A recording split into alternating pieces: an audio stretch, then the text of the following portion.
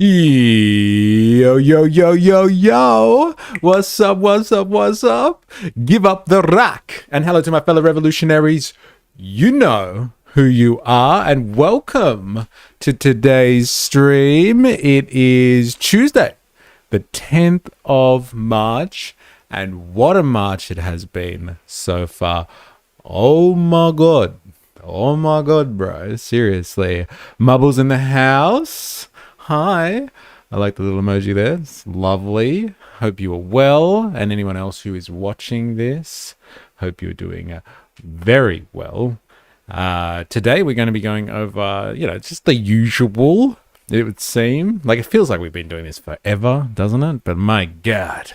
We're going to be going over developments in, I know you guessed it, we're going to be going over developments in Iran.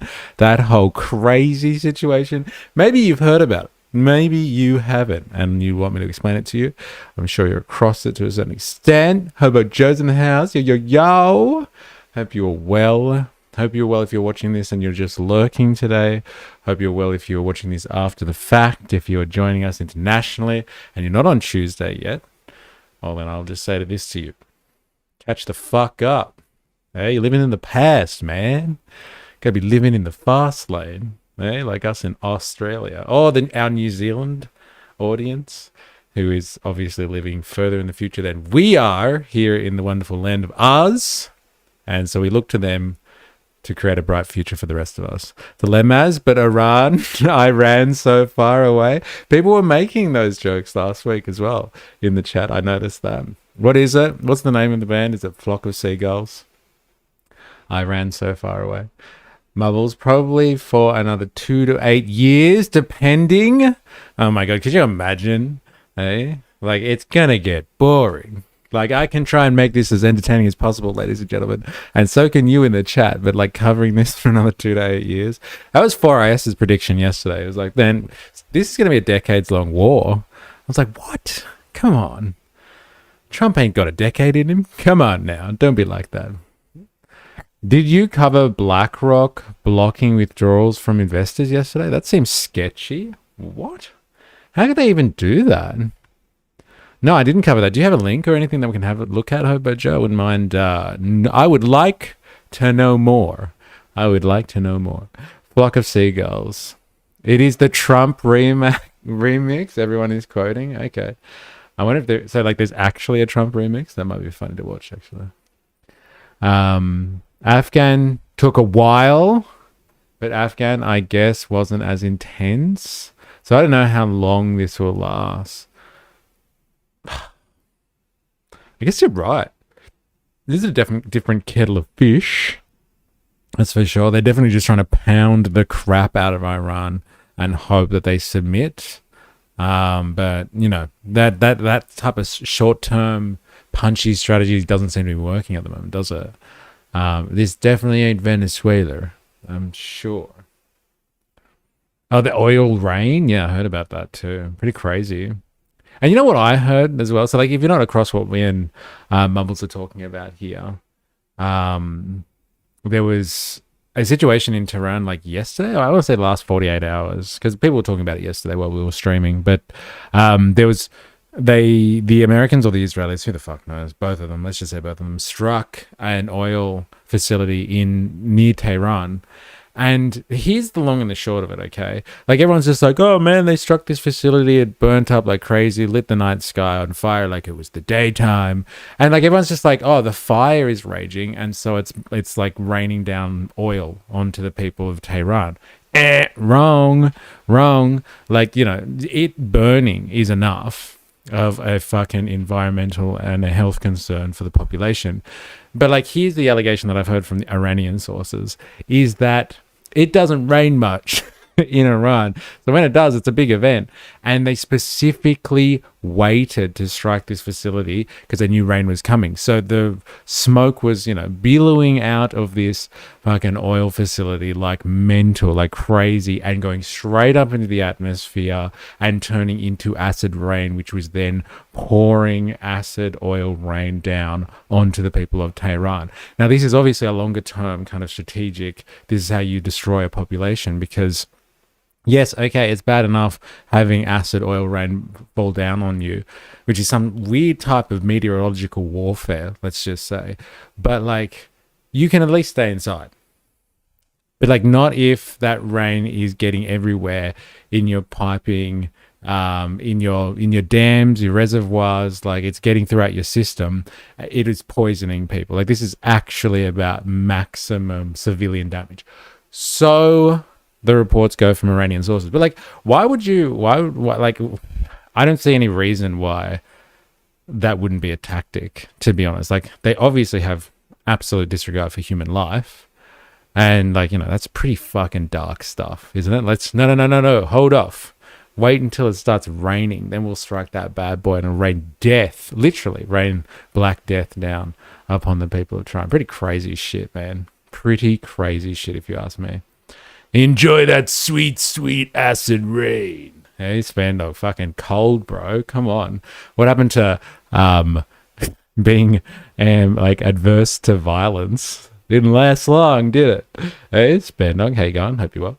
Smart. Well, look, it's smart, but like, it's also incredibly insidious and nefarious. Like, you could just bomb these people. Like, do you have to let it rain down acid rain and oil on purpose from the sky and poison the water hole?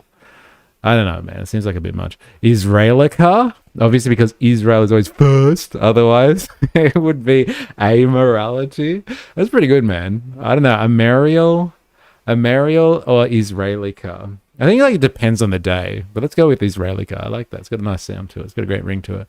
Mubbles purposely lining it up with rain, release of nitrogen and sulfuric acid. Shit's crazy. I checked something in the stream chat. Amariel. pH 3 roughly your stomach acid. Damn. Double tap without a second missile. And exposure gets you cancer like 10 to 20 years down the line. The crazy amount of pre-planning to do all this shit is level of psychopathy. So I hope to God I never face in person. Yeah, I know, right? Like us, innocent bystanders, like everyone in war. It's always the working people of the world who are used as cannon fodder and fed into the meat grinder. I hope we never have to experience that, thanks to the actions of our imperial overlords. Currently the Trump regime and Supreme Leader Trump himself. Hopefully we never have to deal with that. Hey, not condoning, just noticing. Pretty savage. It is pretty savage. Hey, it is pretty fucking savage. Give up your start of World War III. Yeah, well, that's the thing. Is the debate's open, isn't it, for us? Like, is this the start of World War III, or is this like one of those key milestones in World War III, when people are like, oh yeah, it was really kicking off during the Iran war. They were really getting into it. All the world powers were coming together and picking sides, and then it kicked off. It went hardcore after that. Yeah, hopefully not for us. Is this the thing that you're talking about, Hobo Joe? Let's have a quick have a look-sees at what's going on here. World financial news, public service by yours truly, Hobo Joe, keeping us in the know. Let's have a look here. BlackRock won't let billionaires cash out of the $26 billion fund. That should worry everyone. Is this actually going? Or is that something else? Oil prices. Yeah, I don't know that. BlackRock fell 7% after its $2.6 billion HPS corporate lending fund capped withdrawals when redemption requests hit 9.3. Blah, blah, blah, blah, blah. I have no idea what they're talking about here. I'm just going to pretend like I actually know what they're saying. BlackRock is blocking investors from fully exiting its $26 billion HPS corporate lending fund after redemption requests hit 9.3% of shares in Q1, well above the fund's 5% quarterly cap. This marks the first time withdrawal requests have exceeded that limit, and the market is reacting accordingly. BLK shares are down 7.17% following the announcement, extending a rough stretch that has the stock of about 12% year to date. The sell-off reflects something deeper, that one fund's redemption mechanics.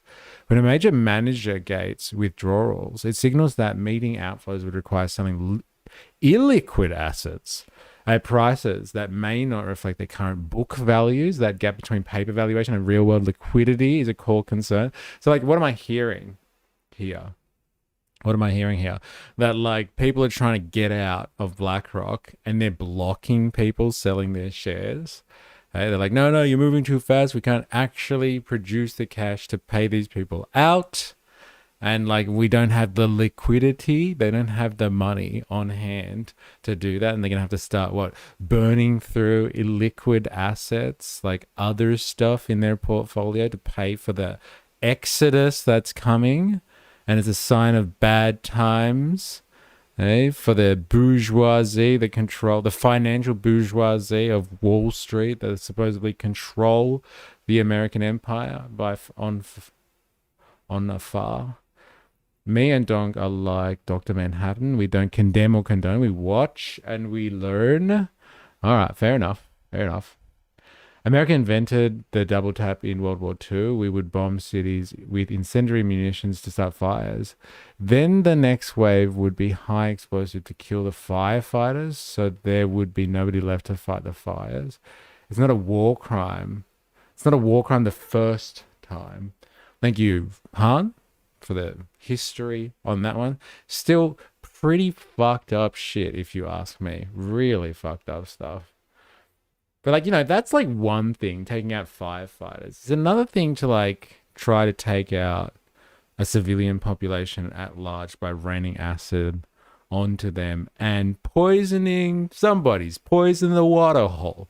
Like, I gotta give it to them. That is just some fucked up shit. Like, obviously, like, if it's not obvious to anyone else, like, you can see why these people are so anti-imperialism. Like, it's gross, some of these tactics. I see tall poppy Aussies are getting upset when people are filling up tanks on their utes. And they got to slow the dum-dums down somehow. Bro. Oh my God. Okay. The farmers didn't stop oil exploration and refinery in this country. The government did. It's a goddamn government, I'm telling you. Finally, a good time to be poor. Can't be affected by stocks if you can't afford to buy them. There's a snake in my boot. It's not a war crime when it's a 0-day exploit. I was long oil. It was long oil before that Iran shit. I was long oil. I took a nice vacation. Well, you can't just grab your cash and run. That's how you collapse an economy. And so, you can't just hold on to other people's stuff either. That's bullshit. So much for the free market.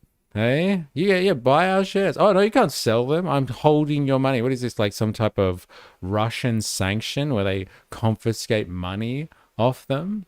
Hey, it's okay to do it to the Russians. Now it's okay to do it to shareholders. Fucking so much for the free market. Hey. Obviously not so free for everyone.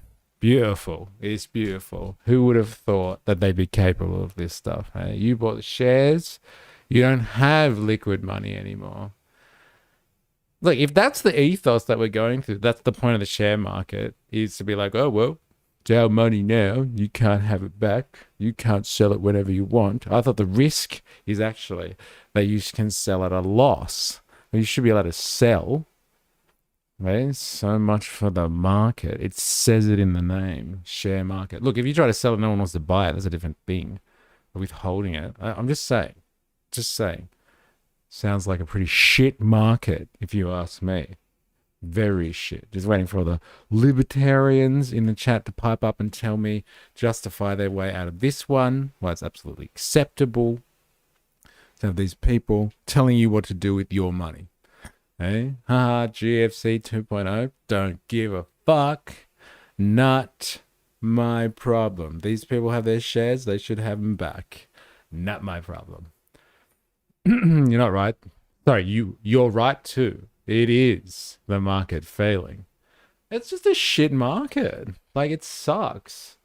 And this is the thing, like, you can have market corrections. I thought this is what, like, libertarians and stuff argue all the time. It's like, if you let these things happen, crises, booms, busts, whatever you want to call them. Like they're market corrections, and they're supposed to fix themselves. This type of stuff, it's outrageous. It's outrageous. I'm offended for all the free marketeers out there. Now, what I want to get through first of all today is Australia. You know how we spent all this time yesterday looking at Australia's position with regards to the conflict, the war on Iran. And, you know, it was hard to tell because, like, we were watching Penny Wong, our foreign affairs minister, get grilled. Not grilled even, just asked questions about what Australia's position. And Australia's position was kind of like, look, America and Israel will need to sort out breaking international laws.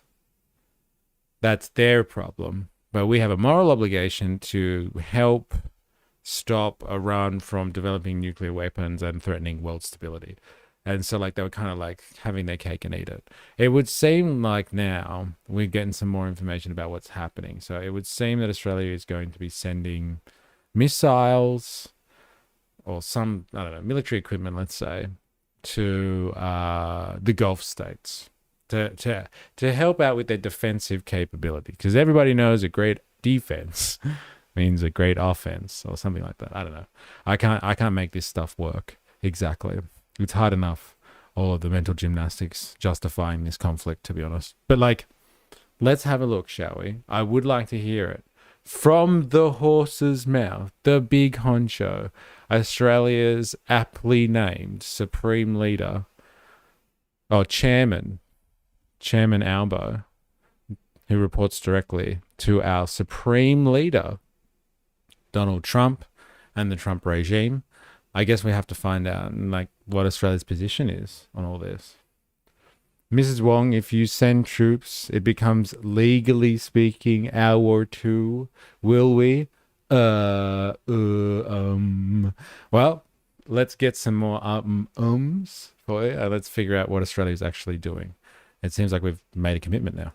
Particularly in the Northern Territory, but as well in Queensland. A large monsoon trough remains over the top end of the Northern Territory, and it's impacting communities across the Big Rivers region.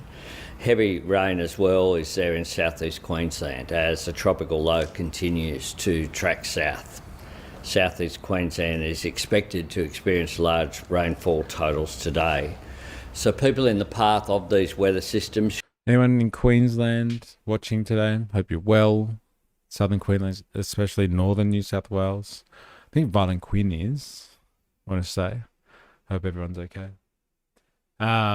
Maybe they've made more of a decision finally. Yeah, like we're getting closer to actually making or formulating a position on this one. Should prioritise their safety by following flood advice and warnings. Flooded, that advice. Oh, KK, you're online? You are affected by this? My driveway is underwater? Damn. Good luck. I hope you're well. Seems like you got some connection going on. So at least there's that. Hope you are okay. I love these Commonwealth cucks. America sticks its dick into a hornet's nest, and these retards can't get their dicks out fast enough. That's pretty fair. A fair call. Assessment of the situation there. Like, very graphic assessment. Like, the imagery is strong, but like the sentiment is correct, right? America does something, everybody lines up to do the same thing pretty fast and ask at the same time. You know, you say jump, and I will respond, how high, sir? How high? Might go for a kayak later in my personal lake?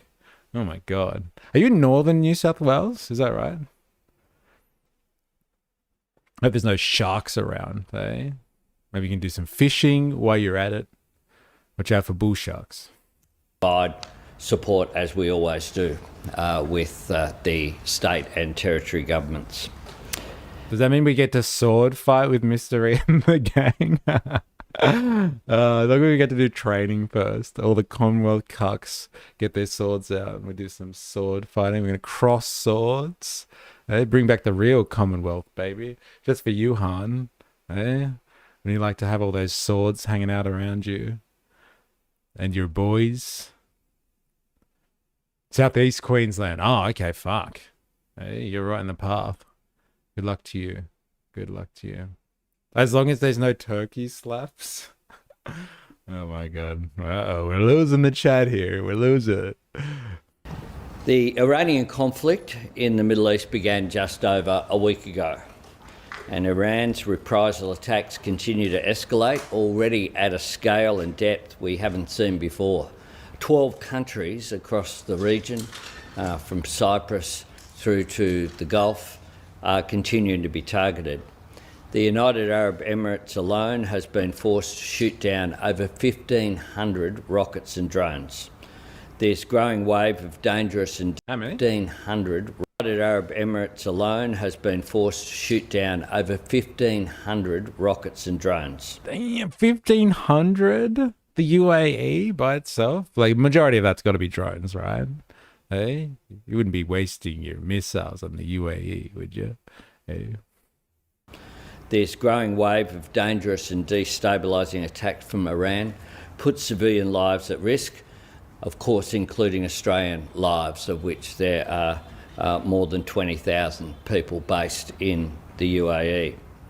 In responding to requests following a conversation that I had with the President, Mohammed bin Zayed, and other requests, Australia will deploy an E-7A Wedgetail to the Gulf to help protect and defend Australians. What the fuck is that?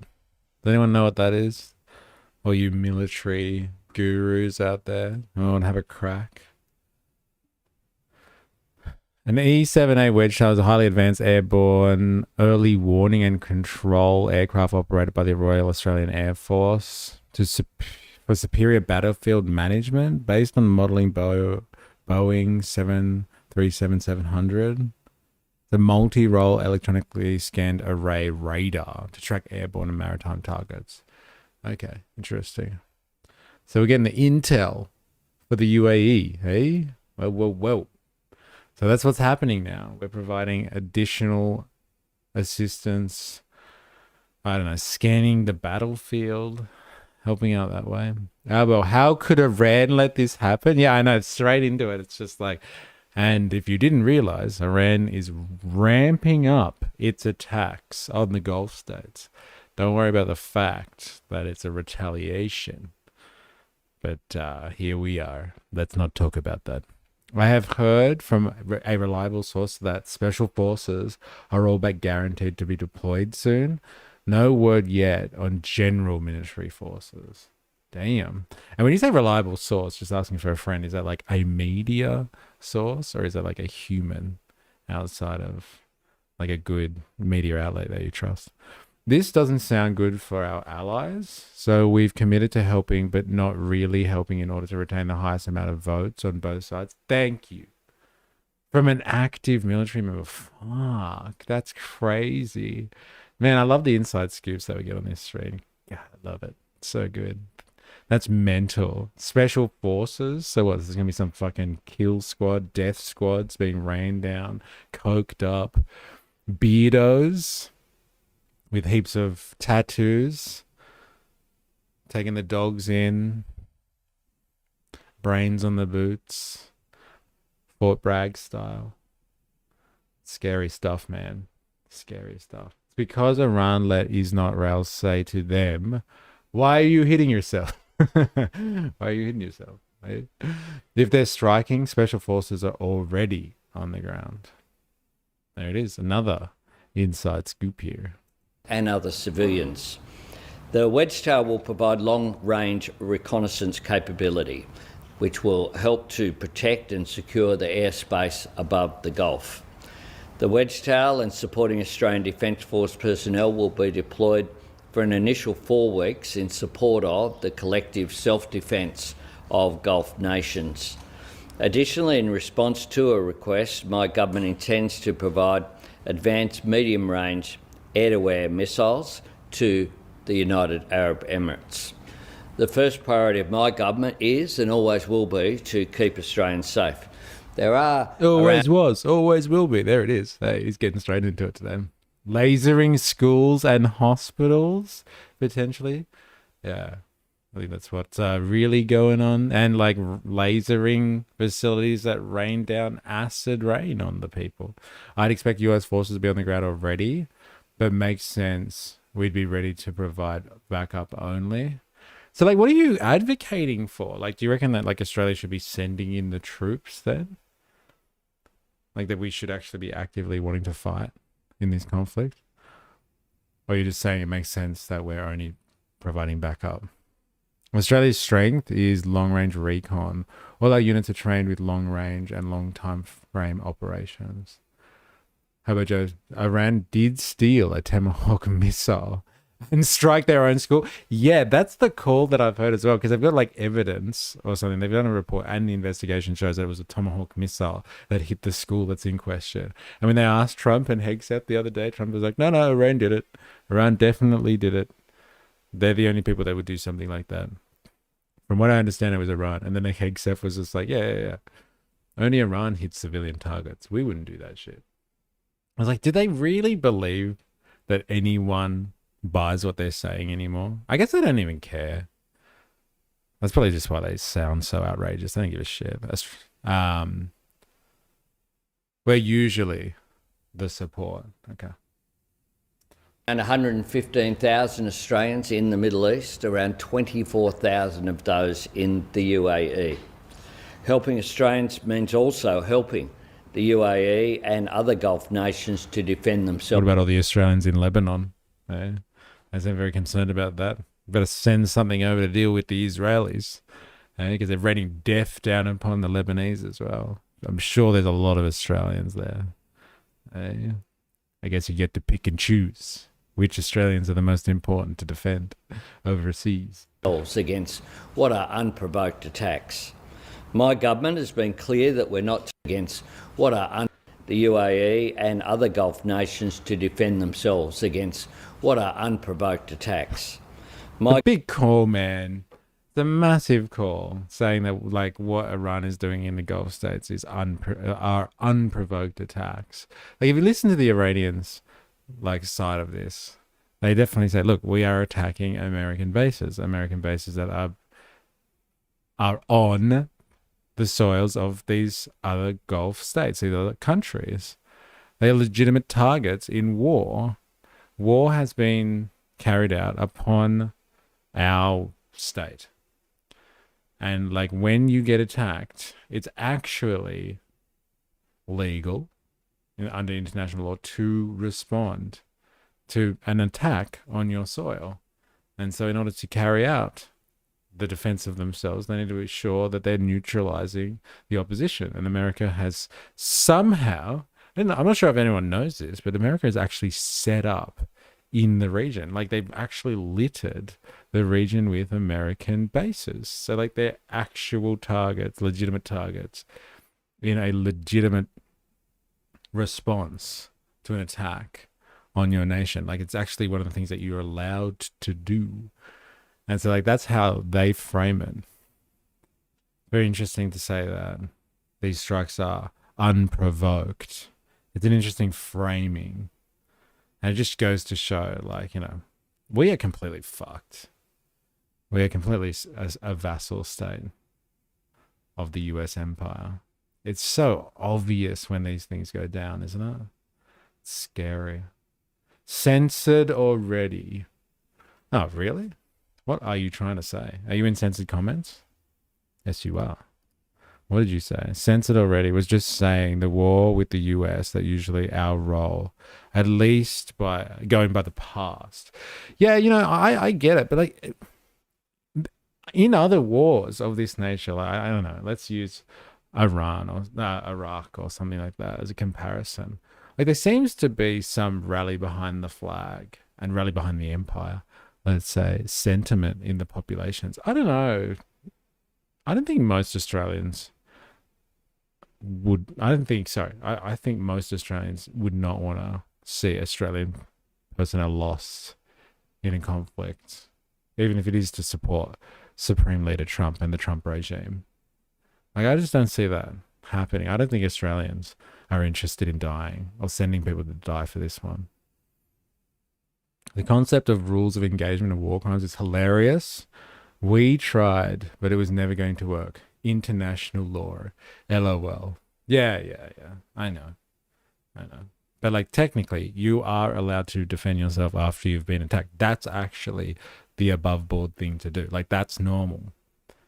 And so like all these American bases and stuff like that are up for grabs. Like it's perfectly normal for them to do this as a response. Like any of the other spillover stuff, you could argue about that. You could argue. You can argue like, well, what's the go with like striking airports and stuff like that? There are military personnel trying to get around, like the hotels. Like the way they've described it is, well, once the air bases or like the military bases got hit, then they were relocating American personnel, like CIA agents and like soldiers and stuff, to hotels. So they were evacuating entire hotels to stock them full of American troops, which made them targets. So like, I'm sure the truth is somewhere in the middle, but like unprovoked, it's just such like, oh, what do you want us to say, Empire? Like, have you sent the memo out yet to all the Commonwealth cucks, as Han says?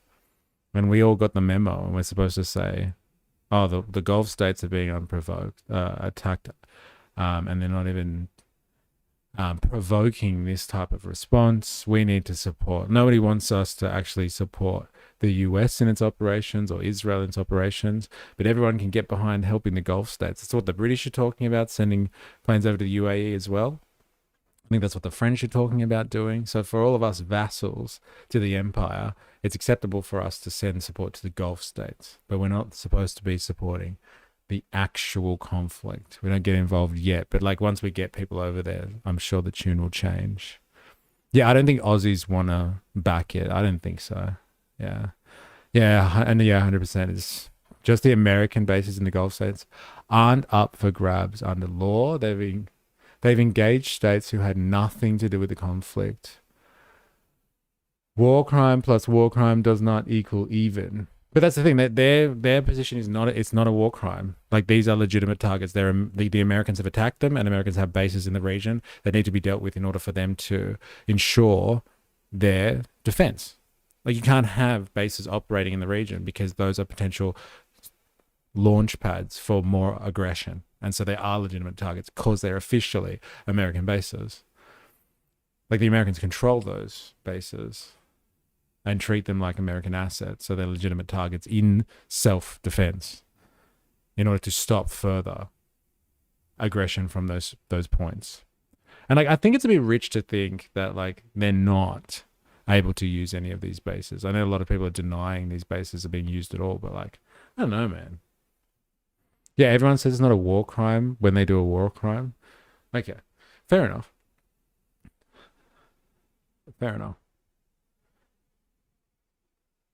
But it still seems more legitimate than starting the offense altogether. Responding to it seems way more justifiable than starting it off on the pretense of what? First it was humanitarian grounds, then it was a nuclear program, then it was just all out regime change. Like they all seem incredibly flimsy. Also arguable that Israel and America were just preemptively defending themselves. Nah, man, that's not like, it's not though, is it? Like you have to do so many mental gymnastics to be like, we are preeminently defending ourselves, where you could just be like Iran and say, we are defending ourselves. Like it's so obvious. Like you don't even have to argue that they're defending themselves because they have actually been struck. Like you don't have to argue that at all. I think that anyone with eyes could figure that one out. Albo's a bit hardline. Hey, somebody quickly say the thing. He's hardline. Albo is also, what is it? He's associated with the IRGC. He's 56 years old. And he's now the supreme leader. I mean, just don't do war crimey thing, and we just don't have to get into semantics, right? But like, yeah, I guess. But again, responding to a war crime, I would say, is a bit different. I know what you're saying, but like, I could tell you which one is way more easier to justify. Hey, he's called Chairman Elbow. Sorry, Chairman Elbow, vassal to Supreme Leader Trump. I'm sorry. Yeah, but they're not returning fire on just US ships and territory. The bases they're hitting in these states are surrounded by civilian infrastructure. It's all war crimey. Okay, fair enough. The government has been clear that we're not taking offensive action against Iran, and we've been clear that we are not deploying Australian troops on the ground in Iran. We continue to work on contingencies to keep Australians safe and to help travellers leave the Middle East. We've already sent DFAT personnel to the region as part of crisis response teams. They're on the ground providing consular support. More than 2,600 Australians have now returned home, but significant challenges remain and further work is underway to support those still seeking to leave. We again say to people, if you're trying to come back to Australia and you're offered a seat, please take it. What was the propaganda saying? 1,500 drones just for the UAE? That's a lot. They said 1,500 missiles and drones have been hitting. And so, like, we have to go and help because they've been absolutely under attack. I would say, yeah, a majority of that are drones, right? Because, like, the footage you've seen as well, I've seen anyway, of things hitting the UAE targets have been drones. Take the opportunity. Australia has supported action aimed at preventing Iran from getting a nuclear weapon and preventing Iran from continuing to threaten international peace and security. Our position remains that we do not want to see the conflict continue to escalate, and we call on all parties to uphold international humanitarian law and to protect civilian life. We're taking so we don't encourage people to strike oil facilities at the right time for meteorological warfare and raining down acid rain on civilian populations and poisoning their water supplies.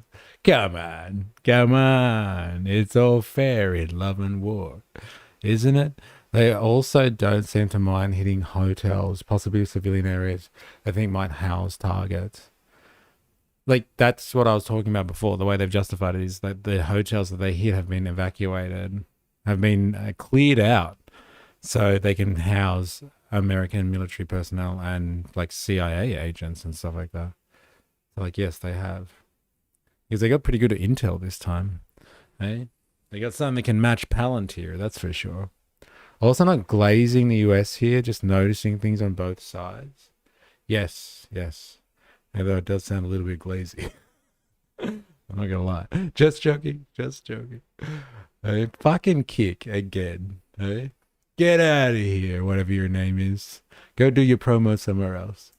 Action to support our partners' efforts to keep Australians safe. Deployed ADF assets will operate according to the right of collective self-defence. Further, late last night, we issued 5 humanitarian visas to members of the Iranian women's soccer team. We've been preparing for this for some time. And indeed, the Minister for Home Affairs, Tony Burke, travelled to... Well, eh?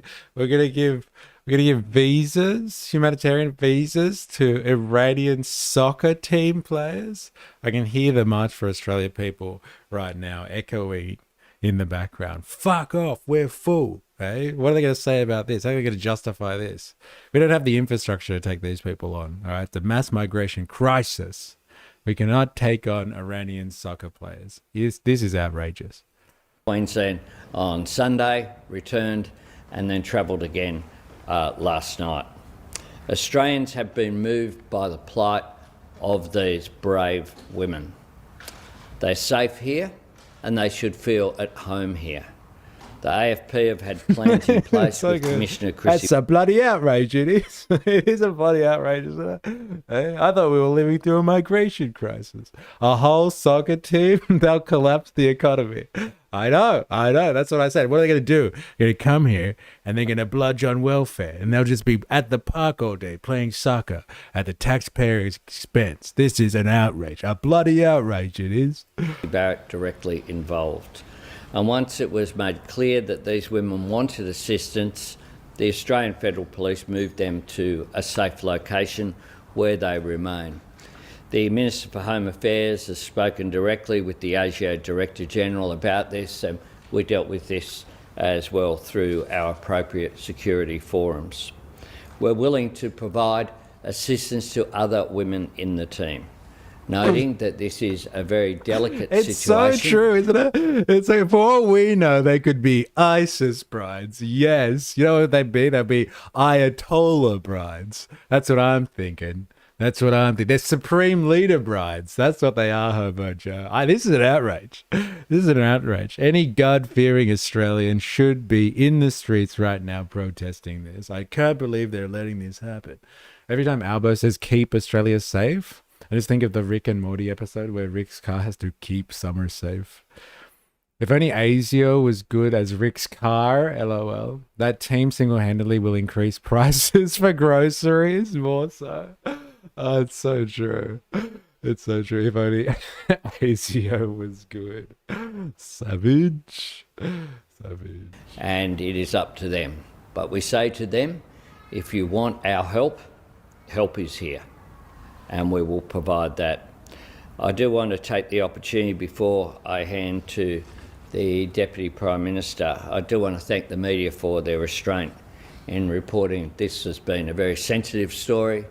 Obviously, we want to make it clear to the... It's so weird watching like the way that he talks to the media and watching like Trump. He's just like, this guy's like, thank you for your restraint. Trump's just like, fake news. You know what you are? You're a bad person and no one should listen to you. You are a bad person. Such a difference from the Supreme Leader to simple Chairman Albo here. The ones not saying going home to prison/death willingly, probably to save a family member, brutal. Yeah, sorry, the ones not staying and going home to prison. Yeah, interesting. Media having restraint? Question mark. Go on.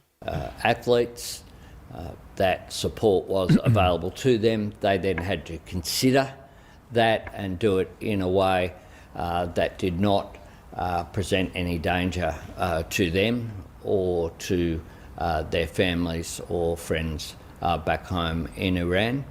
And we have received those 5 people who have been granted the visas through the direct ministerial intervention. We remain available as a nation to help others. Lurking. Ravi, how you going? Hope you're well. Well, thank you, Prime Minister. As the Prime Minister has said, at the request of the UAE, we will be deploying an E7 wedge tail to the Gulf. This is your mate, isn't it? Dilemmas. You really like this guy. This is one of the leading capabilities in the world in terms of airborne long-range reconnaissance and command. And we are one of the leading nations in the use of the E7. Yeah, well, why are we sending it to the UAE? Hey, I thought we had problems. China's circling our continent, doing live fire drills, watching subs, UK subs of Western Australia, and you're sending the wedge tail to where? The UAE? Come on. I thought we put Australia first here. Outrageous. I'm good. No results yet. Just picking up emergency endone script. Ooh, all right. Giddy up, yo. Why is his left eye 1 centimeter higher than his right? Oh my God, I've never noticed that before. I want to tilt my head when I hear him talk. What this aircraft will be doing is very similar to the role that it has played in recent times from Poland in respect of the defence of Ukraine. There will be in the order of 85 personnel who will go with this airframe, and that's the normal crew. The airframe will be leaving Australia today, and the expectation is that it will be in the region in the middle of the week operational. I don't get the reference. Yes, Miles, my favourite avid snow globe collector. Is that like a reference to something that I should know about? Is it a dog whistle? When somebody collects snow globes. Hey, is everyone in on this and I'm out? I want to be in on the joke. The end of the week. We have also received a request from the UAE to supply advanced medium-range air-to-air missiles, AMRAAMs, and we will be supplying a number of those to the UAE as well. These are defensive weapons. Mr. House collects snow globes? So like this guy's like some awesome doctor or something? Is that what it is? You know he's thought about pushing Elbow down the stairs to get to the top spot. Yo, bro, answer the question about the snow globes. Heidi the Sausage, Simpsons? Question mark. We gotta know. We gotta know the reference. Welcome. And look, hello to all the people that are potentially lurking today. If that is you and you're watching on YouTube right now, hit the like button. All right, hit that like button. Smash it like there was no tomorrow. If you're new here, make sure you also subscribe and follow on Twitch. No, Miles just really likes collecting snow globes. It's on his LinkedIn. Bro, where the fuck do you get this stuff from? Way too deep. He just collects snow globes. Man, where do you get this stuff? Are you stalking Miles? Dilemmas? Hey, you're not allowed to stalk people, bro. I'm pretty sure it's a war crime. It's a war crime. G'day, gang. Wookie's in the house, acting like I didn't smash like earlier. Ah, thank you. I was wondering if he just generally liked snow globes. Where do we find these people? It's amazing. He's a member of Geelong. I want to make that clear. And that is in terms of the requests that we are meeting today and the announcements that we are making today, all of this is in the defence of the Gulf countries. I want to be really clear about that. That is the basis upon which our personnel are being deployed. And so we're going to have this air unit that goes around getting intel in the sky for battle management, battle plan management, and its job is just going to be to protect the Gulf states. Just gonna be. It's not gonna be doing any other reconnaissance, not getting any other intel as it flies around the Persian Gulf, just for defensive operations. Not gonna be providing any type of support to anyone doing offensive operations in the area. I wonder how they screen that. Sure. Geelong is my second least liked footy team. Miles is walking on a fine line here. This is how... Hey, it's the only way to judge politicians, isn't it? Hey, which footy team do they go for? Maybe it's out of a movie. Snow globes are a popular collector's item. Autistic. Equipment is being deployed. It is for the defence of the countries of the Gulf, in particular UAE, where there are significant numbers of Australians who reside. We are really pleased to be able to make this contribution, and certainly in speaking with my counterpart in the UAE, they are also enormously grateful for the contribution that we're making. I don't stalk, I enthusiastically pursue. The judge got it all wrong. Citizen Kane. Yeah, I was thinking of Citizen Kane, actually. Snow globe. Foreign Minister? Up the tides. There you go. Love Jeff in the house. Very good. Are you saying Richard Miles is basically Robert House from Fallout? Thank you, Prime Minister. Well, as the Prime Minister said, our priority is and will always be to keep Australians safe at home and abroad. And we know this has been such a difficult time for many Australians in the Middle East. What we have seen is unprecedented. Iran has attacked 12 countries, and overnight we have seen that these attacks are escalating. In recent days, Dubai Airport has been under fire from Iranian missiles and drones. And since the 28th of February, more than 27,000 flights to and from the Middle East have been cancelled, with an estimated... I mentioned Mr. House's snow globe collector. Mr. E thinks about House, the TV show, not Fallout New Vegas. What a fucking loser. All respect gone? Oh, okay. Well, that was the thing that lost the respect, not understanding the reference. I apologize. Please, take me back, Han. Please. 4.4 million airline seats removed from schedules. We have been working around the clock to support Australians who have been impacted by these cancellations. As of this morning, more than 2,600 Australians have returned on commercial flights. Further services are scheduled in the coming days.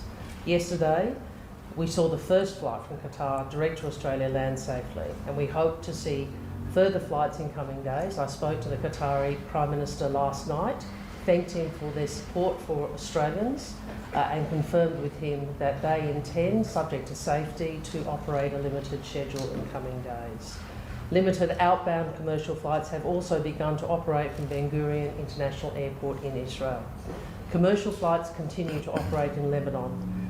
As I have said, commercial flights remain the fastest way to help Australians leave the Middle East at scale. I have also been advised by airports and by airlines that the overwhelming majority of Australians who were transiting the region and were stranded have now left the Middle East. There are many more Australians still in the Middle East, and we do understand these are difficult decisions for Australians and their families. But can I echo what the Prime Minister has now said? We encourage those who do wish to leave, do so now. Do so while commercial flights are still available, however limited. I emphasise that DFAT has directed the departure of all dependents of officials posted to the United Arab Emirates. This is because the security situation is deteriorating and it is likely to get worse before it gets better. We've also been focused on trying to offer options to Australians where no flights were available. The Kuwait airport is closed. No, I don't think we can get any more information out of these guys. It's pretty much just, we're going to send some shit. It's purely defensive, I tell you people. I'm telling you people, it's purely defensive. And then, like, get out Australians while you still can. To be wanting the latest information, I can say that our diesel and petrol supplies remain at this point secure. We have as much diesel in Australia today as we had before this crisis began, and the stock obligation, which the companies are legally required to meet, remains at 32 days. We are seeing a big increase in demand, particularly for diesel, and I understand why Australians are concerned. But my key message is that every single expected arrival of diesel supply in recent days and expected in coming days and weeks has arrived on schedule as expected. So there is no need for panic buying. Now, I do have... Don't go out there to your servo and go crazy, eh? Calm the fuck down, everyone. It'll be okay. 32 days. 32 days. What is our requirement? For an IEA country? We are supposed to have 90 days of fuel stores, and we go 32 days. And everyone's just like, don't worry about it, we'll be fine. And what was the agreement that we researched yesterday that ScoMo made with President Trump? Sorry, Supreme Leader Trump 1.0 was that they hold the stores of our petrol for us, or our fuel stores for us. And like they'll just ship it back to us when we're ready. Hey, that doesn't sound like a shit deal at all. Very interesting. I was wondering what was going on with this, because like, you know, there's a lot of fear in the Australian media that is being mongered at the moment. A lot of fear mongering going on about like how we're going to run out of fuel and everyone should quickly get to the Bowser and like beat the crap out of anyone who gets in your way as you rush to the Bowser. Like when COVID went down and everyone was fighting over toilet paper in Woolworths. It's really kind of drumming up for that type of atmosphere again. I can have my fuel back now? What fuel? Yeah, exactly. That's the situation. That's the deal we've got with the US on fuel stalls. Emperor Donald sounds both correct and pathetic. I like it. Was it God Emperor Trump or something? Isn't that a 40K reference? Not here in SA was civilized. Well, you didn't beat up anyone over toilet paper. Come on, Spender. No, it's not Spender. That's Heidi the sausage. You didn't beat up anyone over some toilet paper during COVID. Did you even live? Eh? My attention is being pulled to 600 plus shots with 223. Only one hobby at a time for me. You got it. The God Emperor of Mankind. Okay. What's this? Oh my God, it's the snow globe thing. You found it. Oh man, he's got a lot of snow globes. What's going on here? Hey, what's that about? Uh-oh. He's an interesting character. Well. God King like Xerxes. Okay. A great deal of concern and empathy for those farmers in particular who, because of the situation with the supply chain in regional Australia, are having difficulty getting diesel. But I do need to emphasise, this is managing a huge spike in demand, not an impact on supply at this point. Later today, Minister Julie Collins and I, together with Minister Tim Ayres, will convene a roundtable of the National Farmers Federation, the oil companies, peak groups, Trucking Australia. The trophies of each of his victims. He gets them immortalised in a little statue and puts them in a snow globe. Savage. All right, so there you go, everyone. Australians have been stressing about this whole fuel situation. Don't worry about it. We got that required 32-day supply, which is supposed to be 90. Get it, Bowen. Oh, wait. This isn't Parliament. To ensure that the flow of communication between those groups is as strong as it could be. We've been talking to them separately over the weekend. I've been in constant contact, particularly with the refiners, to make sure that everything that can be done is being done. We are now part of the broader campaign. You must have satisfied yourself about what exactly the strategic objective is here in your discussions with President Trump. How do you explain that to Australia? That there are 24,000 Australians in the United Arab Emirates, that we have a close relationship with the UAE, that we've been asked for support for their defence in what is a country that is receiving an unprovoked attack that endangers their citizens but also endangers Australian citizens. Prime Minister, France is sending warships to the Strait of Hormuz and is suggesting some kind of proposal where there's international assistance to allow tankers to pass through that area. Is that something Australia would be considering taking part in or supporting?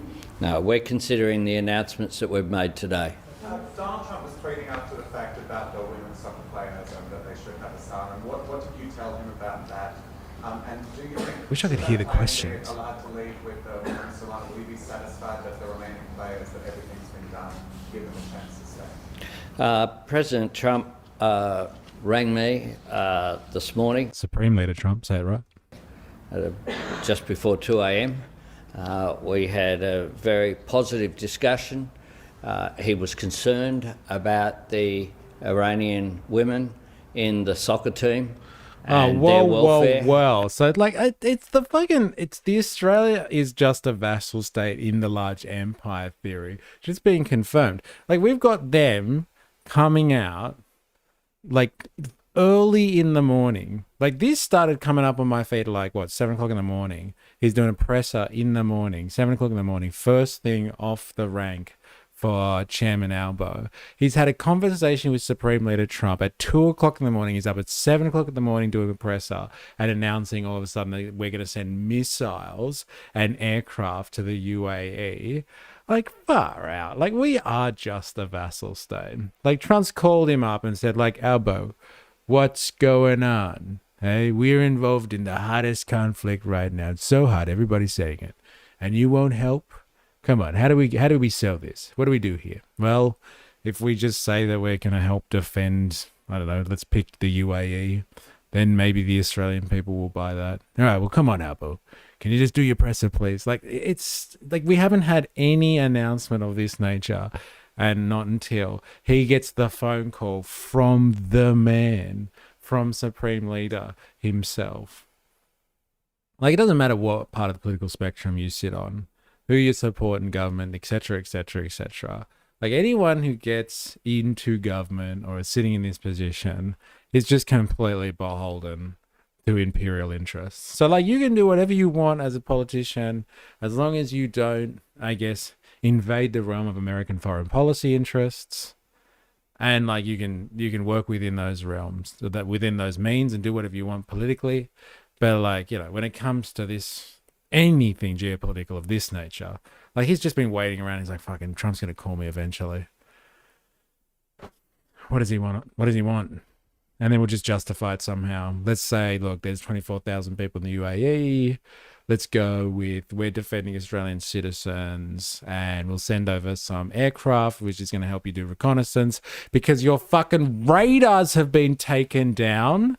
Hey, they knocked out what billions of dollars worth of radars over the last few days, and now we're sending over fucking a reconnaissance aircraft, a E-7A Wedgetail that is going to be like that is used for battlefield management, and we're just going to send that over so the UAE can use it in its defense. Yes, good.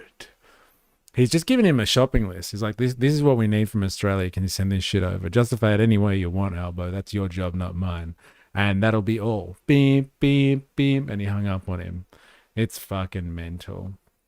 You're seeing the American empire and Australia's position in that in all its glory. Sydney's not lay 6414. This has got fuck all to do with the US. This subservient muppet is and his bleeding heart offsiders has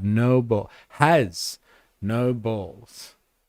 This subservient muppet, well, like, let's just say, let's run with that. The subservient muppet here has to be subservient to something. So, like, what are you suggesting the subservient muppet is subservient to? I'm just asking for a mate. Sydney Snot Lay? I'm going to go with that. Can I just buy a block of Cadbury for less than $5 when it's not on special? Not asking for much. That's hilarious. Have you seen Easter stuff? Have you gone to the shops and seen Easter stuff recently? I swear it's like double the price of what it was last year. Like, chocolate is fucking outrageous. Inflation, cost of living, eh? I don't want to celebrate Easter anymore. I just wanted to eat some chocolate. Tell the yellow wombat to piss off. Aussie sovereignty now. Been hearing this crap my whole life. It ain't happening. We ain't getting Aussie sovereignty. It's not happening. We have fucking imperial bases on our landmass. They have us by the balls. They've got our fuel. They've got 60% of our fuel. And then when we buy subs, they get to decide whether or not we get them or not. Sorry, we're a bit busy at the moment, Australia. We'll send over the subs later. Thanks, but no thanks. Like, it's not like sovereignty. It's not happening. It's not happening unless we choose to reframe our strategic relations. You know what my position is on this? Like, we're economically tied to China far more than we are to the United States. I think that's probably the case for most countries around the world. But, like, you know, time to reforge our strategic and security partnerships. It ain't with America anymore. Get his board of peace members, i.e.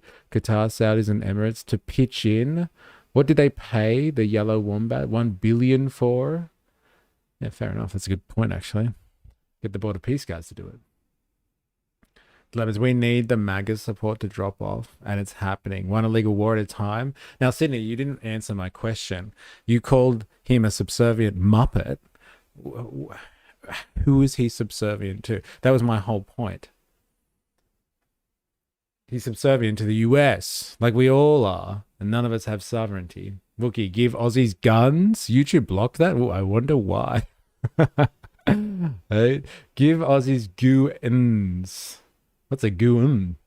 Definitely keep letting them tell you the immigrants are the problem, though. Yeah, that's right. Of course, YouTube would ban that. Oh, God, someone said that guns were being blocked. Dilemma's straight on there. I knew it. Subservient to Trump.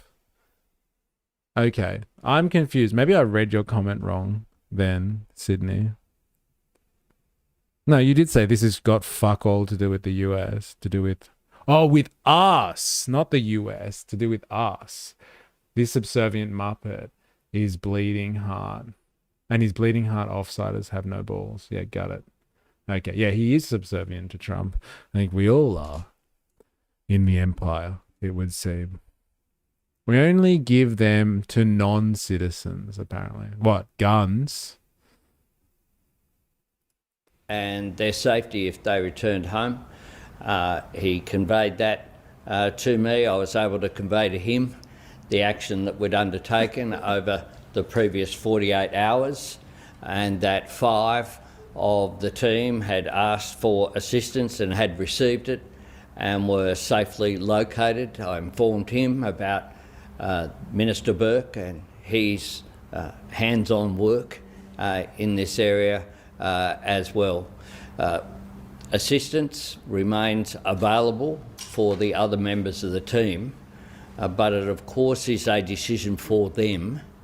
If they make a decision to ask for support, they will receive it. Prime Minister, given Iran's actions in Australia in the past, are you concerned that this move will cause any kind of reprisal attacks here in Australia from Iran? Iran is... I think they just asked, like, if we get involved here, we get our hands dirty on this one, are we going to get reprisals from Iran? It's a fair question. We saw that article yesterday, and Trump was basically warning the American people that there's going to be attacks on American soil. And Trump was like, yeah, it's war. People are going to die. Tough. Get over it.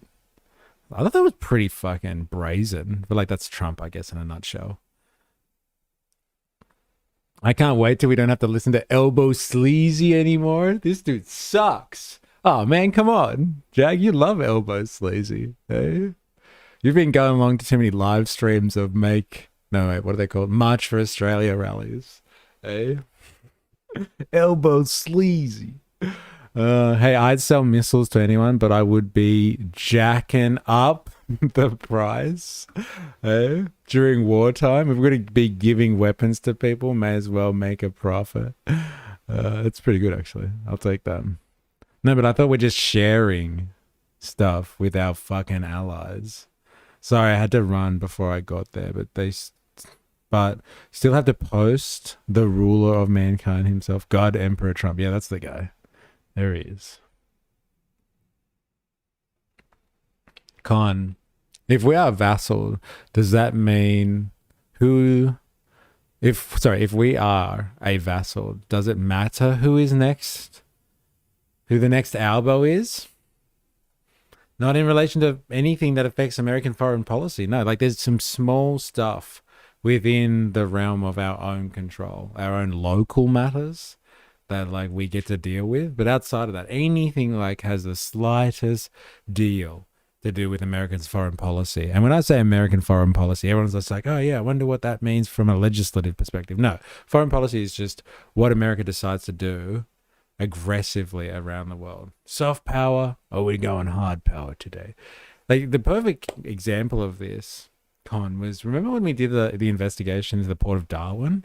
I'm trying to figure out why everyone's so upset about China having a 99-year lease over a port, which is, it's pretty normal under contractual law. But like, you know what it really was? Obama got pissed off back in the day when we first signed the lease with the Chinese. Obama took Malcolm Turnbull to the side and was just like, oi, fuckface, come here. And was like, next time you sign China up to a 99-year lease over some of your infrastructure and it's close to American bases in the top end, you ask us first and we will tell you whether you let China in on this deal or not. So like, anything, like we can't even sign our ports away to the evil Chinese because fucking Obama was upset because it means it has repercussions apparently for American bases around the port of Darwin.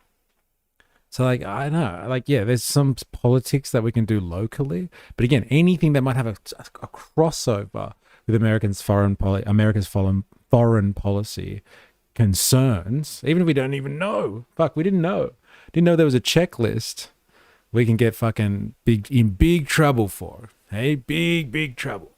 Obama, I love Malcolm. Naughty.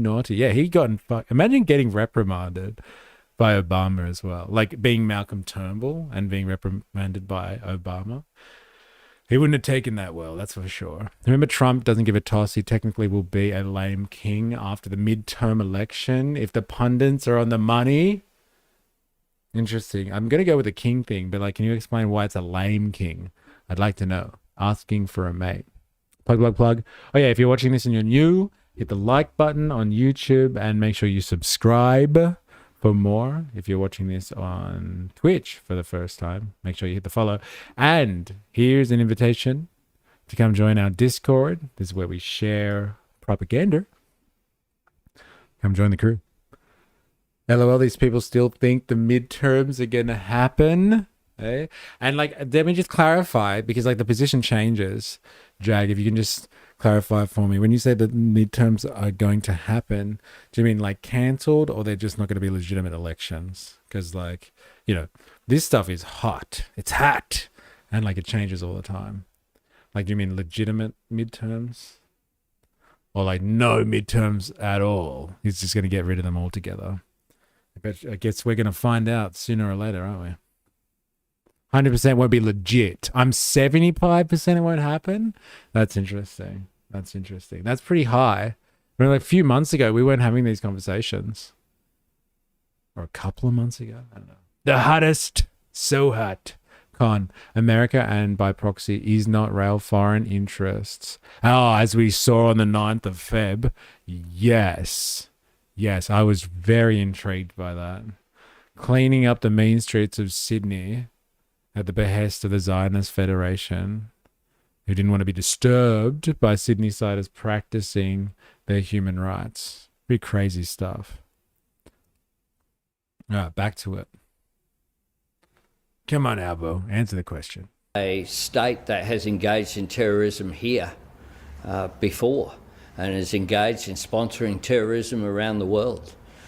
One of the objectives here, along with Iran not obtaining a nuclear weapon, is stopping Iran being a source of violence and terrorism around the world. And we are acting in support of our friends in the Gulf states. There's been no attack from the UAE against Iran, and yet Dubai Airport, civilian and tourist areas have been targeted by a regime consistent with the way that they have behaved for the last 37 years. Phil? Mr. Miles, what operational command with the Australian, the plane and the missile the other? We have autonomy over the actions of those assets? Or I think we've always talked about the chance that they were going to get cancelled altogether. They are finally just showing their cards and how they would potentially make it happen. Yeah, but like I always went to the extreme. I thought they'd just cancel them. But like every time I tried to investigate that, like I just got like blocked. And I was like, no, they can't do that legally. I was always like, oh, they're just going to start a war and then say emergency powers. But then like, I was like, well, the investigation was like, well, historically, Americans still have elections, even if there's war. There's no power that gives the president the opportunity to just cancel elections. So I always thought they were just going to cancel them altogether. But I kept on getting fucking stonewalled every time I tried to investigate that. And like, you know, there was always good evidence to suggest that they were putting things in place, I guess, to make it, illegitimate. Illegitimate, but like, you know, make it really hard for them to form an opposition.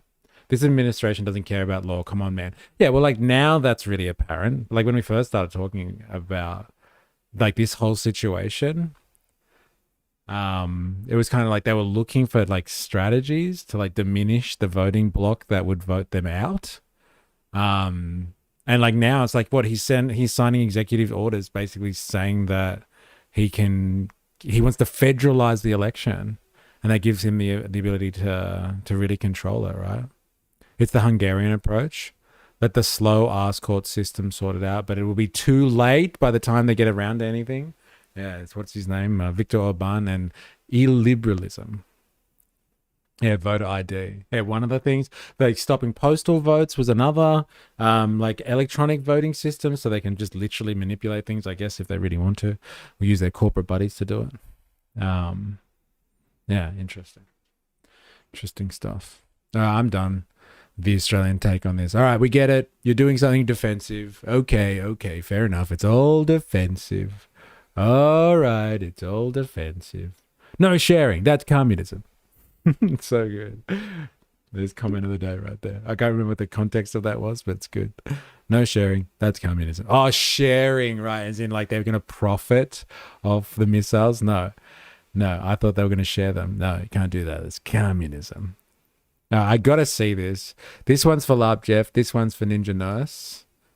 I really want to see Peter Credlin's take on Australia getting involved in the conflict. I got to know. Hopefully it's But first, Foreign Minister Penny Wong has revealed the government's considering a request for military help from the Gulf states. So this is just before Albo gave the announcement that we're going to be providing said support. So I want to see if this aged well. This woman is fucking something else. Questionable whether she is a woman. If I'm going to use my Candace Owens framing of this one, we're still not sure. But we'll get back to you on that one. Peter, no credit. Hey. All you have to do is read the tea leaves and you can pretty easily figure out what their game plan is. Yeah. Or if you listen to, what's his name? Bannon, they're going to have ICE agents surrounding polling places and taking anyone away that looks suspicious, if you know what I mean. Hey? Many countries which are you will work to any Yet again. ground troop deployment into Iran. Yet again, all of this language making it clear we will not participate in any offensive action against Iran. I mean, God forbid we do anything to take down Islamist dictatorships. All right, two things. There's a trigger word there. We learned this. We learned this from right-wing content. I'm not making this up. We watched someone like 2 Far-Right Fridays ago, and he was just like, stop saying Muslims, call them Islamists, because that's what gets under people's skin, and they hate the word Islamist.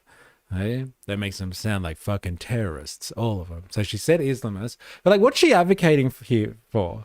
Like, she's saying, oh, look at the rhetoric that's coming out of the government. It's all about defense. None of this fucking, we're going to put boots on the ground. Like, so what is Sky News' position on this? They actually want to send Australian troops into Iran? Like, they want Australians to die in an offensive operation? Like, is that what it is? Is that what we're talking about here? Hey, grow a spine, you know? Let's go deal with the war on terror that's been going on. Like, you know, like that old tune. Let's go deal with the war on terror and bring down the Iranian regime. Like it's our fucking problem. Like, come on. What is she talking about? Peter is triggered. She hit both. Man, come on. Like, is that what she's arguing? She wants us to go and die in Iran. And when I say us. Joining me now to discuss this, retired Brigadier, former Army Director General Ian Langford. Okay, Ian, now that we know we're going to be sort of, you know, basically a little bit better than the Peace Corps, when we're asked for military aid from the Gulf states, what might that look like under this government? Well, thanks, Peter. Good evening to you and your viewers. We've got a really long and historic tradition of supporting operations in the Middle East, and the first sort of platforms that come to mind when I heard about this request to support Gulf states are really some of our exquisite maritime aircraft, so our airborne early warning and control aircraft, our maritime patrol aircraft and our air-to-air refuelers, which have operated in and around that region effectively since the early 2000s. So consistent with some of the government rhetoric about what it wants to and what it doesn't want to do, and where I think we can actually provide genuine capability to some of our... Whoever you are, Lucho Capozzolo, you have the same mug, eh? Solidarity to you, my friend. Solidarity to you. That's so good. We can bond over that. Yeah, I guess they want all-out war, which is weird. They usually shove out liberal propaganda, but the libs aren't going as full on as that. Can we just get rid of the PDF files? Whether in the West or the Ayatollah in the East, I feel like the final boss battle will be the PDFs versus the rest of us. Like, that's the actual class war. Isn't that crazy? If that's what it would be. It's like PDFs versus everybody else. Marx was wrong. He was so close. He was so close. It's not the bourgeoisie versus the proletariat. It's not the workers of the world uniting against the capitalist class. The final battle is the PDF elite, the Epstein class versus everybody else. Scroll up if you want to join the Discord. Yes. Welcome. Welcome to the crew. Are you new here? Are you just like trawling through trying to find a good mug? Because this is a great mug. I'll tell you that much for free. The Gulf states are going to be shouting us the fuel to fly around their countries to help them with no advantage for us. Allies, partners and friends in the Gulf, those 3 aircraft of Very note new. would make a significant contribution. And then thinking a little bit more broadly, we obviously have strategic signals intelligence and some other really specialised capabilities, which I think would be of high value in the Middle East right now. Let's go to that comment I made about the government going to great lengths to make it clear they'll have no involvement in any bombing or other offensive activity, they call it, in relation to Iran. Here was the Prime Minister on Friday emphasising... Oh, look, this one's a good one. Pedro Rivera, 7931. What was somebody's theory the other week? Anyone that has numbers left in their name is a bit suspect. You're like, definitely a bot. Hey, Pedro, read the Bible before go against Israel. Israeli flag multiple times. Zechariah chapter 12, verse 3. There it is. Pedro, can you let us know? Are you a bot? Usually when you present robots with a paradox like that, they shut down. So we're about to find out if Pedro over here is a bot. Because we have our own bots in the chat that's going to fight against you if you are a bot. Come on, Pedro. This Pedro guy might be onto something so good. I checked it. I checked Zechariah chapter 12, verse 3. I'm pretty sure they're onto something. Bubbles. Numbers at the end. Get at Jag. Hey. Oh, yeah, actually. Well. Jag, the original stream bot. So good. One Nation bot confirmed. And they fucked off again. Damn. People like that are so much entertainment value. Could have been good. Could have been good. Whoa. They got me. Fuck. The original bot. Step aside dilemmas. It's Jag all the way. Yeah, I know, Boreas. Why did we put 2 and 2 together? It's only 3 numbers, though. Usually it's a 4-number bot. Okay. Come on, where's the Pedro guy gone? Come back. We just want to talk. Come on. Come back. I'll put Peter back on if you want. She drew you in. Seeing that point in relation to Australians on board a US submarine that sank a Iranian ship. Have a listen. There were 3 Australian personnel on board that vessel. I can confirm also, though, that no Australian personnel have participated in any offensive action against Iran. Okay, so he's basically saying we're there as submarine tourists. But Hey, this guy's in my corner. You can't sell here. This is my territory. Yeah, break his legs, dilemmas. Get him. after those comments, Sky interviewed former Labor Defence Minister Joel Fitzgibbon, and he said, look, I think those are really dangerous comments from the Prime Minister. It's a dangerous precedent to go into that sort of detail and rule things in and out. I agree with Joel Fitzgibbon. What do you think, Ian? Yeah, come on, Ian. Well, the reality is if you're a posted member on board a warship, in this case a submarine, you're part of that capability system. So it's one thing to be inside the control room as part of a targeting cycle, or really part of that decision to execute, again, offensive action against that Iranian warship. But if you're inside the reactor room, if you're operating in some other part of the ship itself, you can't really make that distinction. So nations put caveats on what they're willing. Based on this logic, I think we have more bots than humans here. Mystery is farming. Shh. Don't tell anyone. And Dr. Nathan in the house, how you going? How you going? I wish Pedro stuck around. Too bad. Turns out Noah's Ark and the peace dove / olive branch thing is BS.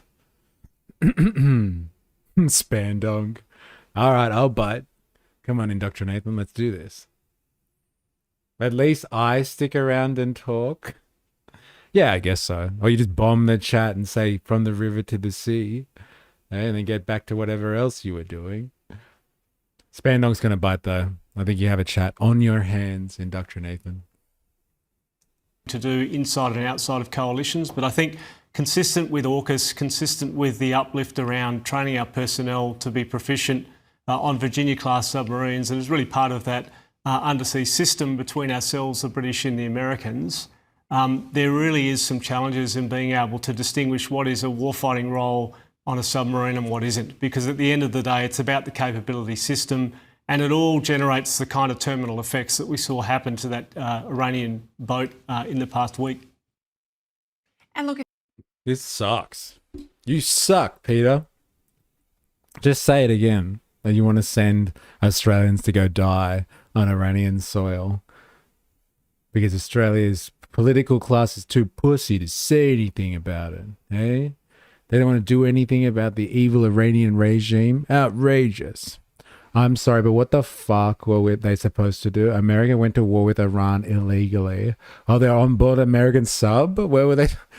Were they supposed to open the door and walk out? Yeah. Hey, we're just going to take off now. If you could just let us out here, we'll swim to the closest port. Maybe Sri Lanka. Hey? Zechariah 2:3, you got it. Prophesizes that in the end times God will make Jerusalem an immovable, burdensome stone or heavy stone for all nations. Despite being surrounded and attacked, any nation attempting to move or burden themselves with it will be severely injured or cut in pieces. Interesting. Well, thanks for doing the research there. Pedro, you still there? Pedro, could you confirm or deny this is the verse that you're referring to? Ravy baby, what have I missed? We had an Italian uncle come and bomb the stream chat before. You missed out. We spin the face of Anzacs by siding with the fash on this. Yeah, when you say it like that, it makes it so much more real, isn't it? Too bad for Spandog, I'm using data, so I have everything turned down to 360p, so I can't see their BS. Yeah, this sucks. I want more Peter and less of this guy. Ooh. All right, we're going to be changing tunes on this. Enough of Australia's input on this situation.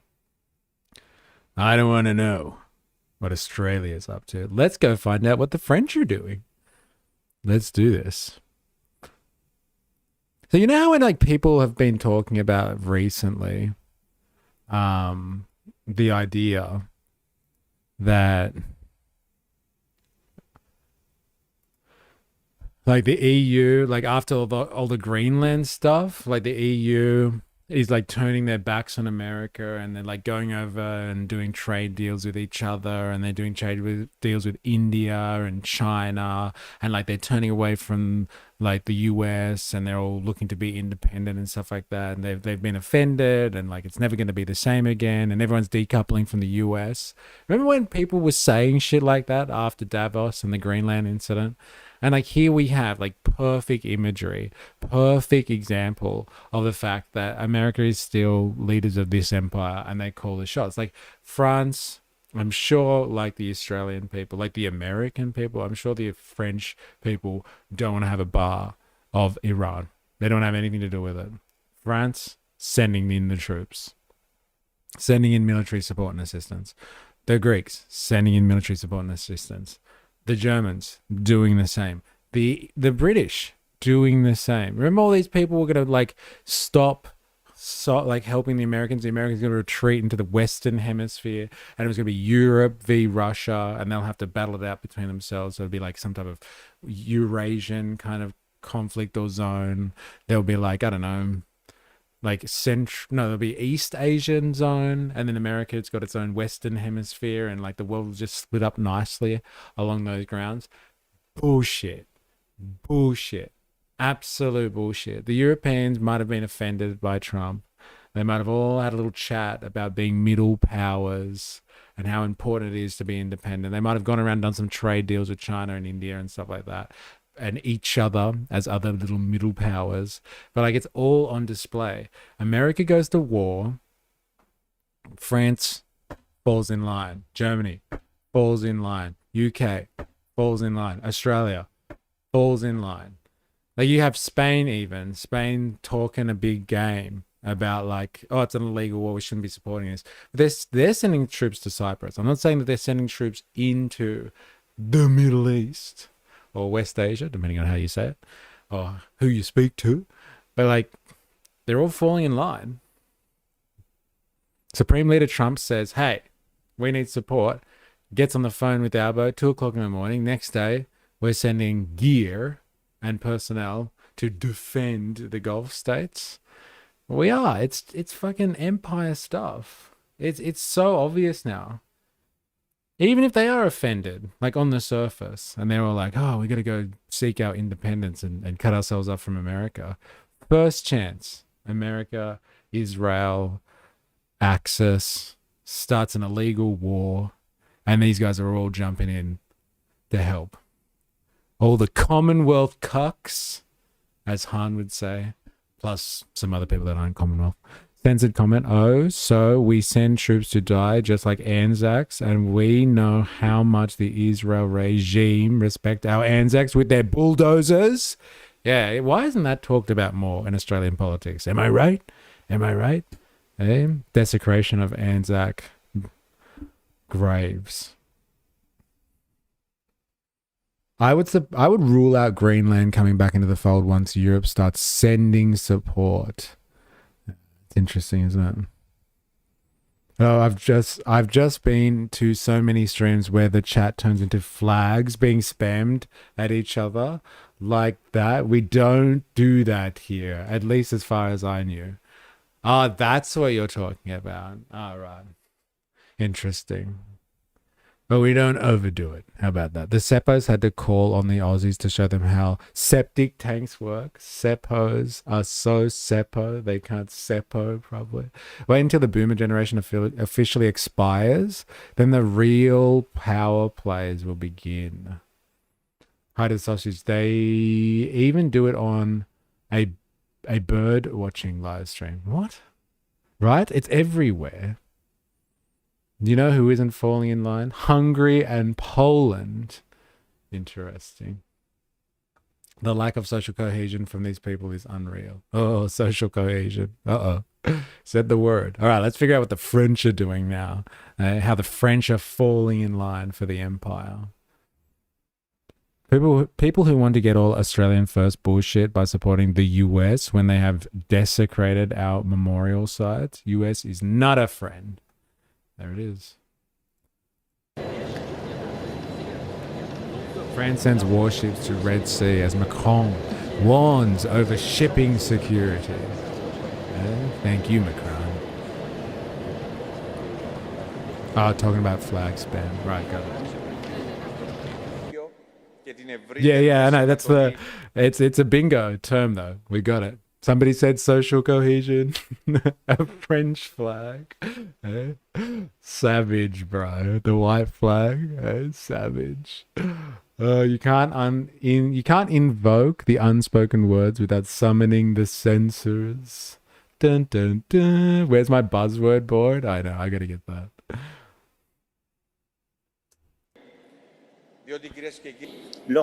When Cyprus is attacked, then Europe is attacked. We are bound to each other by strategic partnerships and the deployments that have taken place in recent days. Our presence side by side today speaks to the strength and robustness of these partnerships, and that your fellow citizens can truly count on this, and know that behind these signed agreements there is solidarity between nations and their military commitment. Finally, what we want to do is ensure freedom of navigation and maritime security.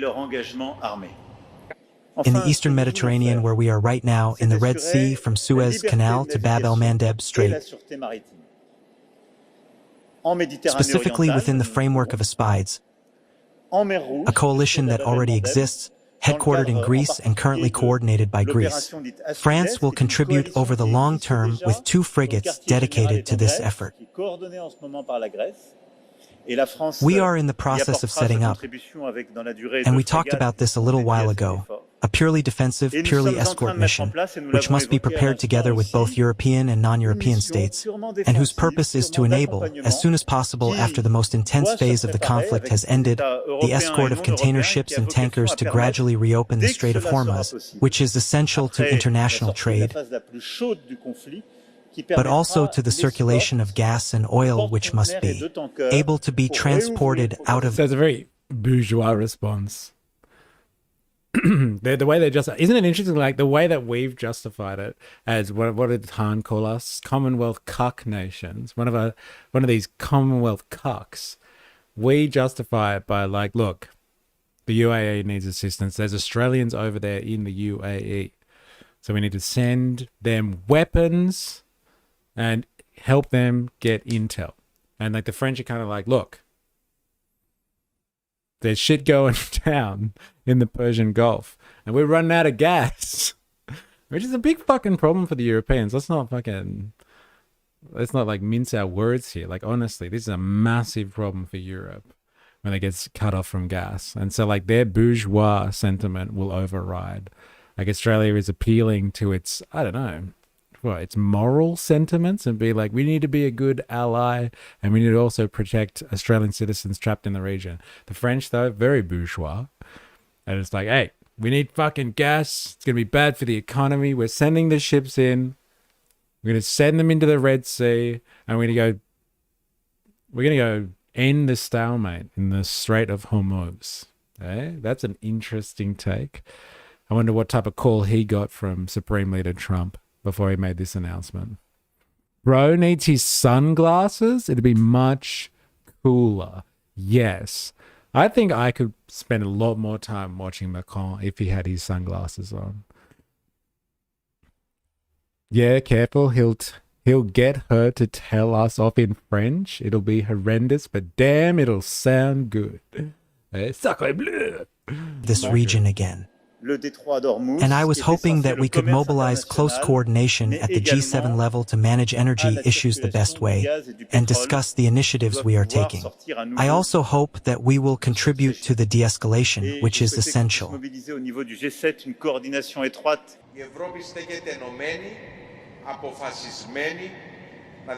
Apart from the symbolism your presence has here in Paphos, it has a substantive importance for Cyprus, for all of Europe, our common home, the European Union. Greece, France, Spain, and Italy show with determination what European solidarity means in practice. With their decisive help, they contribute to stability and the security of the wider Eastern Mediterranean, sending an important message about Europe's potential, but also the road. Savage, bro. He must not have brought the missus if he isn't wearing the shades. Oh, why? Why, is he trying to cover up something when he wears the shades? Don't be like that. That must be followed, taking into account today's geopolitical facts.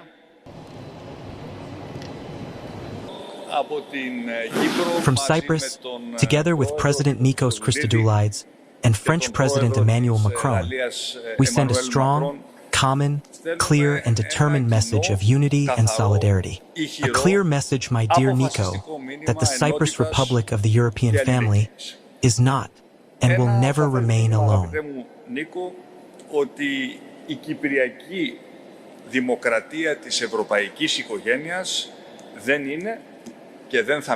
don't get it. Like, what's the importance of the whole Cyprus situation, to be honest?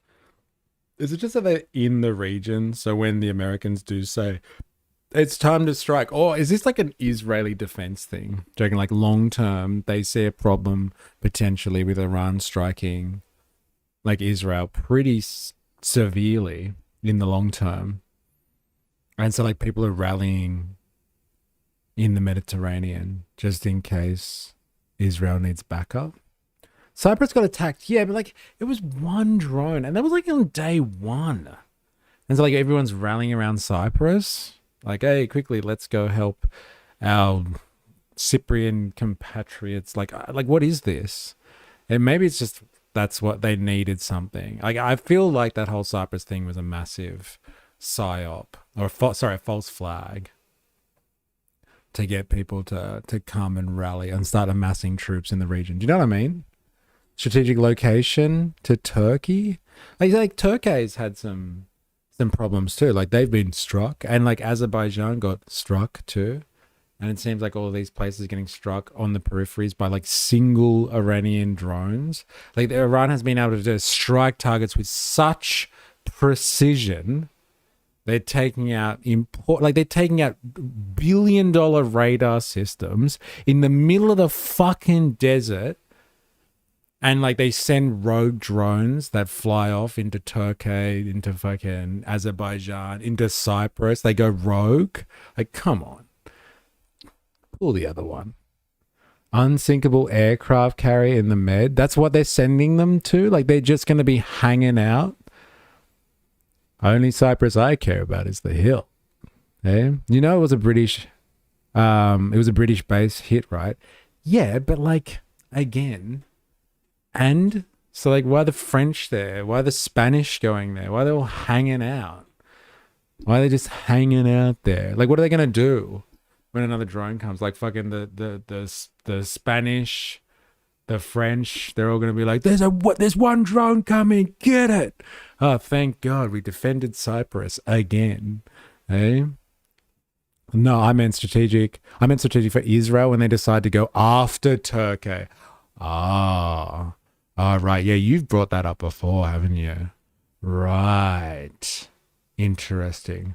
Article 5, NATO. Like, they give a fuck about that. Like, you know, why aren't they helping Turkey then? Turkey's NATO.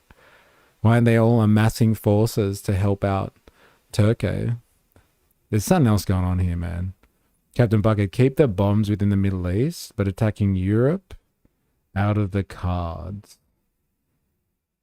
Interesting. Sorry, but enemy bases are fair game in war, not schools, in my opinion. Yeah, fair enough. We were having this discussion before, me and Spandonk. I think military bases are fair game, even if they're on somebody else's territory. They're your military bases. Hey, I'm from Iran, says 3D Architecture Modeling. Okay. Iran will be free out of this regime. Like, are you in Iran right now? 3D Architecture Modeling? Are you in Iran right now? By any chance? Let us know. I'd like to know more. Article 5 only means anything as long as the US is willing to play along, in my opinion. Yeah, fair enough. Yes. You're in Mashhad, Iran. Okay. Now, can you tell me, asking for a mate, I can't believe we actually got... How often do we get Iranians here? It's fucking mental. How are you coming to us? Is there some type of internet blackout at the moment in Iran? How are you able to get to us?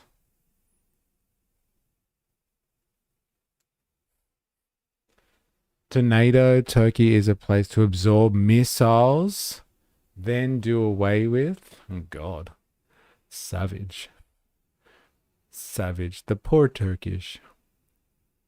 Yes, only Starlinks work? All right. I have heard some people make crazy claims, 3D architecture modeling, that Starlinks were dispersed by the US purposefully. Yeah, Elon. Yeah. I didn't want to say Elon, but fair enough. Let's just go with the US. In order to allow people who are, let's say, anti-regime to get information in and out of Iran. How did you get your Starlink?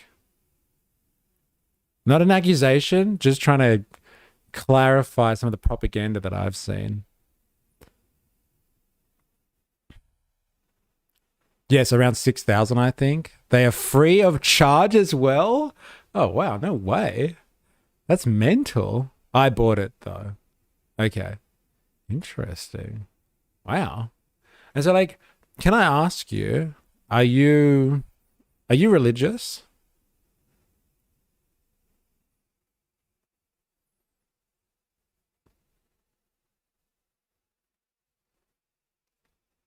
Elongated Musk. Have you seen the protests that have been happening in Melbourne supporting the strikes against Iran? 10,000 strong, filled with OG Iran and Aussie flags together. Yeah, and like if you look closely, there's a lot of fucking Israeli flags there. It's really weird. Hell no.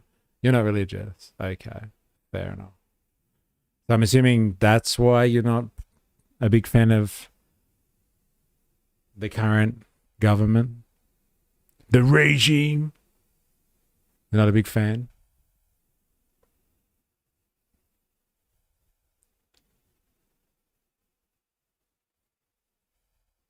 $10K, I doubt it in my opinion. That's what the media was claiming was there for the Herzog visit.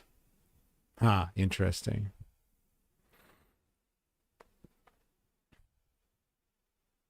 Oh well. I like how we get to do live interviews. It's pretty sick. Why exactly are European forces congregating in Cyprus currently? What is the reason given for this? Very brief response, please.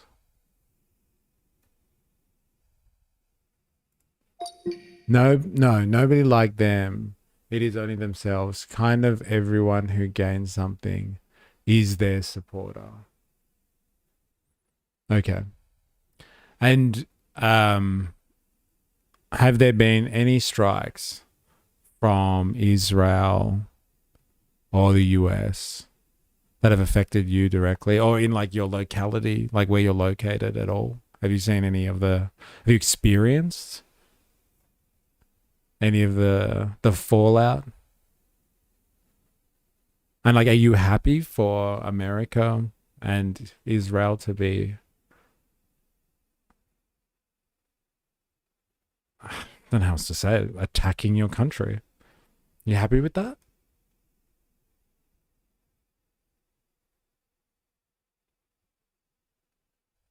In my city, yes, Mashhad is a bit Mashhad is a bit far from our house. So you're safe then. And what do you think about ground news? So good. It's like a fucking screening system. He likes ground news. Get it. One in Mehrabad Airport and one in the IRGC base. I was like, yeah, I'm assuming you're safe then. And like, yeah, what do you think about the fact? So like, you support the US and Israel attacking your country, I'm assuming, by the sounds of it. When did we have somebody else from Iran recently, or like last, on Twitch, and we were like trying to give them instructions about how to prove their authenticity? Prove that you're actually from Iran, please. The Oddcast with Carl J. Soda and Toffa Field. Interview with Aussie Iranian, and I use Aussie Iranian on purpose.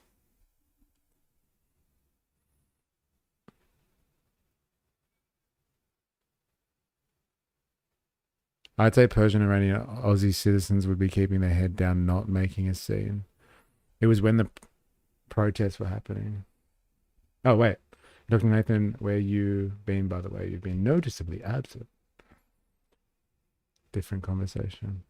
All right. European forces are gathering in Cyprus mainly to defend the island and nearby bases after drone missile attacks linked to the Iran war and to deter further strikes. An Iran-linked drone struck the British RAF how do you say that? Akrotiri base on Cyprus. Cyprus is considered the first EU territory directly hit in the conflict, promoting European deployments. European states, France, Greece, UK are sending air defense systems, ships and aircraft to protect the island and deter for further attacks. I don't know, man. I don't buy it. I really don't buy it. They're amassing troops in the region or forces for a particular reason. It must be to assist if anything goes down on, you know, the far east side of the Mediterranean, if you know what I mean. Okay? Back up for Isn't Rail. Just heard the French president talking about the idea that French naval forces will be going through the Red Sea and potentially seeking to help unblock the Persian Gulf and the Strait of Hormuz. Can you verify this claim from any media sources?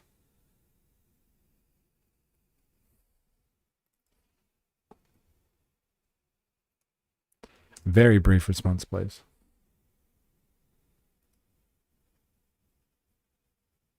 I've been in and out last week, wasn't up to chatting, got some stuff going on, trying to get back to the swing this week. Want to see a map that shows the map and impacted areas? Search Mars Alert. Like what? Just Google that? Is that what you're saying? Oh God. What are we going to find here?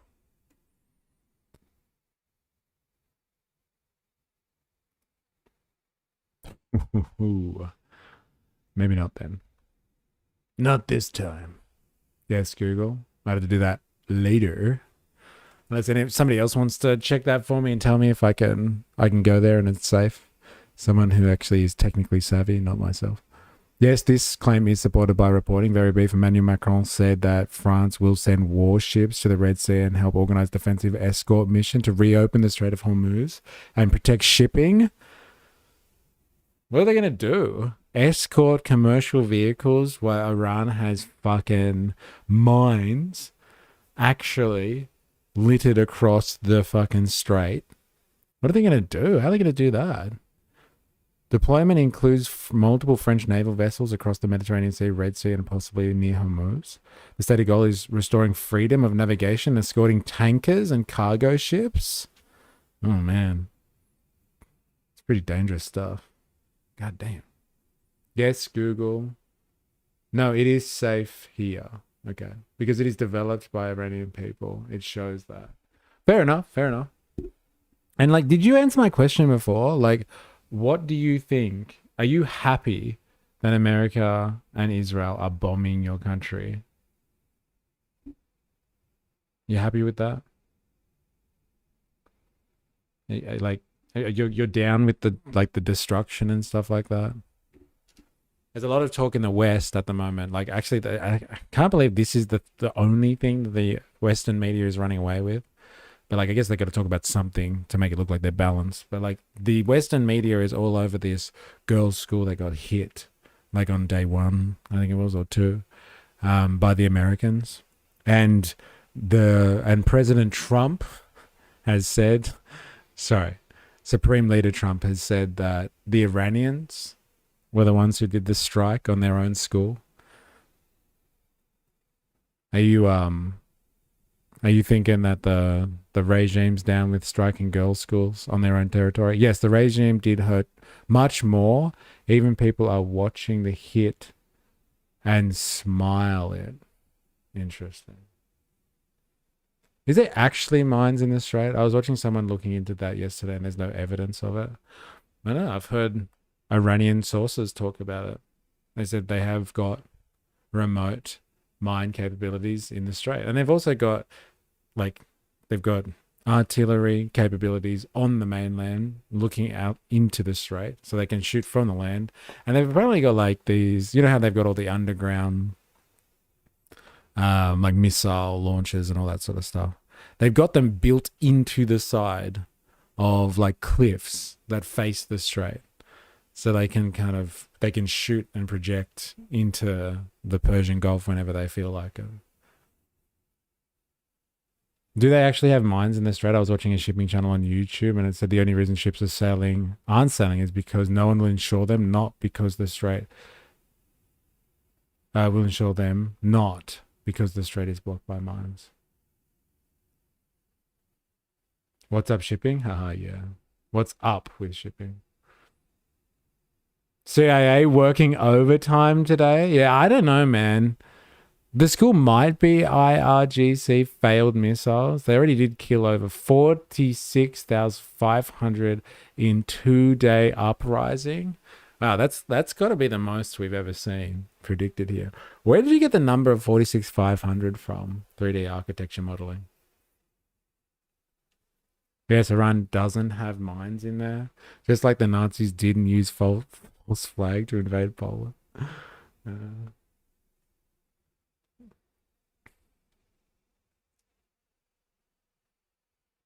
I'm sorry, this is happening and I hope you stay safe. I found that channel with that ship knocked down the bridge in Baltimore a couple of years ago. Is that bridge back up, by the way? I remember that thing going down and everyone was like, well, it's going to be down for a long time. And all I could think was like, I'm sure the Chinese would have erected that bridge again within like 6 months. We Iranian have a platform that we submit the name, age and everything like that website.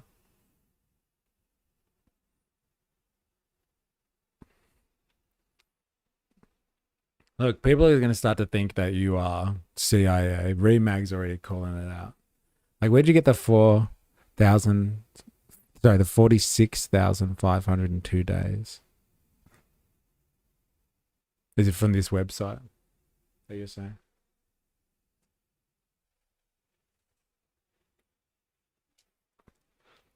I've heard them claiming they have had mines as well, to be honest. No way that bridge is back up yet. Yes. Yeah, fair enough. It is more than that? Nope, the bridge is still being built. Damn. Remember watching that thing come down as well? It'll be open by 2030. Or at least they'll get it 10 years before we get subs from South Australia. And am I right? No. Next minute, Israeli bombs friendship, blames it on Iran to keep this shit going. Yeah, it's probably not a bad call, actually, is it? You know, like they blamed Iran for bombing their own school despite it being the US. Well, look, we've got 3D architecture over here telling us that it's possibly crappy IRGC missiles that have done this. Okay. There is some spikes in the Pentagon Pizza Index. Oh, God. No, it's way more. The photos are not showing girls and women. Okay, interesting. Okay, fair enough. Thanks for answering the questions. I appreciate it. Does anyone else have any questions for our Iranian correspondent today? Hooked up by Starlink? Oh, yeah. I want to see what the Germans are up to on this one. What are the Germans doing here and why?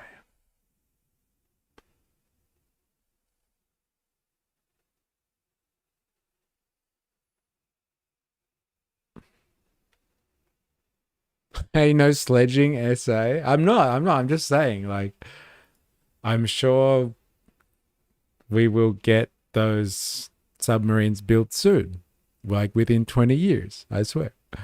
The debt sustainability has, in my opinion, already been reached. More is not possible.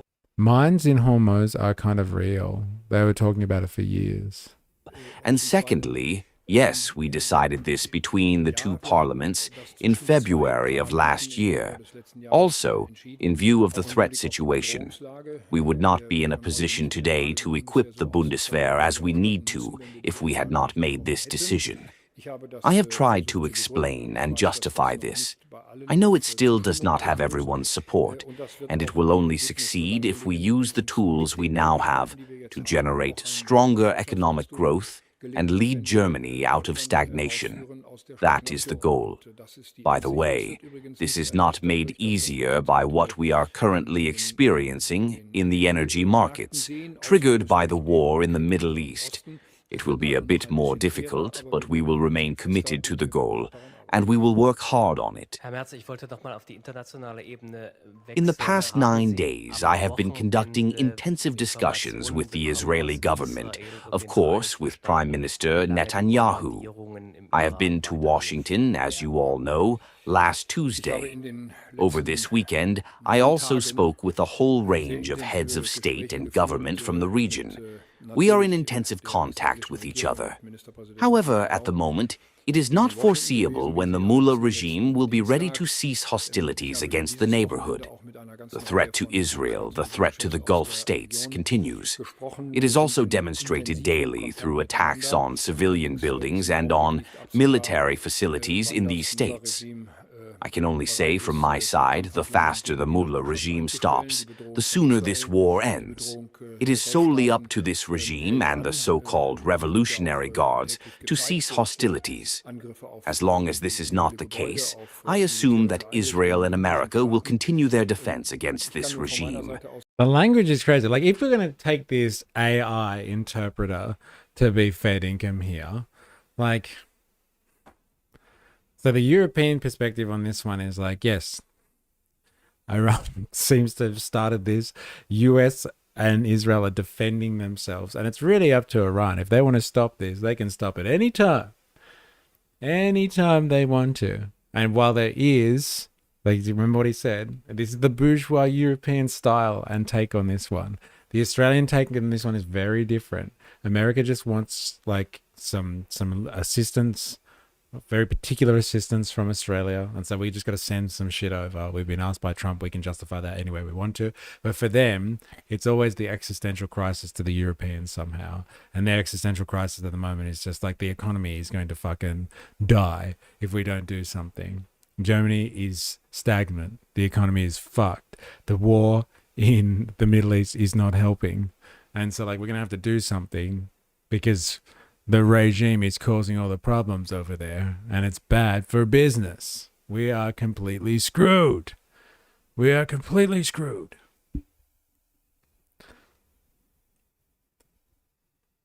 It was a double tap attack.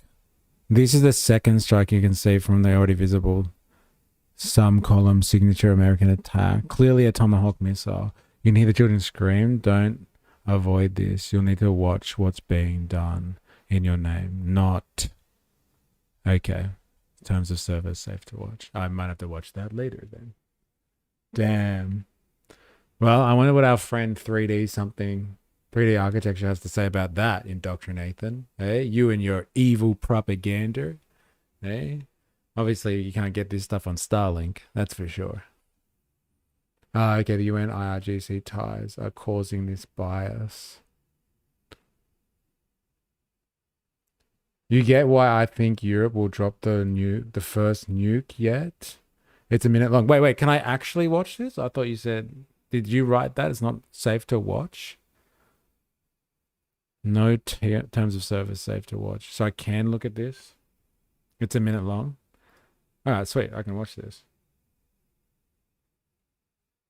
Yeah, it's safe. Ah, okay, right. Got it. Sorry, Mr. German Chancellor. You're going to have to wait a minute.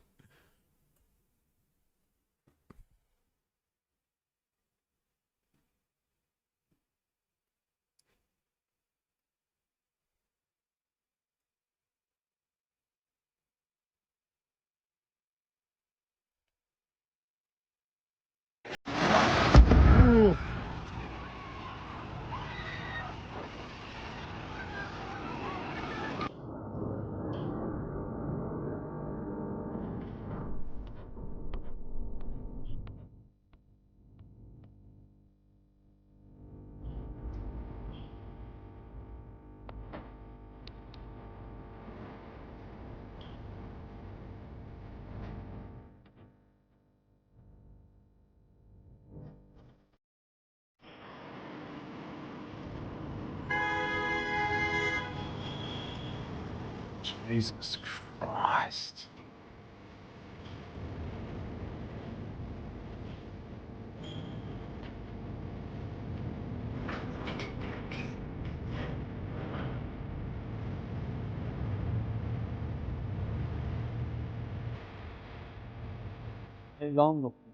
I want to announce to the global community that this crime in Minab occurred while the global community speaks of civilization, speaks of human rights, speaks of the rights of children and adolescents. Yet before the eyes of the international community and in the silence of international institutions, this savage crime has taken place.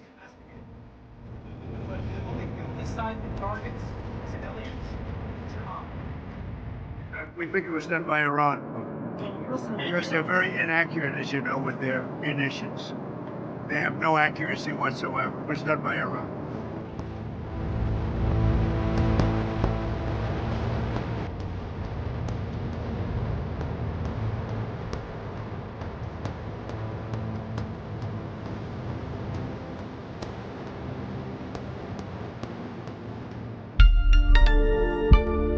Fuck me dead, bro. That's fucked.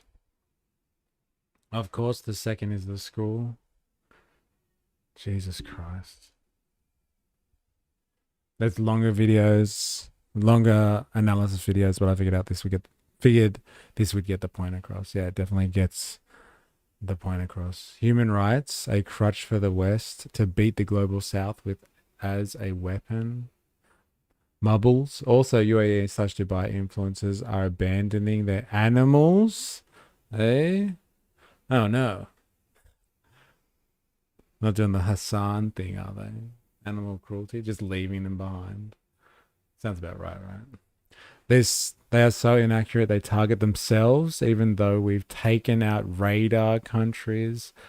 We've taken out radars countries away with precision. Yeah, it's pretty crazy, isn't it? Like, pretty intensive and like accurate strikes on some pretty important military infrastructure. And that's the excuse that they missed. The first video was not Iran. Also, the one digging around, I think, was Syria. Syria. The Hassan thing, lol. Shocking. Also, feral cats, heaps of bunnies right now. Kangaroos outnumber people. Yeah, watch out.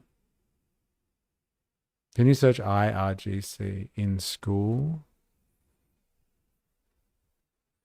No way I would leave my cats in any situation. Well, look, if you lived in the Middle East and you were an influencer, eh? You know what to do. You have to fend for yourselves now, cats. They're eating the cats. They're eating the dogs. Yeah, that's a lie. That video was confirmed by multiple outlets in Iran. 3D Architects, you have a response to that? Eh? Including drop site. Uh-oh. Dilemmas like legit question for rural Americans. How do I kill 30 to 50 feral hogs that run into my yard within 3 to 5 minutes while my small kids play? I'm just asking for a gun rights activist. There it is. Where'd you get this from? Seriously. Where do you get this stuff from?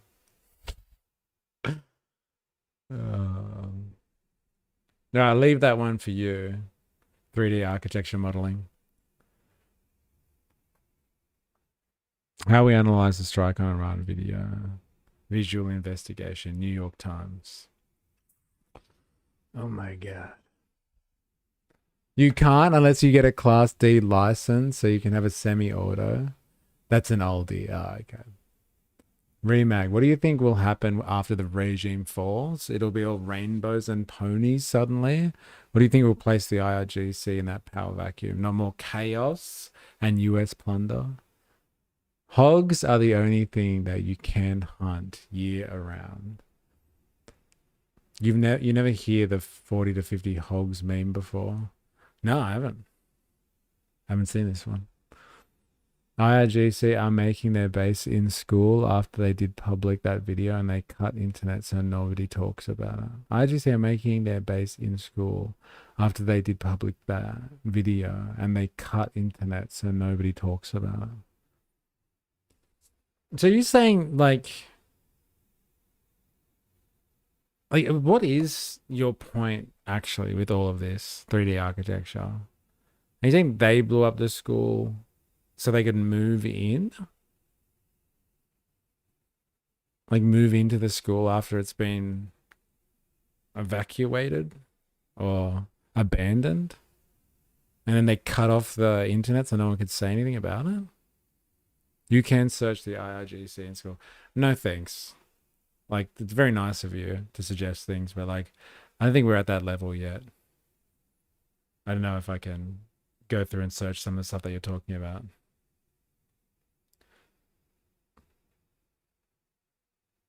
I mean, I know the school is right next to the military base, but using the school. Thanks, Poms, for bringing all their shitty animals here. Yeah.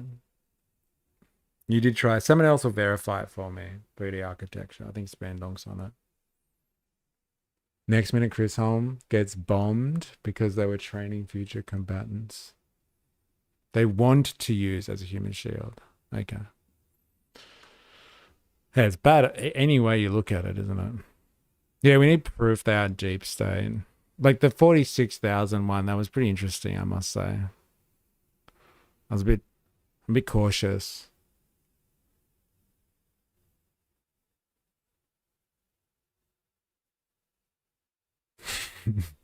I think Pedro thinks we're stupid.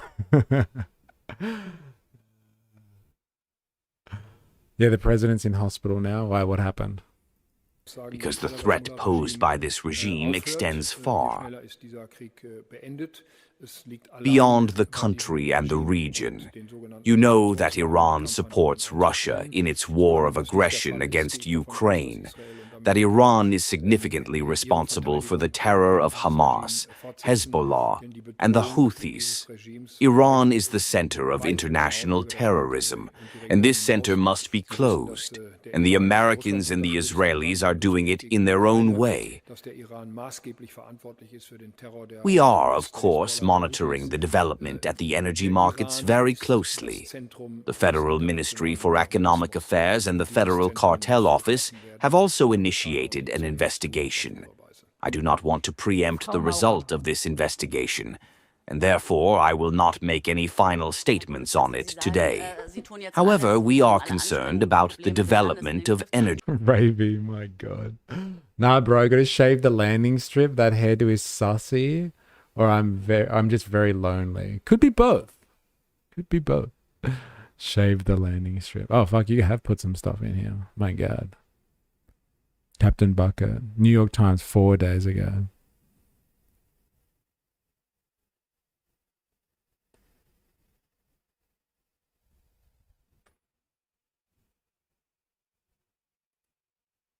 I laughed so hard when you called it a landing strip. Yeah, I was wondering what you were talking about there for a second. Germany is mostly providing political support, not major military deployments. The German government said no plans to send additional military forces to the Middle East beyond existing missions. Germany is backing joint diplomatic and defensive statements with France and the UK, condemning Iranian attacks. German officials are also engaging in diplomatic coordination and crisis talks with European partners about the conflict. Okay, so they haven't actually deployed anyone new to the Middle East. That's interesting.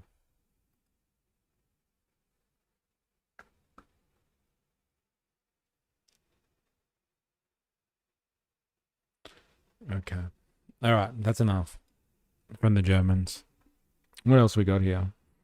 Who else? What other international opinions that I want to have a look at? Ah, here we go. The UK. What's the UK going to do? What's the latest from the UK? Also, CNN is currently in Iran showing propaganda of Iranian government. So wait, so why would CNN be showing propaganda of the Iranian government, do you think, 3D architecture?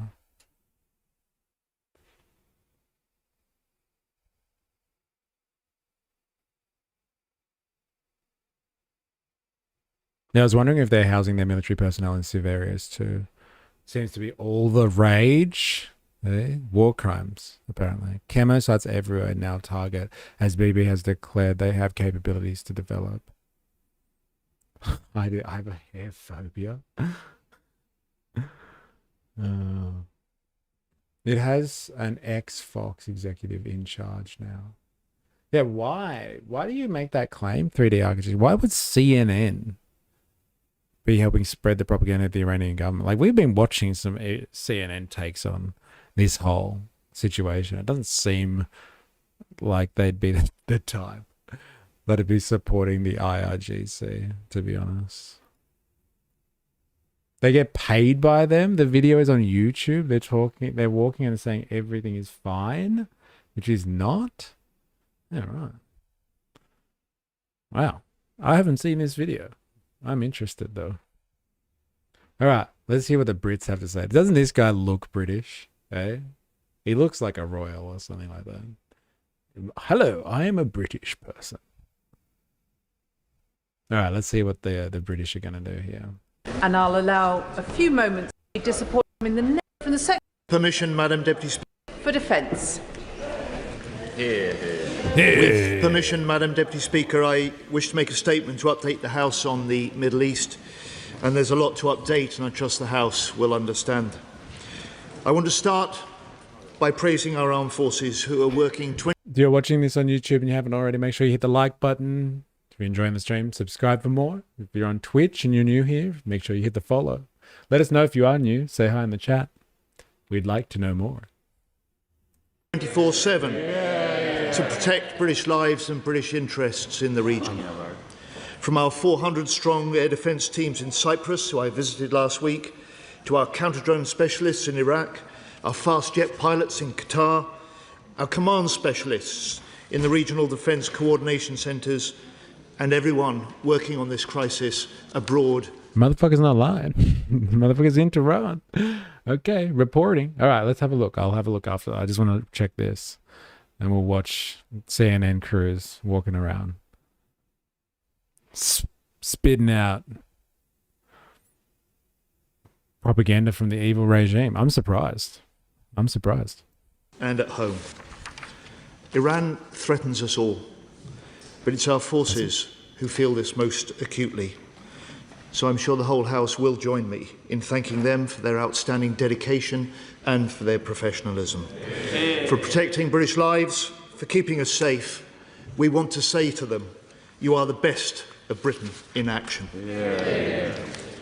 Madam Deputy Speaker, the UK's government approach throughout the current developments in the Middle East is founded on three principles. First, defensive, taking the necessary action to strengthen our collective defence. So we took steps from January, weeks before this current war with Iran began, to pre-position Typhoons, F-35s, counter-drone teams, radars and defence in the region, as well as the additional military capability we've sent since last Saturday when the Iranian retaliation attacks started. Second, coordination with allies.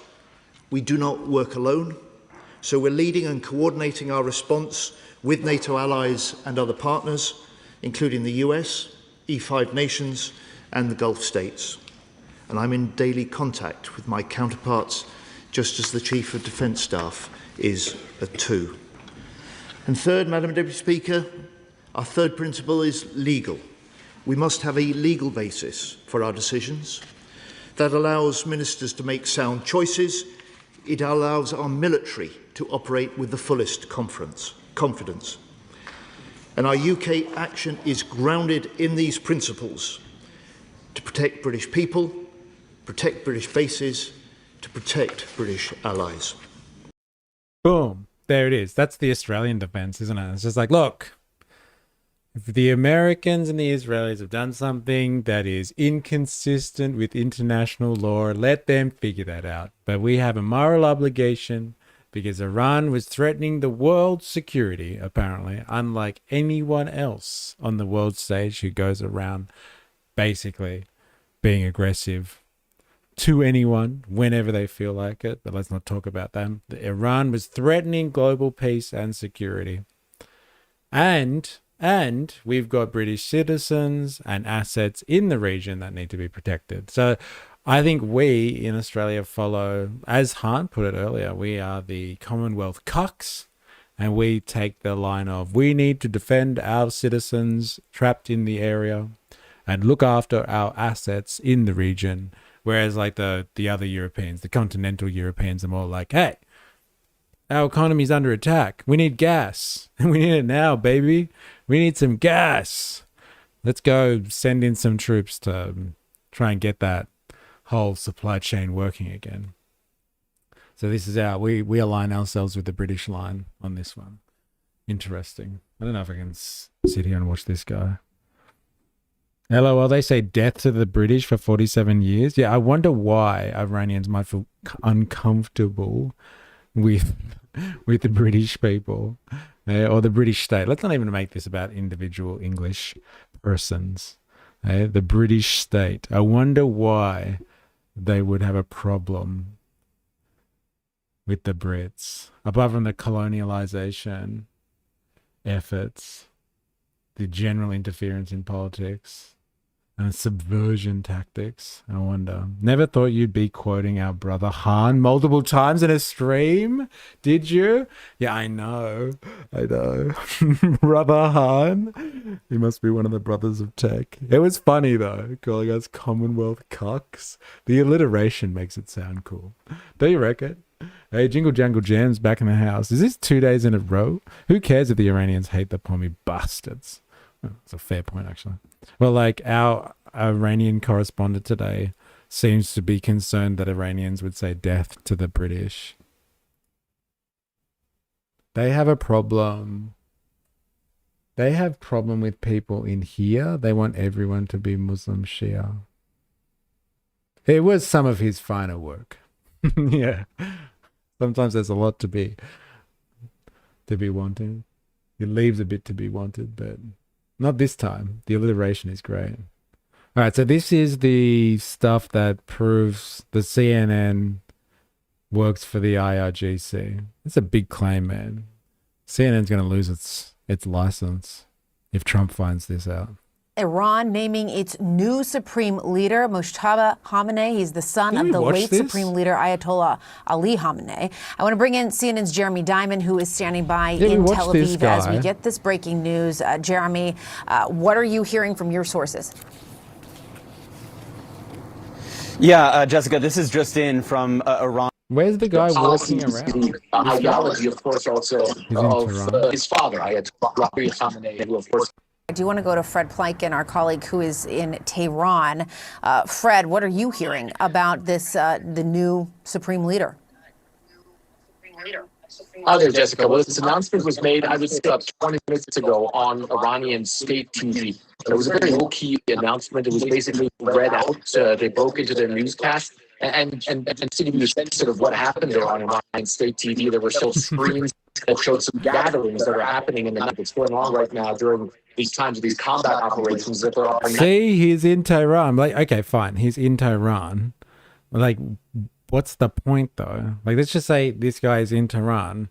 You're saying because he's in Tehran, that proves that CNN is in bed with a revolutionary the Iranian Revolutionary Guard Corps? Is that what you're saying? Like, just double checking. I understand the accusation here.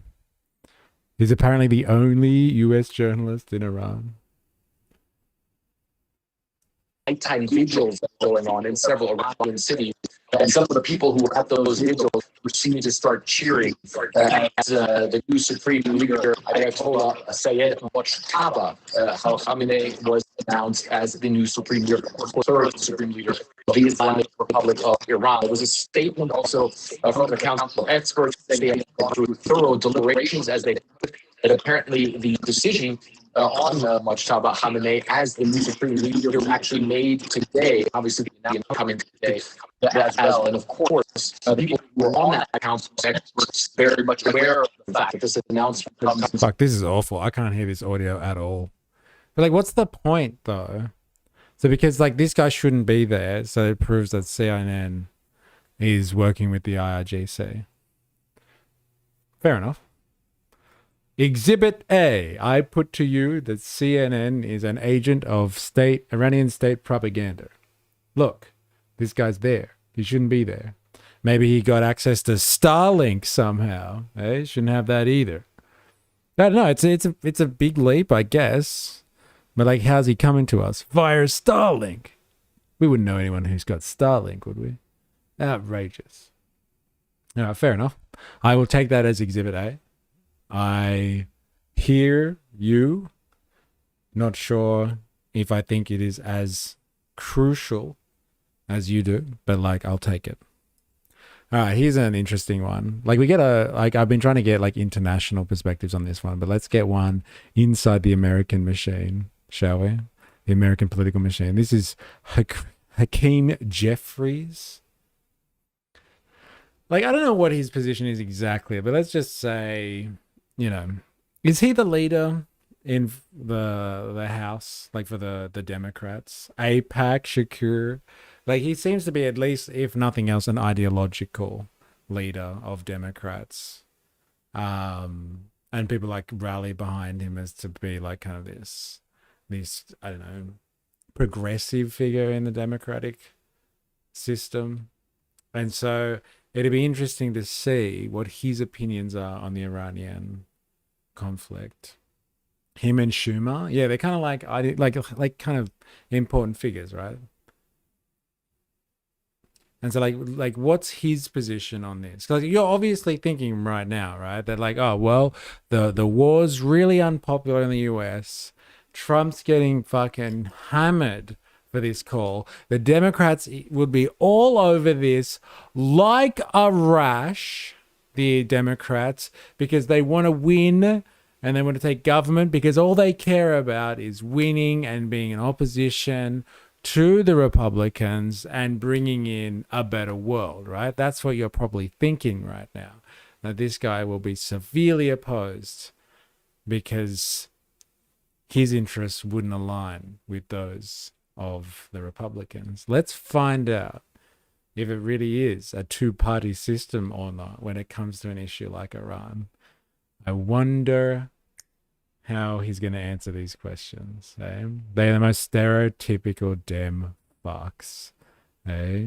Yeah, Dems are just Republican light. Well, let's see how Republican light deals with this situation.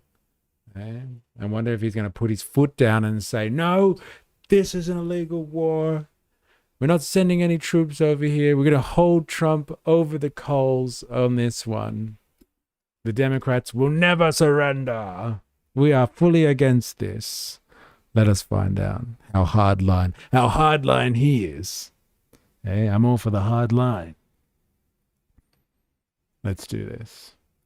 Well, in talking about the strategy for this war, let me ask you, because NBC News is reporting that President Trump has privately considered sending boots on the ground to Iran. Is there any scenario where you would support sending U.S. forces to be on the ground in Iran, Leader Jeffries? No, and in fact, candidate Trump suggested that under no circumstances should American servicemen and women be put into harm's way in this particular type of situation, particularly as it relates to another endless war in the Middle East. And we are deeply saddened right now by the loss of 6 brave and heroic servicemen and women who have already lost their lives, and will continue to pray for their families and their loved ones. But the American people keep praying. That'll make all the difference. Thoughts and prayers. Yeah, sprinkle a little bit of that stuff. That'll bring them back from the dead. What's her name? Stood up and clapped for invading Iran on the Dem side. They're all paid off wangs. Yeah, I think like we're just going to see here, like he'll have a little bit of oppositional rhetoric, but it's basically going to be like, look, they're all across this. A war in Iran. Whatever. If this is what AIPAC wants, it's what AIPAC wants. Am I right? Am I right? As if this is what the military-industrial complex wants, it's what they want. Who cares? Hakeem makes me picture if Obama somehow got whiter. I think he has like fair eyes too. I'm trying to figure out. It's so rare. Answers from the administration as to how we're going to actually move forward in a way that makes America safer, not more vulnerable. Well, there is a push for congressional oversight, but both the House and the Senate this week rejected a resolution to curb President Trump's war powers in Iran. And frankly, even 5 Democrats joined Republicans to block the resolution in those chambers. Does that effectively give President Trump a mandate to fight this war? Not at all. The president, of course, has a responsibility first and foremost, to make his case to the American people, which he's failed to do. There's a reason why this president is deeply unpopular. His policies, including the one big ugly bill, are unpopular. And this war of... It's so lame. Like, I wish they were better at, like, saying stuff. Like, the Republicans obviously kill them. Even when it's Trump, just saying Trump stuff. Like, the big, beautiful bill sounds so good. And he's just like, one big ugly bill. Like, it sucks. The messaging sucks. Like, the Republicans shit all over Democrats when it comes to, like, slogans, one-liners, all that sort of stuff. Like, I can see what he's doing. He's trying to, like, attack the naming of the big beautiful bill, but the big beautiful bill is like, it's fine. It runs off nicely. It's got a lot of B's in it. The alliteration's great. It's got impact. One big ugly bill. They're just like, oh god, this is genius. This is how we're gonna convince everybody that the bill and like their spending is outrageous by calling it ugly instead of beautiful. And I bet you they all thought that was fucking genius when they came to that conclusion. Hey, the big beautiful Bubba. So good. It's just, it's so lame. It's so lame. It's like, you know, they could do so much better. And they must have so much money behind them to come up with better attacks than that. Hey, one big ugly bill. Am I right? Anyone? Did Hakeem just assume the sex of the fallen soldiers? Pretty undemocrat of him. But I guess the Dems don't care about that anymore. LOL. Hey. Beautiful based Barnaby. That's a good one. Let's take that one. We'll use that for Barnaby from now on. Mr. Joyce. Choice in the Middle East are unpopular. As Democrats, we're going to continue to make the case to the American people that we should be stewards of spending their taxpayer dollars in a manner that actually is designed to make their life better and make their life more affordable, as opposed to another endless war in the Middle East where we're spending billions and billions of dollars to drop bombs and doing nothing to drop the high cost of living. Well, your Democratic colleague, Democratic Congressman Jared Golden, is among those who voted to block the resolution. I want to read you a little bit of his statement from this week. He says, quote, "The president has so far acted within the authorities given to him by Congress through the War Powers Act of 1973. He has been briefing Congress, and he has 60 days to make his case for ongoing operations. This is not an illegal war, but it could look like this is the chance, right, for Dems to be like, let's rally and destroy the Republicans. They are so unpopular now. We can finally wipe them out. And it's just like, like so many of them are just like, yeah, fuck Iran. Get him. It just shows. It just shows this bourgeois system that they have in America. Like most liberal democracies, let's be honest. But like they're fully captured by this one. The people don't give a fuck about attacking Iran. They don't have anything to do with this. But like these ones, like the perfect opportunity to dunk on your opposition, and these guys are lining up to suck Trump off, to suck off the supreme leader. Yeah, we're all happy to kill Iranians. Hey, that's what the voters want. They want more blood on their hands. Watching shit like this, and I don't think the Republicans need to rig the midterms after all. I know, right? Like they could clean up here, and like the Democrats don't give a shit. They're all for the same interest groups. They're all just representatives of one section of the fucking bourgeoisie or another. They don't give a shit. One. How do you respond to your House colleague? Well, every individual member, of course, is going to articulate their position. The overwhelming majority of both House and Senate Democrats have made the case to the American people and taken the position that this is a war of choice that Donald Trump decided to get into without any evidence being presented to us as members of Congress or to the American people. But do you agree with Golden? It's not an illegal war yet? To protect the national security of the American people. No, Jared obviously has a very different position. He's a hero. He fought in the Middle East bravely, and he's entitled, of course, to his perspective. But as I indicated, the American people are dissatisfied with this war of choice that Donald Trump has decided to enter into. And Donald Trump has not made a compelling case as to why we are in a situation where American servicemen and women, their lives are at risk. Let's talk yes. Yes, this soulless political jargon is what people are sick of. This extreme centrist bullshit. And I'm going to say it, it's fucking extreme. Like, if you can have the far left and the far right, and you have these extremists on the edges, you have fucking extreme centrists. And it's this fucking soulless politics that they engage in, rammed down the center, that is damaging the world's population. Like, people are absolutely sick of this rhetoric. You're right. This is radical centrist BS. And you know what? I've gone on the record saying that horseshoe theory is bullshit. And like, maybe I was wrong, because horseshoe theory isn't about, like, you know, the left and the right being so close to each other they bend around and meet in the middle. No. This horseshoe theory is right because the fucking center is so extreme and pushes away. It's so different to at least the ideology and the authenticity of left and right wing values. It has nothing but soulless establishment rhetoric that it is pushing away from the left and right and like forming that horseshoe kind of shape. It's because the radical fucking centrists out there, they are dangerous fuckers. I'm telling you. At least you know, like when we watch fucking Thomas Sowell on Far Right Fridays, at least you know where that prick stands. Hey? He's happy to sit there for 20 minutes and analyze the genetic similarity of a banana and British people. At least you know where his ethical alignment is. But pricks like this, who the fuck knows? Who the fuck knows which way they're going to go? They're going to support killing like people overseas and sending your people to kill people overseas because it's good for the economy today. It's not good for the economy tomorrow. Like, who the fuck knows? They don't even know. Because it just matters. Look at the Dow. That's all that matters. Look at the Dow. The Dow is up to 50K. It's up to 50K. That's all that matters. I've had visible examples of horseshoe theory, so I think it's real. Like, in the sense of, like, you know, left and right being the same thing. I don't buy that part. But like the extreme and the radical center pushing away and like creating its own force. I agree with that. Toy Man Returns 546. Only 3 numbers, not 4, so maybe not a bot. We're about to find out.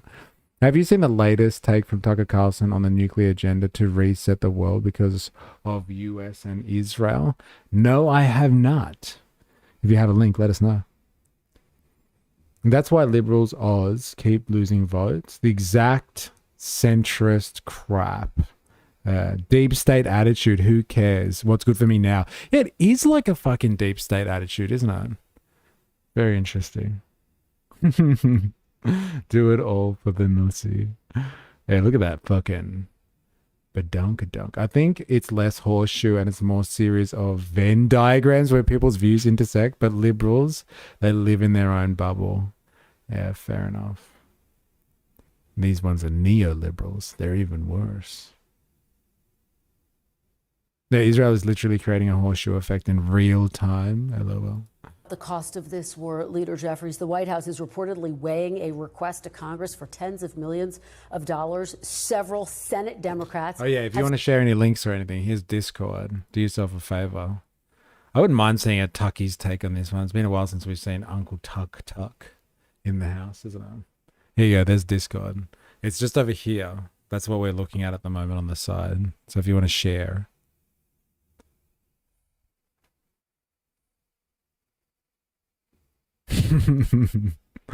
Thank fuck I didn't have rump steak. Said they're open to reviewing for American servicemen and women, their lives are at risk. Let's talk about the cost of this war, Leader Jeffries. The White House is reportedly weighing a request to Congress for tens of millions of dollars. Several Senate Democrats have said they're open to reviewing what the administration requests, arguing it could be critical to military readiness overall. As the leader of House Democrats, do you plan to block all Pentagon funding, even if the argument is it is critical for military readiness? Well, we'll cross that bridge when we get to it in terms of if the administration makes a request to Congress to consider additional funding. But at this particular point in time, the administration has failed to make its case as to the rationale or justification for this war of choice in the Middle East. Listen, candidate Trump promised. Answer the fucking question, bro. Like, let's just repeat. She's like, look, they need more money. Are you going to keep blocking it? Like, you could fucking do this, man. You want to be opposition, Mr. Trump? You want to stand against Supreme Leader Trump and the evil Republicans? Fucking block them. Stop them from getting access to more cash. They're burning through cash in the Middle East right now. You're talking this game about like Americans living through an extreme cost of living crisis, and that's what we care about. You can block them burning through cash in the Middle East, and you can continue to do so. Will you commit to fucking the Republicans on this one? We'll cross that bridge when we get to it. What the fuck? Come on, bro. Like, this is your chance. Stand up for the working people of America. The working people that are being sent over to die in another forever war that you're supposedly against.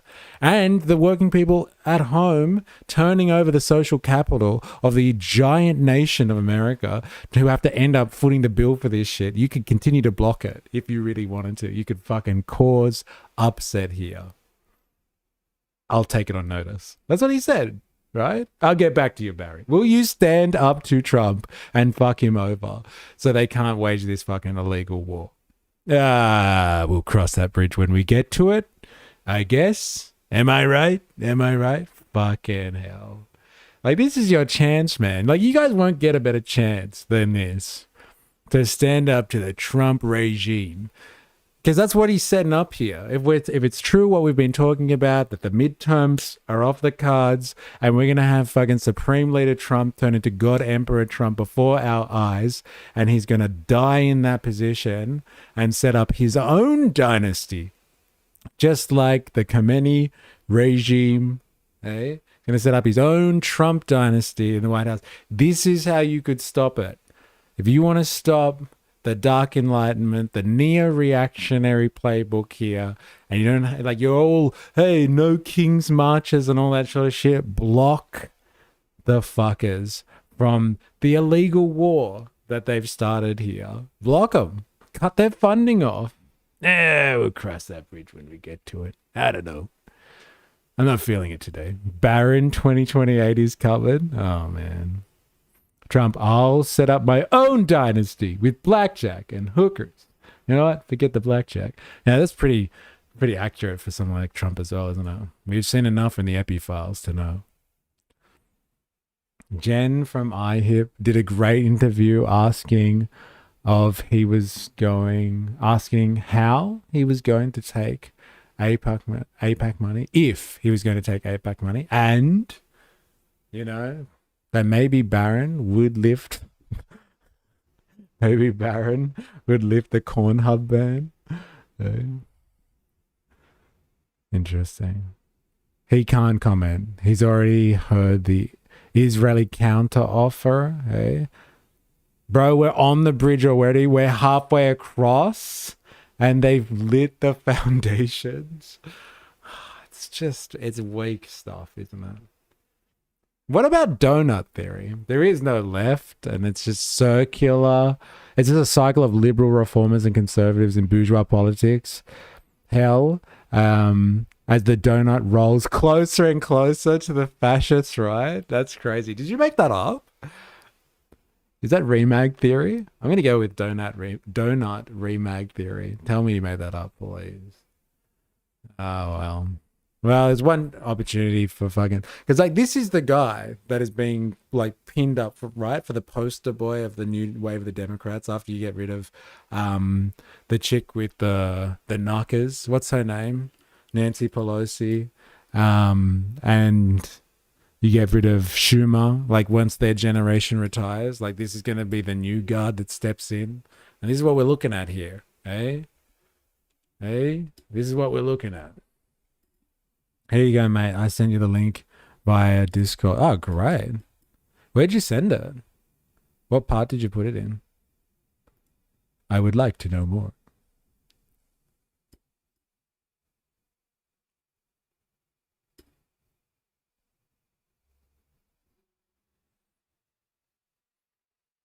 How's the YouTube chat, by the way? You all coping without your gooning material yet? Or did you get your granddads to show you how to download a VPN? Savage. Via introduction. Oh, okay, cool. It's not the whole thing, is it? Tell me it's just the take. Or at least if you can give me a timestamp when Tucker Carlson does his thing, that'd be nice. No, it's the whole thing. Damn. Can you tell me where he talks about it exactly? Or maybe I can see. Maybe they've got a...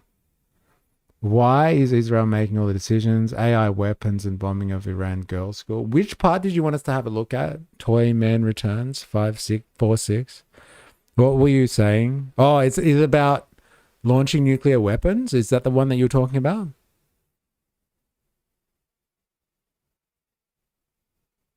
Would Israel consult the US before launching nuclear weapons? Was that the one? Let me know. Oh, God. Oh, Lord. Please don't make us listen to Tucker. You know what? We did like a couple of massive Far Right Fridays where we dedicated the whole thing to Tucker. And like I got done for copyright. Like everyone else, you can watch as much as you want as long as you're commenting when you're streaming and all that sort of stuff. But not Tucker's. Tucky's was fucking... He's well protected by the YouTube algorithm, I'll tell you that much for free. The owners of Cornhub are trying to make military-age males upset, so they sign up to fight in Iran. The owners being Jewish is just a coincidence. Yeah, that's the one. Yes. Okay, cool. All right, let's check this out. Nukes. It's a big point of conversation at the moment, isn't it? Nuclear stuff. Now, we're apparently on the road to destroying Iran, and make no mistake about it. We have the capacity to destroy Iran. Now, if this doesn't come faster enough, or we begin to back away from it, what does Mr. Netanyahu do? And I think that's a question that we need to answer, because he is not clearly under the authority of the President of the United States. He is, in other words, the President is the Commander-in-Chief of NATO. If NATO goes to war, they look to us, our C4ISR. I've heard that that's actually not true anymore. And the US actually has changed its position in NATO. I just want to check that quickly. When it comes to Europe's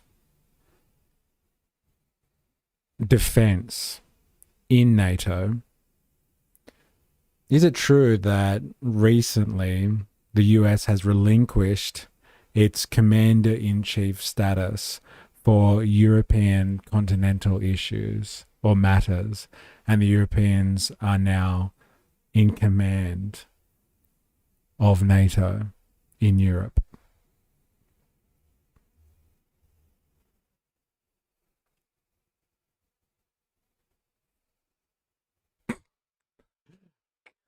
Carlson's listening face, in my opinion, would be the same as the face he makes when he poops. I was just thinking, look at his face when he's... yeah, that's a good poop. That's great. Short answer, no. The US has not relinquished overall command of NATO in Europe. Top NATO military position in Europe, Supreme Allied Commander Europe.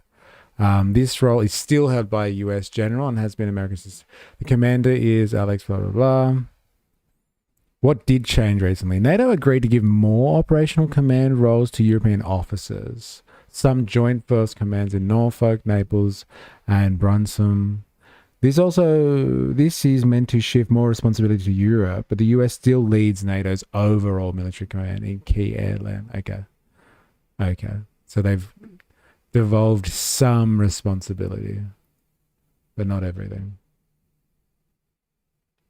What was part of 2025, Project 2025? Our command structures and everything, and the president to make final decisions. The British and the French would never launch a nuclear weapon without consulting with us. Is that the case with Mr. Netanyahu, who leads a country that refuses to admit that it has any nuclear weapons? And I would argue no. So while we may be partnered, this relationship is not an easy one, and we should not delude ourselves into believing that under the worst case scenario, if they're not satisfied or they think that their country is being finished off, and quite frankly, right now, even though we're not seeing a lot of footage from Israel, Israel is being subjected to pulverization. The large missiles, the Khorramshahr 2 that landed on top of Haifa and destroyed the refinery, the oil infrastructure. I'm sure the docks have taken a beating. I mean, that's a very important port for Israel. And if we were going to bring troops into the region, we would probably have to come through that port.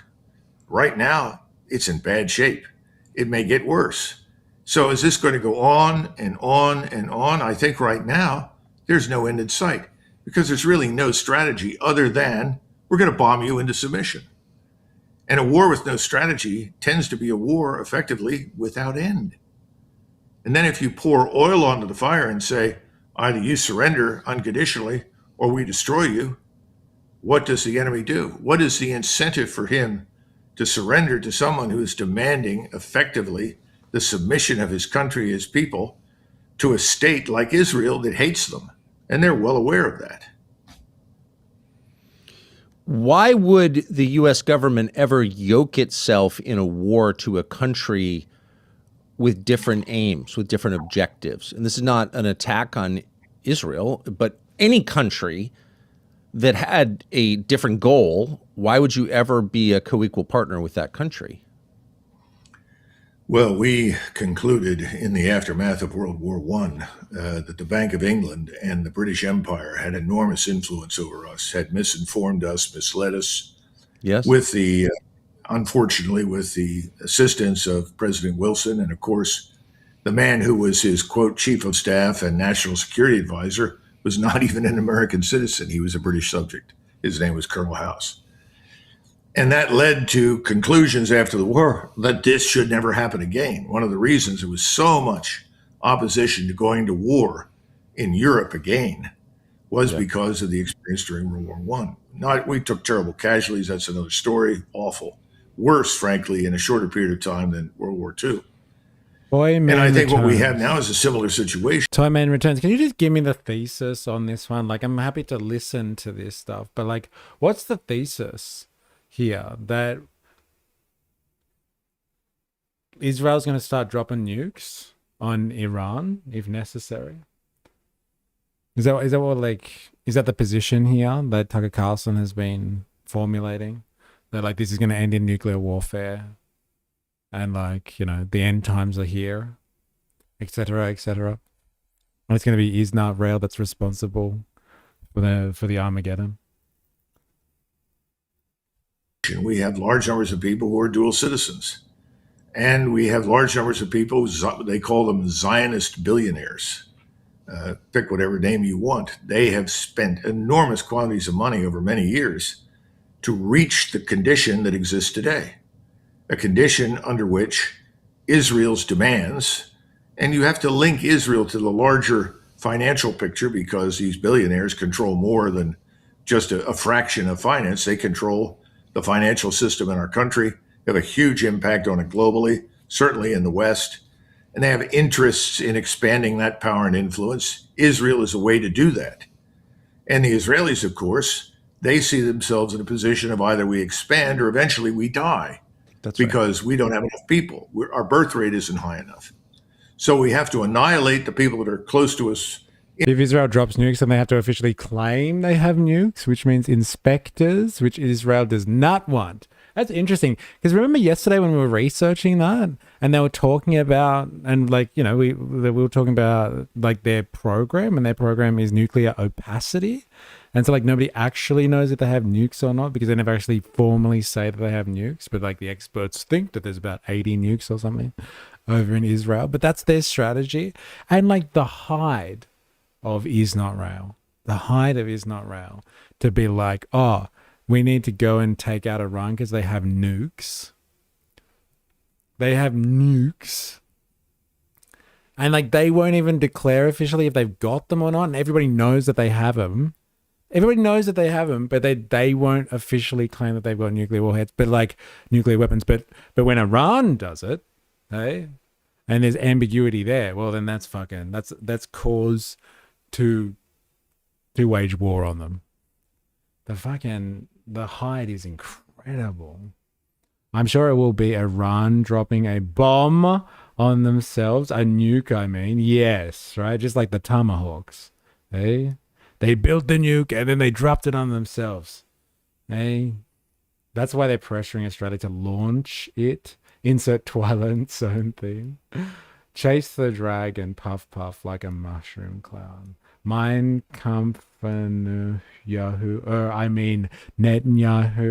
had said for 40 years, even before he became Prime Minister of Israel, that he contemplated nuking Iran for the past 40 years. Okay. What's in Pine Gap? Insert X-Files theme. That's why the US and Israel are pushing for essentially a new UN. Well, so they can have their nukes and not have anyone ask questions. Is that why?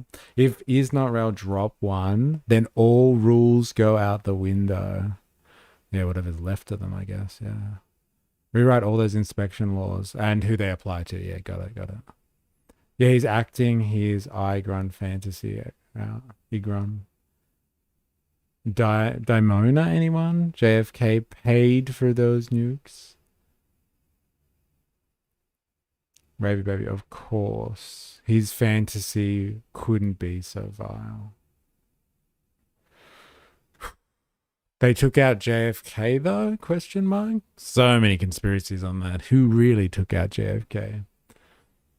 Even the Indonesians have theories on who took out JFK. Yeah, that pesky UN and those strongly worded letters. In our country and eventually on our borders and expand. That means you march into Lebanon. It means you march into the Sinai and into Egypt. It means you go south into Jordan and Saudi Arabia. All you have to do is look at the map. I mean, from their standpoint, this is a rational calculus. I just don't think it's attainable by them. And that's why we're involved. Because the only way to attain these goals and objectives is with the enormous power and influence of the United States. And we have committed ourselves, heart and soul, to this project. It's as simple as that. This is some Pax Judaica stuff, I reckon. Something in there. Pax Judaica. Google that shit. Check it out.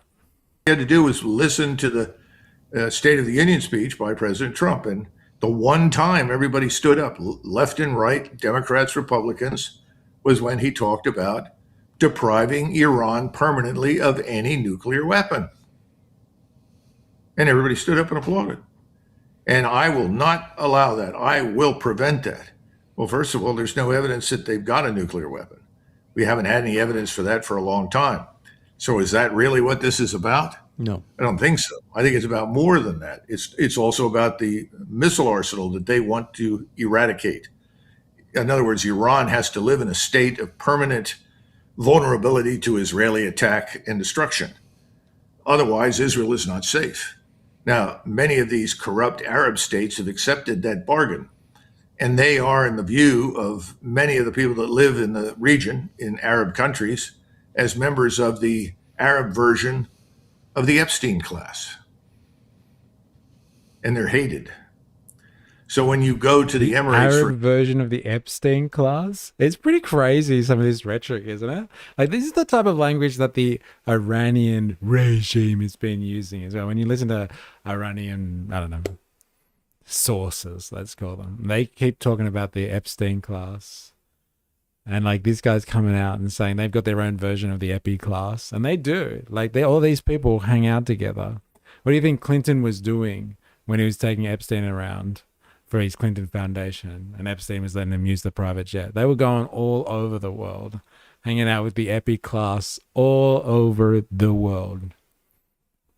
Arab sheikhs, diplomats from all over the world, Asia, Europe, the Middle East, you name it. They were having some wild parties, and it was all thanks to Epstein's private jet.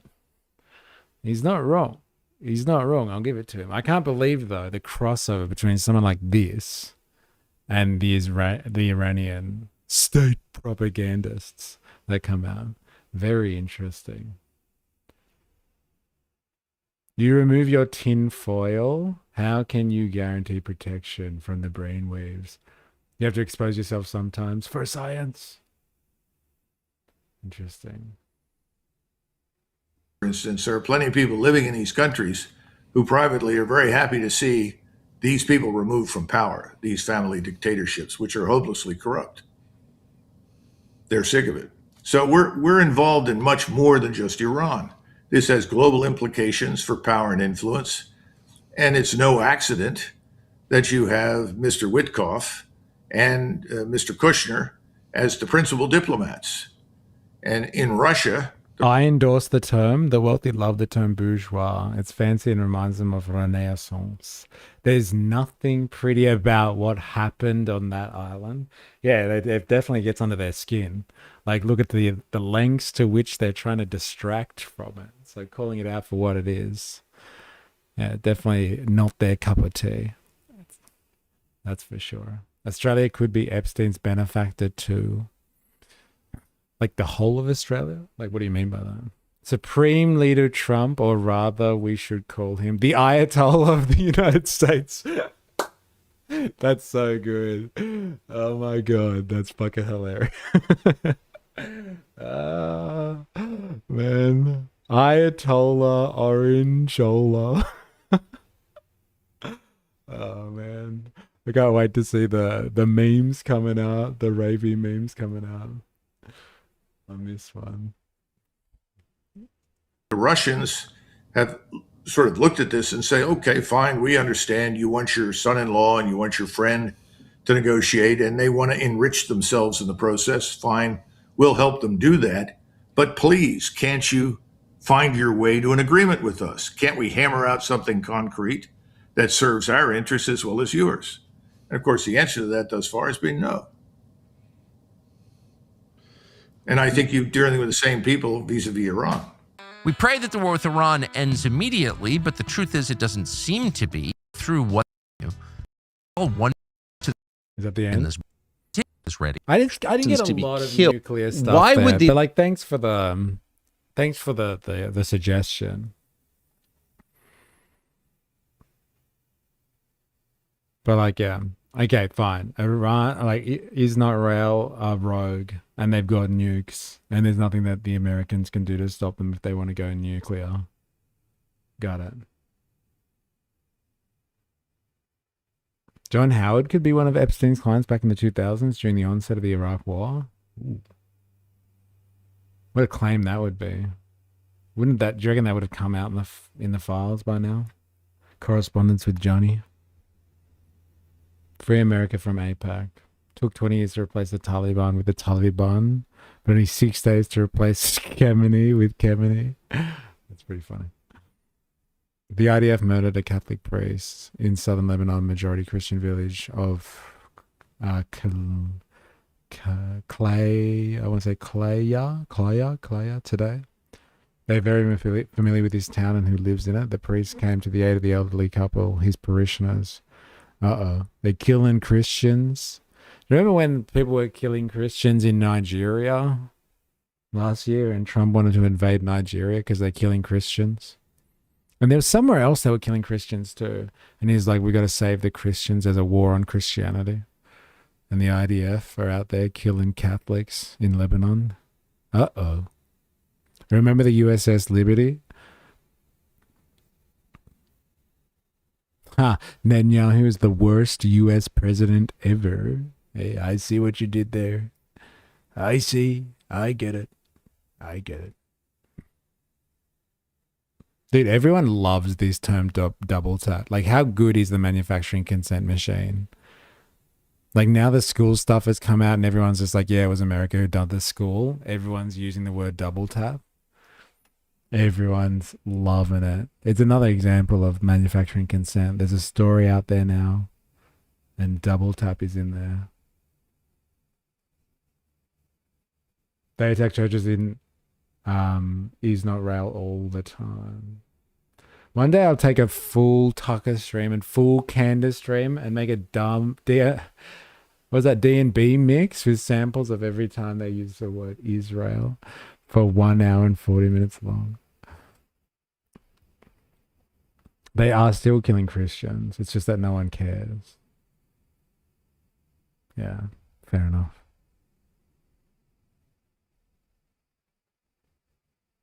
All right, we're going to have a quick break. And then we'll be back Don't go anywhere. If you haven't already, make sure you hit the like button. If you're new here, subscribe for more, please.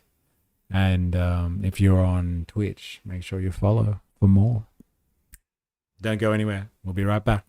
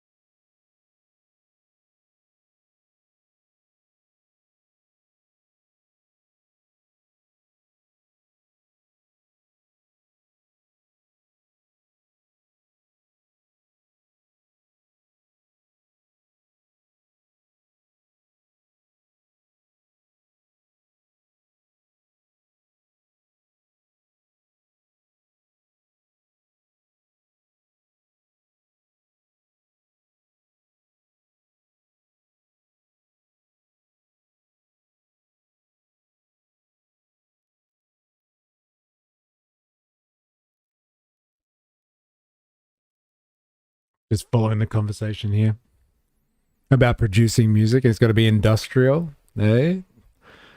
Got to take back those means of production. So good. I'm glad the influence. It's rubbing off on certain people. I'm loving it. I'm loving it.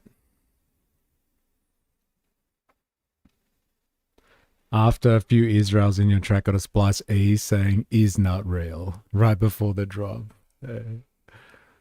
Oh yeah. So good. I'd listen to this. I'd definitely listen to that.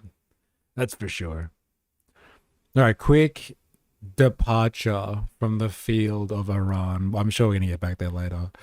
But like, I want to have a look at this. This is crazy shit. Could go to see this. Did you hear about, like, remember last week when Christie, was it last week? I think it was last week. When Christie with a K ends with an I, got fired by Trump. And we looked at his Truth Social post, and it was basically like, oh, she's being sent over to the Shield of the Americas. And everyone's like, what the fuck is the Shield of Americas? Well, here it is. The Shield of the Americas. Oh, yeah. This is an actual thing. And it's so fucking like Starship Troopers by the look of it. Like, look at the advertising or the logo and stuff like that. Shield of the Americas 2026. Like, it really looks like some Starship Troopers shit. And they've even got Argentina in there, I'm pretty sure. But so like the Shield of America seems to be some type of Western Hemisphere conglomeration of right-wing governments who want to protect their interests, but basically are being led by the US at the same time. So it's basically anyone who's amenable to right-wing governments and US control, like happy to be completely just a vassal state of the US in like Latin America, it would seem. They all get together at this club.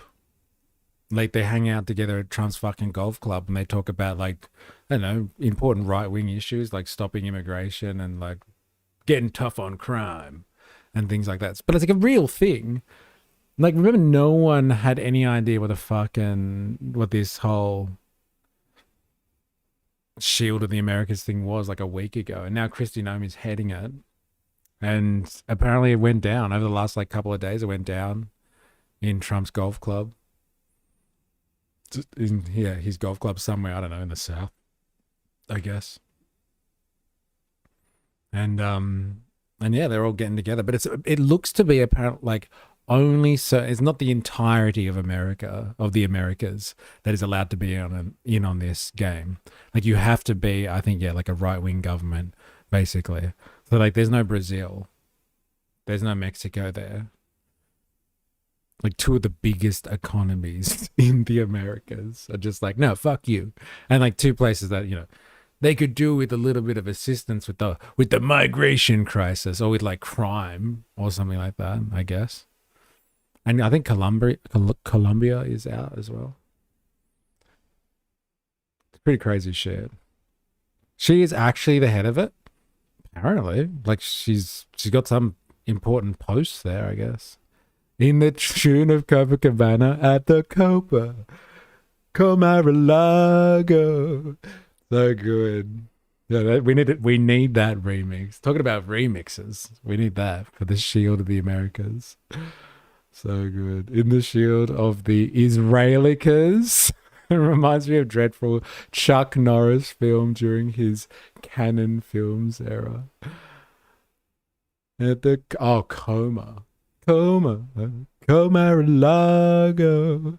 So good. All right, let's do this. Let's find out what the fuck this is. What is this? Shield of Americas. Trump demands loyalty from U.S. neighbors. Yes, good. Kiss the ring. Yes. Moobles. That shit needs to be unearthed, and I'm shocked it hasn't yet. Like, of course, literally for bodies. U.S. President Donald Trump turned his attention to his own hemisphere, albeit for only an hour, at his Miami golf club, where he'd invited 12 conservative Latin American heads of state to hear about his new regional initiative. It's called Shield of the Americas, a newly formed U.S.-led alliance to stop undocumented mass immigration, crime and drug trafficking, and foreign interference in the hemisphere, a reference to China. Trump offered his... Gotta get rid of the Chinese, eh? Am I right? Thank you, Shield of the Americas. Guests lethal U.S. military force to hunt down criminals. We'll use missiles. If you want us to use a missile, they're extremely accurate. Pew! Right into the living room. That's the end of that cartel person. But we'll do whatever you... Pew! Extremely accurate. Extremely accurate. And so, like, we had someone in here speculating before about the idea that, like, when the Americans hit a girls' school in Tehran, it was because the Iranians nestled themselves, the IRGC nestles themselves next to civilian targets as some weird type of protection, right? Some obvious, hey, let's nestle ourselves in civilian areas, and like especially near a girls' school. Like no one's going to try and strike that shit. And listen to Mr. Pew Pew over here. Look, we got incredibly accurate missiles. Pew, straight into a fucking living room window, and they miss and hit a girls' school. There's only one explanation for that. It's not the accuracy. It's the type of people that are involved in the fucking kill chain.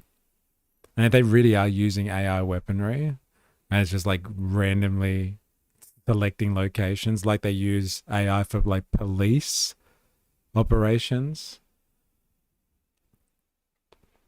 and police calls and stuff like that in the US, then like, you know, there's your problem right there. It's not the accuracy. Pew! Straight through the living room window. Pew pew. Check out the Marine speech I said in the stream chat. All right. Give me a second. Where is it? Oh, this? Oh, Mary General's in here too.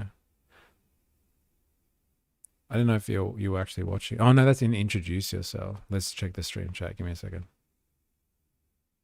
All right, let me check that. I'm going to watch this first. I'll check that. Oh, my God. You did it. It's Ayatollah Trump. Oh my fucking God. You're a goddamn genius. Like I'm telling you, when we finally get some cash together and we can start making some shirts and stuff, like we have got some fucking winners. Like look at this. Ayatollah Trump. That is really good. I'd pay top dollar for that shit. And I get the Chinese to make it and I'd send it to everyone via Temu. It's gonna be great. It's gonna be great. Oh my God. That's fucking hilarious.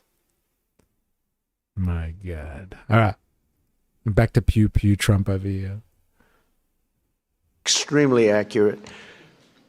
Pew! Right into the living room. That's the end of that cartel person. But we'll do whatever you need if you want. Right-wing governments were on hand to join what he's named America's Counter-Cartel Coalition. But conspicuous... Shirts for sale? That's capitalism, baby. Nah. If it comes from the Chinese, that's communism, baby. Oh, yeah. Remember that. And they've got an overproduction of shirts, and I'm just trying to get their supply down, eh? Because they're so abundant, because they win so hard with their communism. Absent were the leaders of Latin America's two largest countries, Brazil and Mexico, the latter being the country from where the lion's share of drugs that go into the United States come from, not to mention Colombia and Peru, where almost all of the cocaine is produced. The problem is the leaders of those countries are not considered friends of the U.S. And neither is communist Cuba, which he says is next on his list. Man, why didn't they invite the Cubans? That's outrageous. Where's my free shirt? Each to their needs and all of that. Well, like which free t-shirt do you want? The one with the Ayatollah on it? Or do you want one that says, that's capitalism, baby? Which one do you prefer? Focus right now is on Iran. And we'll do that. I would say, what will you do? Take about 2 days off, Marco? No, he won't. Maybe an hour. He'll take 1 hour off and then he'll finish up a deal on Cuba. There was no chance for the Latin American leaders to speak, only to listen. We share a hemisphere and geography. We share cultures, Western Christian civilization. We share these things together. What the fuck? So they didn't even get to speak? They brought them here to his golf club in Miami so they could get yelled at by fucking Pete Hegseth. Oh my god. That's fucking crazy. Beggars can't be choosers. Yeah, tell that to the fucking conservative Latin American countries that rocked up to this meeting. Eh? What about that's capitalism? On the front and Mao on the back? Yeah, I think Ravi's already on. Oh my god, what is that? It's the specter of Mao. Hey, on Trump, on Ayatollah Trump. Yeah, the aggressive pointy fingers scary. I know. Look at him. He's just like, we're all Westerners. Don't you fucking forget it. You guys are only the leaders of your Latin American countries because you're fair enough to be in the room in the first place. I don't know about you over there. You look a bit dark, but everyone else, eh? Jostling Mims for the context. Dude, there's so much good stuff to put on t-shirts. So good. We got options. I'm going to put a call out. One day when I get some capital together and I can make some shirts for all of us, I'm going to put the fucking, yeah, finger go pew. Eh? Spectre of Mao with Mao information written underneath. Oh man, the spectre of Mao. Oh my god, Pauline Hanson. He killed the stream. She killed the stream. We have to have the courage to defend it. A meeting that sent a clear message that the so-called Dunroad Doctrine offers some carrots as well as sticks to restore U.S. hegemony in the Western Hemisphere. Hegemony. Lucia Newman, Al Jazeera, Miami. Good luck with that Trumpstein and Kegs bread. The price tag of Iran is escalating to tens of trillions of dollars wasted on artillery and troops. 4 hours time. Mao information is gold. It is pretty good. You look closer at the QR code and it's Mao. Oh my god, he's everywhere.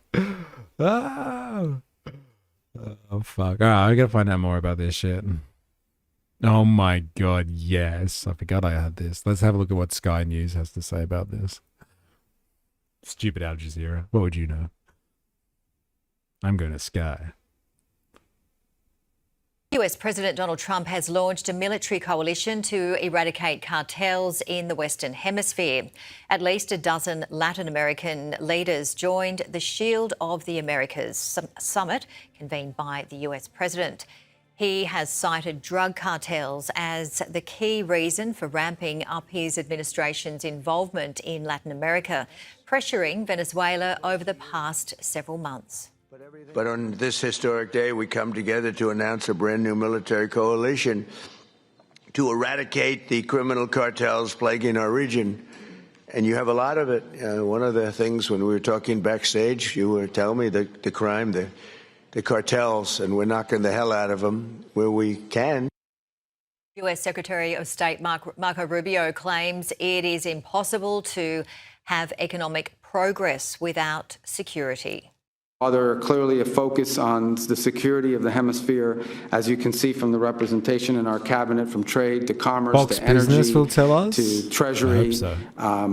And there is also a focus very strongly on the opportunities we have to work together economically. But you can't have economic progress without security.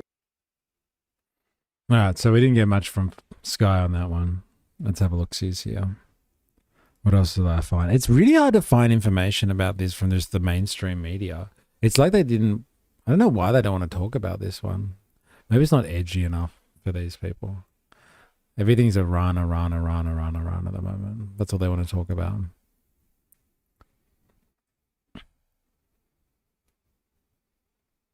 Get out of here. All right, let's have a look. Trump convenes Shield of the Americas summit with 12 Latin American leaders. Donald Trump changed the channel from Iran, so good, changed the channel to the Western Hemisphere on Saturday, convening a gathering of Latin American leaders at his Miami area golf club to discuss regional interests in establishing what he called a counter-cartel coalition. Like, if this is legit, like, I'm all for this type of stuff. Like, get rid of fucking cartels. especially the ones that have been like apparently all of them that have been set up by American like special forces personnel and like ex special forces personnel that have gone into Latin American countries, trained up people using special forces knowledge to be able to distribute drugs around and get away with it. Like perfectly. As good as the military can get away with it. Like, yeah, clean that shit up. Go for it. And then legalize everything.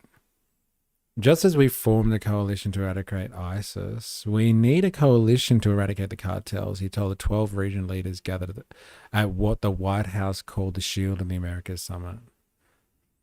We must recognize that the epicenter of the cartel violence is Mexico, where the cartels are fueling and orchestrating much of the bloodshed and the chaos in the hemisphere. Well, then why didn't you invite Mexico then? Like, that's the thing. Like, if this is legit, then fucking I'm all for it. You know, get rid of organized crime, blah, blah, blah, blah, blah.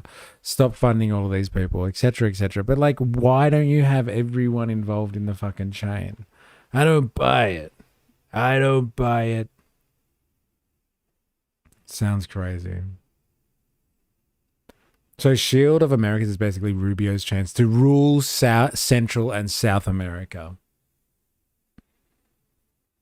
If the shoe fits. Right?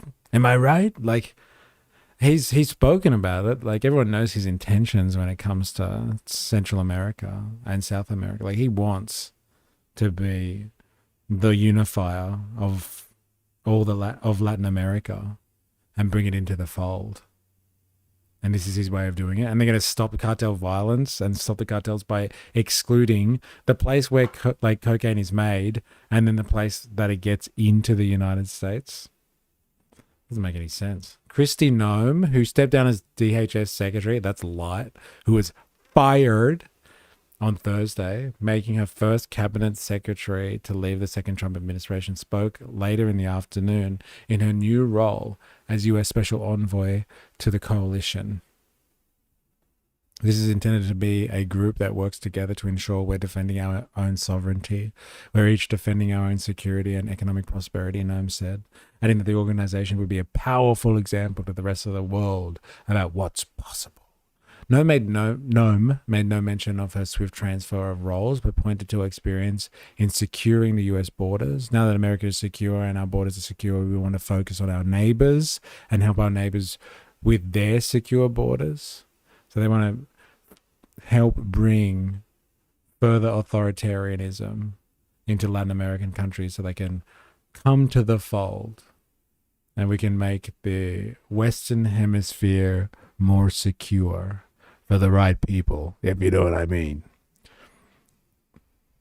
Toy Man returns.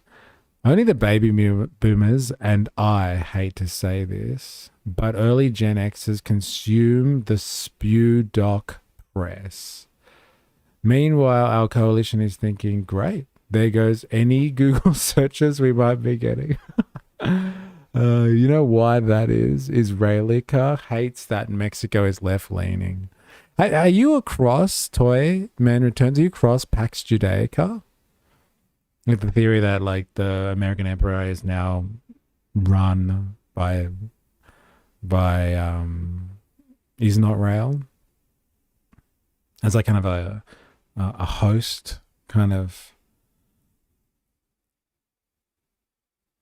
like like an arrangement like that, like you would have like some type of, I don't know what, like a virus, I guess, or something that takes a host and uses it for its own purposes. Are you across like Pax Judaica?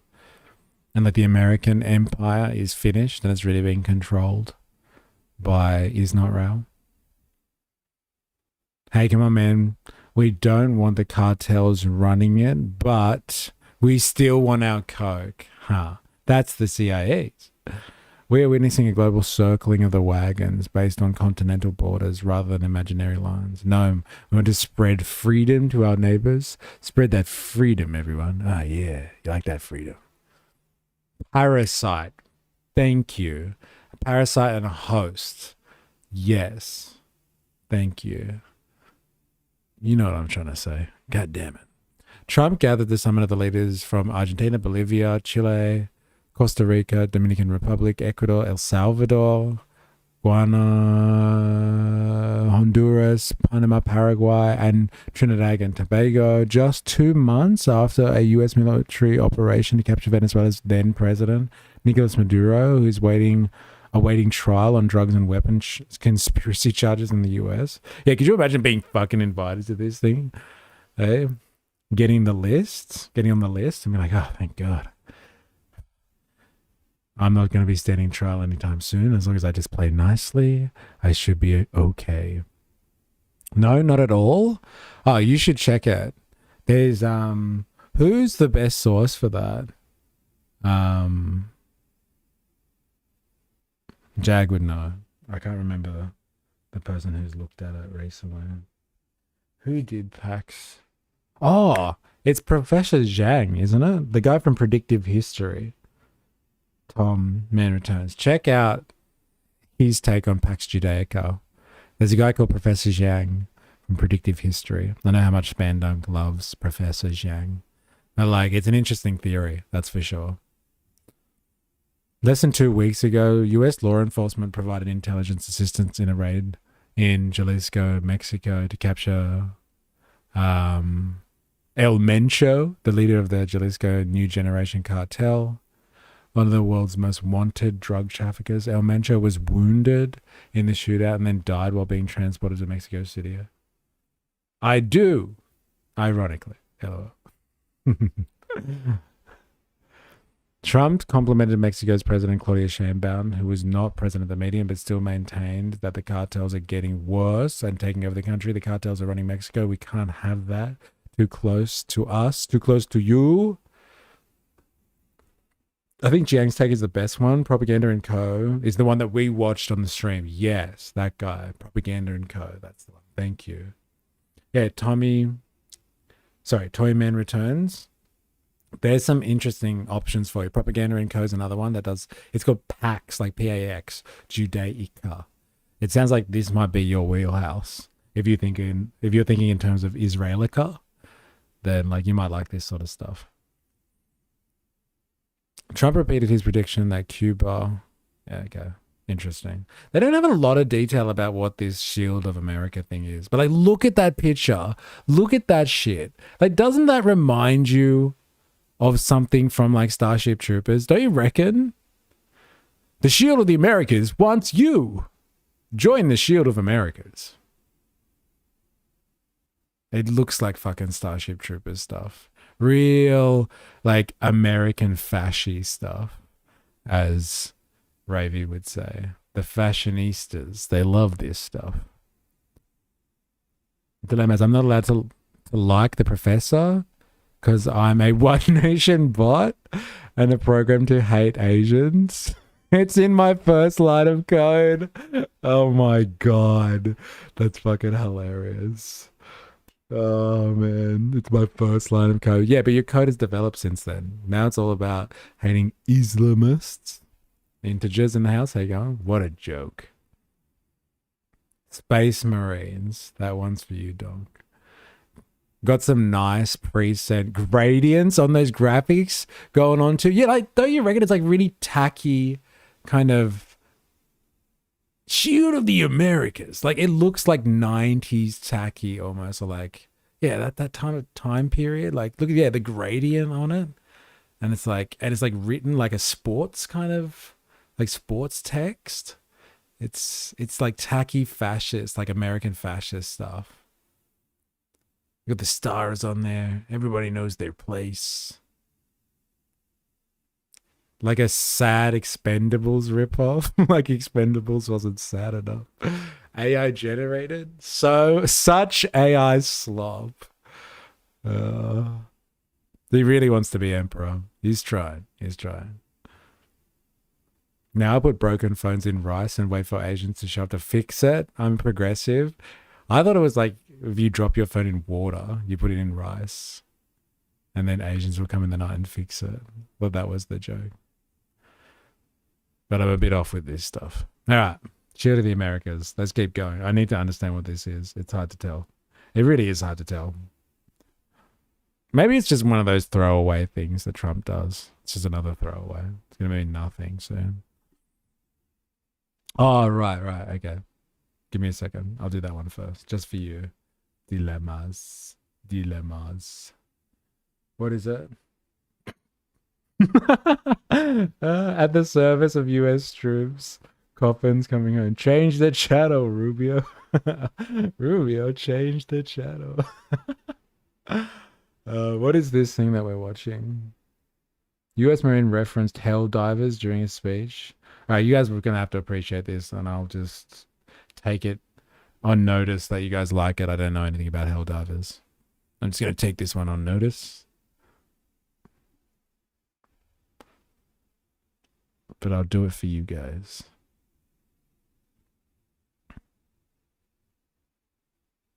Whoa, where did it go? It's crazy. Ciao, Bella. Bella, ciao. Isn't that what was the guy that took out the Kirk stuff? What's his name? Yeah, he had all those references on things, didn't he? Ladies and gentlemen, please welcome Kagan Dunlap.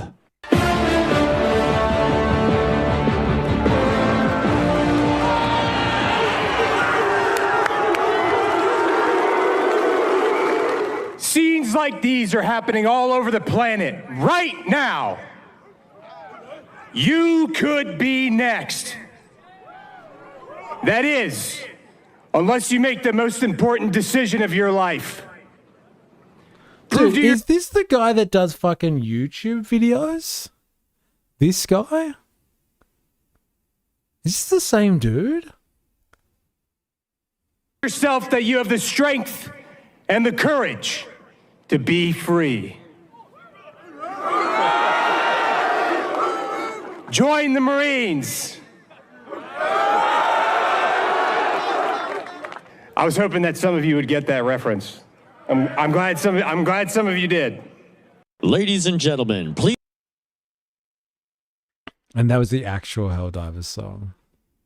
Yeah, that's him. This is the guy? Wow. Whoa. So he's an ex-Marine. Interesting. So that's why he knows all that stuff. Okay. So gay. It's very warrior culture stuff though, isn't it? Like very ape-like. Today, President Trump hosted leaders from across Latin America and the Caribbean in Doral, Florida, at the Shield of the Americas Summit. The president announced the creation of America's counter-cartel coalition aimed at... Let 1,000 blossoms bloom, Ravy. Let those blossoms bloom. You ought to be saying, can you dig it next time? eradicating drug cartels and terrorist networks across the Western Hemisphere. Today's summit comes on a day when, as we mentioned, the president is signaling an escalation in the war with Iran. This had to be done. They were very close to a nuclear weapon. How are you doing with the attack? And I said, better 15, I would say. CBS News congressional correspondent Nicole Killian is traveling with... Yeah, he just loves being surrounded by people while he signs stuff. It's so good. Although true, I might have been expecting too much. President and joins us now from Doral, Florida. Nicole, thank you so much for being with us. So what are your biggest takeaways from the president's wide-ranging remarks?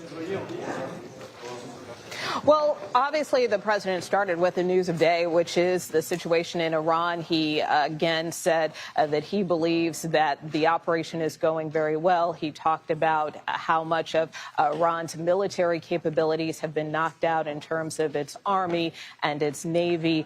He continued to say that Iran, in his words, they're bad people, and then defended, obviously, the operation that is at hand, saying that this had to be done, that Iran was potentially on the verge of getting a nuclear weapon. So that was the justification, obviously, for the military operation that has now been underway for the better part of a week now. He also then pivoted to the event at hand here, the Shield of the Americas Summit, where there were about a dozen leaders gathered from the Caribbean Caribbean and Latin America. And the president really tasking those leaders with addressing this issue of narco-terrorism, drug trafficking, and cartels, saying that it is important to try to root those cartels out. He obviously cited the recent military action that was taken in Venezuela, praising that raid in which Nicolas Maduro was apprehended and captured, brought here to the U.S., and also forewarning that potentially Cuba could be next. He did say that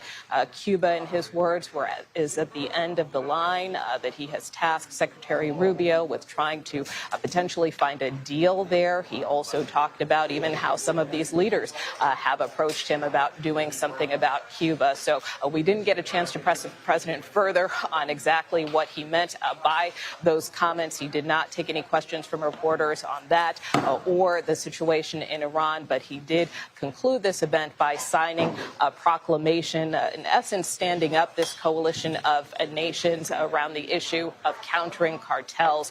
He was surrounded by all of these leaders from various countries, Argentina, Honduras, El Salvador, just to name a few. And of course, he has since now left the premises, now heading to attend a dignified transfer at Dover Air Base to honor the 6 service members who lost their lives nearly a week ago as a result of Operation Epic Fury. Adriana. Nicole, did the president explain what this coalition of different states in the region here in the Western Hemisphere, how they would approach this goal of to defeat cartels in the region? Well, in essence, he said by force. He talked about the importance what are the of details of this? Like, what are they actually supposed to be doing? Like, I don't get it. So they're going to take out cartels and they're going to stop people on the borders. Like, what is Kristi Noem actually going to be overseeing here? Like, the only thing that we've heard recently about this is they were doing some type of military exercises in, I want to say, El Salvador last week. Like, American personnel were training military personnel in El Salvador. They were doing like a joint military operation. Like, what are they going to do? Just start rounding up cartels, wiping them out, closing off borders, like building walls to separate all of the nations so people can't just walk around in caravans and make their way to the southern border? I read something about, military ops in Ecuador. Okay. Is that part of this? Like, what's the point of this? Trump's gonna use accurate missiles. They're gonna take out cartel people while they're at home eating dinner in their lounge room or something like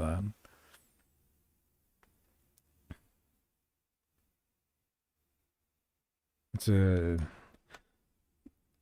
It's a weird photo op, this one, I must say. What are they really up to? It's just to lock down the American continent, I guess. And like all the conservatives are in on it. using the military to. All right, let's actually hear from them then. I'm not getting much from this fucking CBS News story. I'm not liking this one. I'm not buying it. You hear me?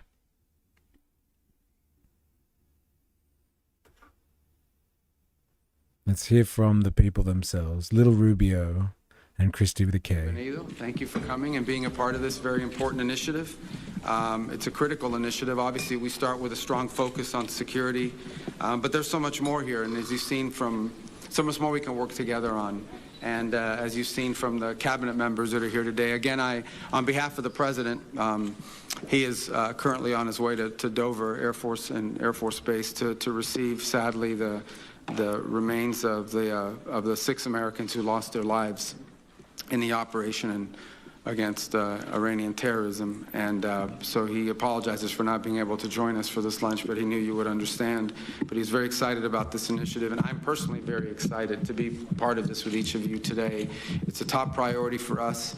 And while there are clearly a focus on the security of the hemisphere, as you can see from the representation in our cabinet, from trade to commerce to energy to treasury, and there is also a focus very strongly on the opportunities we have to work together economically. But you can't have economic progress without security. And as evidence of the president's strong commitment to this initiative, so that this is not just going to be something that we meet one time and have conversations and we meet once. Do you realize that's what CBS's owner does? Skydance is slopaganda to make CBS a league of simple Simons. Fair enough. Like, no one knows anything about this operation. It just seems completely fucking, like, random, I guess. Just out of the blue. Noam gets fired. Now she's special envoy to the Shield of the Americas. It seems like something that's important. Instrumental in, like, you know, America's call for supreme control of the Western Hemisphere. And, like, no one's really talking about it. No one's even got any information on what they're doing. A year and put out a paper. We want it to be an issue of action. He has appointed Secretary Noam as the special envoy dedicated to this relationship. And you will see a lot of her. She'll be very involved with each of you at a personal level and on a daily and weekly and monthly level to ensure that what we talk about here today and the work we do together continues on and we can... Operation Take Back Cuba? I wonder what's going to happen with Cuba. Hey? I wonder.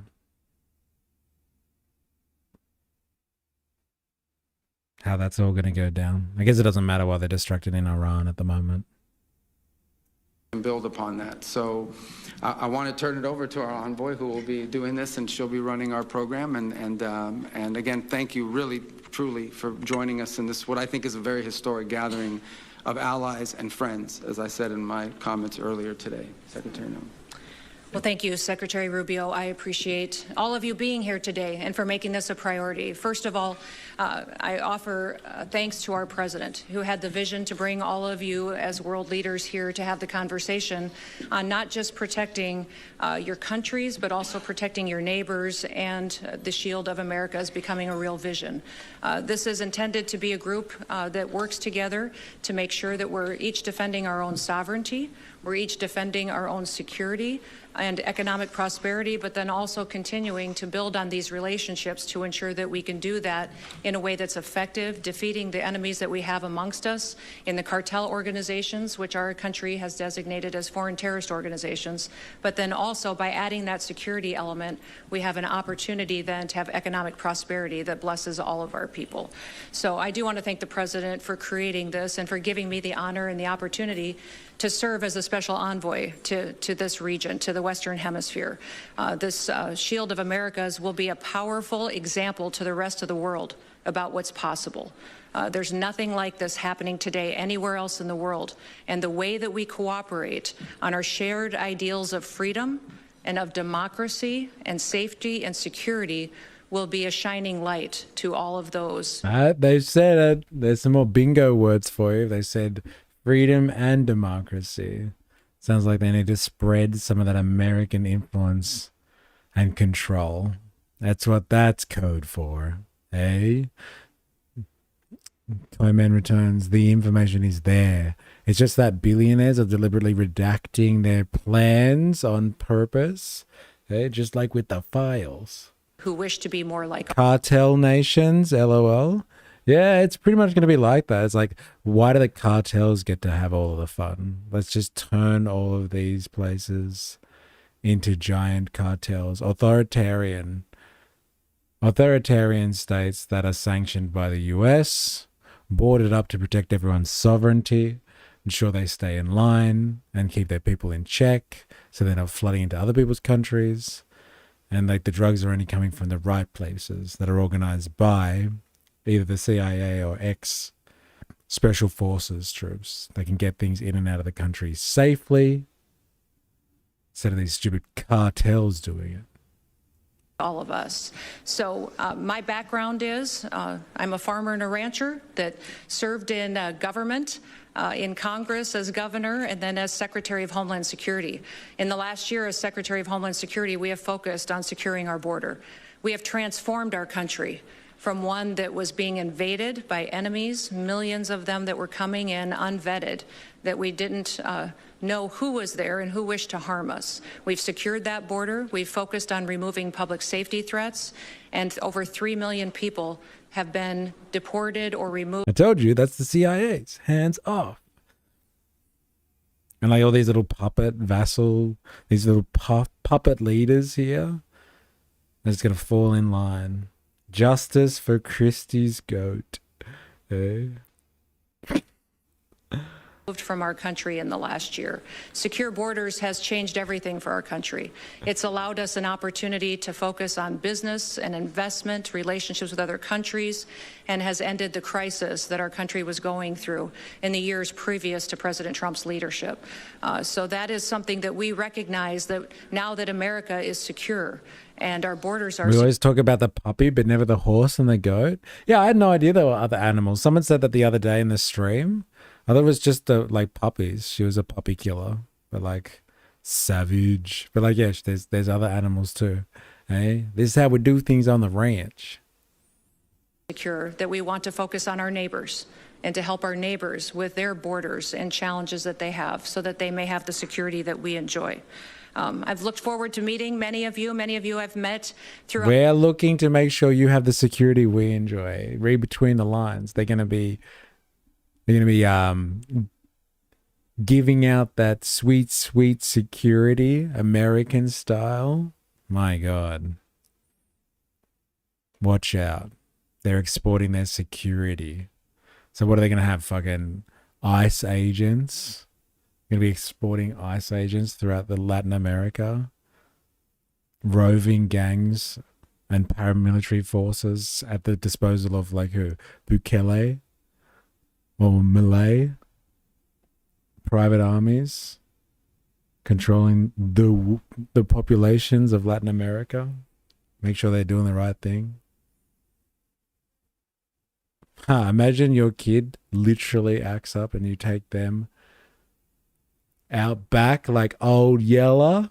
Hey? I don't have to imagine. Well, Christy doesn't have to imagine. How about that?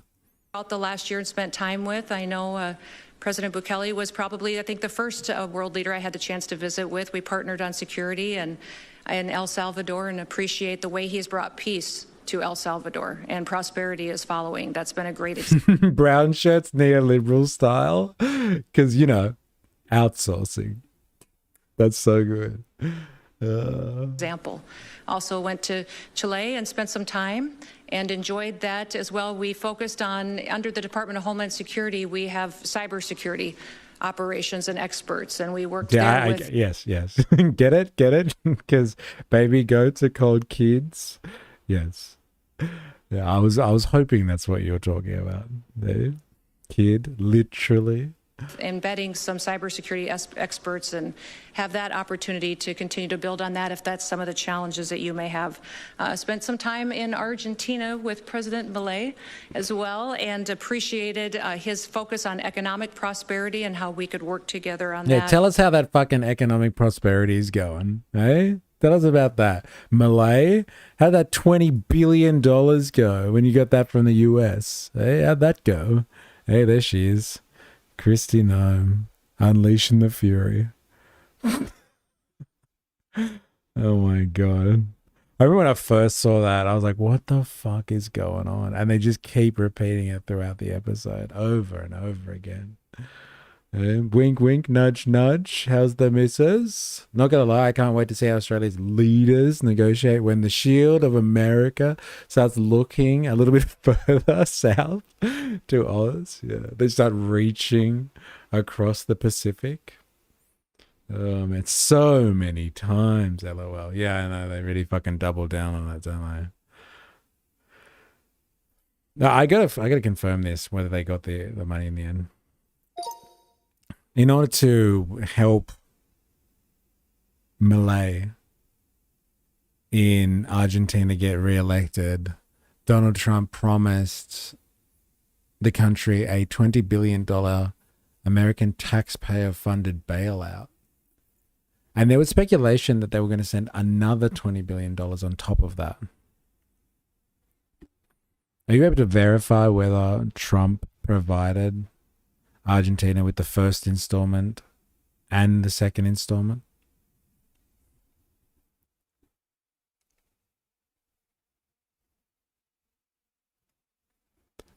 Partly yes for the first part, no confirmed for the second. What actually happened? Yes, the first $20 billion support package was approved and implemented. The US Treasury finalized a $20 billion currency swap with Argentina and brought Argentine pesos to stabilize the economy. However, Argentina only used about $2.5 billion from that facility, not the full amount. The second $20 billion was only a proposal. It was being arranged through private banks and sovereign wealth funds, not direct US taxpayer funding. There's no confirmation it was finalized. By January 2026, Argentina had already repaid the amount it actually drew from the swap line. Interesting. Very interesting. The billionaires already have bunkers set up in NZ as prep. The kid also called Billy. And of course, Ecuador has been very strong partners with all of us. We've worked on not just security and fighting cartels, but also making sure the drug trafficking is being addressed and we can build those relationships. I've been in many of your other countries working with your presidents and leaders and hope to continue to build on that so that we could have candid conversations about what to do in the future. Our objectives are going to be to destroy the cartels, to go after these narco-terrorists that are destroying our people, killing our children and our grandchildren. We're also going to keep our adversaries at bay. Those adversaries that wish to change our way of life and our values that are outside of our hemisphere. It's so good. Like, use the national security strategy language. Like when they say adversaries, who are they really talking about? Who don't they want in China? What's this? They're lying about the number of Americans wounded in this war? Yeah, of course they are. I'm sure they are.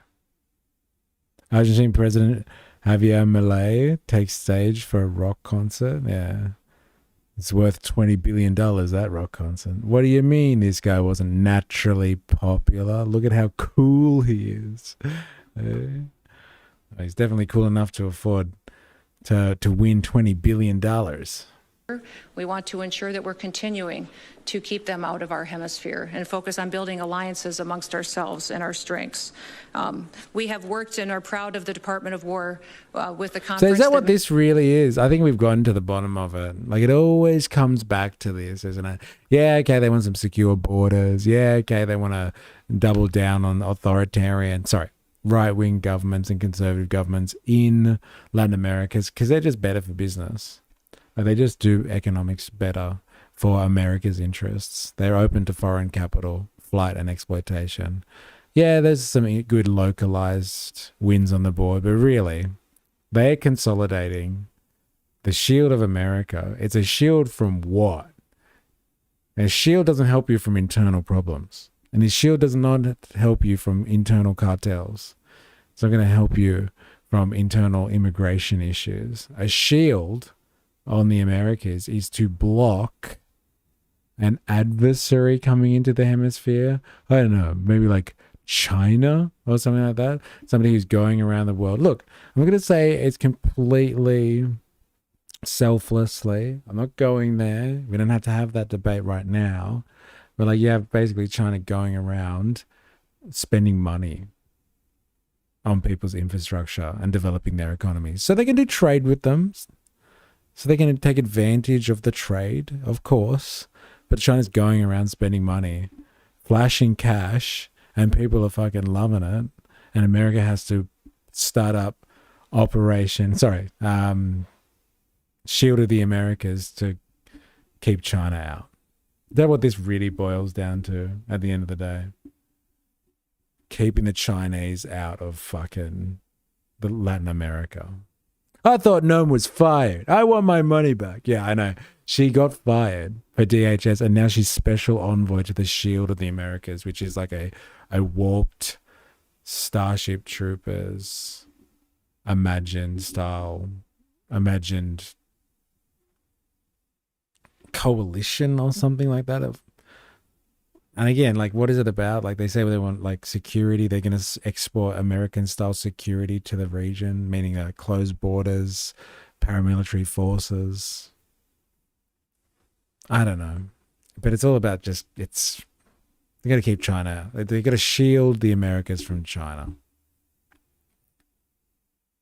Toyman returns. Noam is saying the same fascist talking point in plain English, just like Netanyahu and his shield to exchange the Jenny side in Hebrew. Keep China out. Generate extra income from taking cartel routes. Yes. Cold War tactics all over again. And why is Chris Wright up there? To her right, Secretary of Doe. I don't know. It's a fair question. What's going on there? Meanwhile, at the Legion of Doom HQ. Many of you just Department of attended the Energy. last few Got days it. and will continue to do Thanks. that. We want our hemisphere to be safer, to be more sovereign, and to be more prosperous. And looking forward to working with you on all of that. The first objective will be Maybe they're going to start clamping down on Latin American countries that have gone down that evil Chinese path of renewables. It's time for them to get back to the basics and drill, baby, drill. So the trillionaire China is throwing cash around to fix problems. These bloody trillionaires are the real problem. How dare they invest money in things? Well, I guess, right? Because then with those investments come influence, and they don't want anyone influencing them.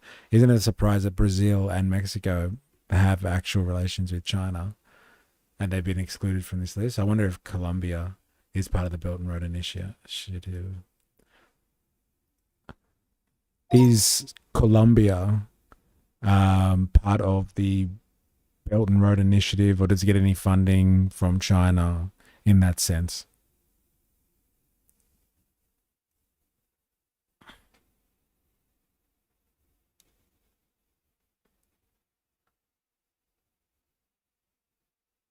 Well. Who would have thought? Yes, Colombia is now part of the Belt and Road Initiative. In May 2025, Colombia formally signed a cooperation plan with China. 2025, that's pretty recent. Oh, my camera's delayed. It sucks. It's not lasting long these days.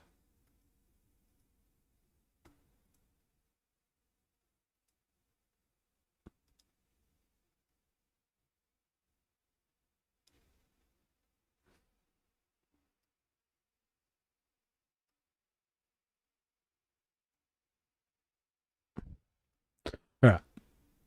May 2025, Colombia formally signed a cooperation plan with China to join the initiative during the meeting with Xi Jinping and Gustavo Petro in Beijing.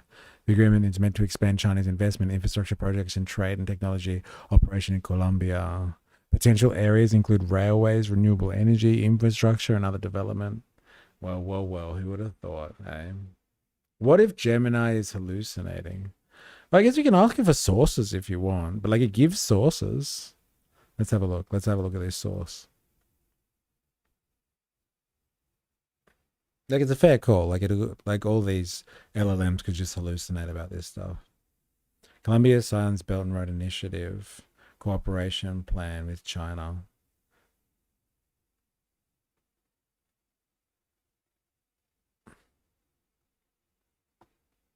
Like, it looks legit, the source.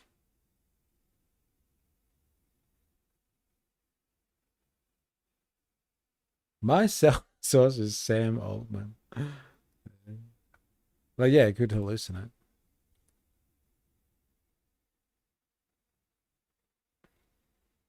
Little marker is Bizarro Trump.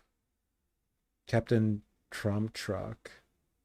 Leader of the crew, able to crush an enemy under his rippling cheeks.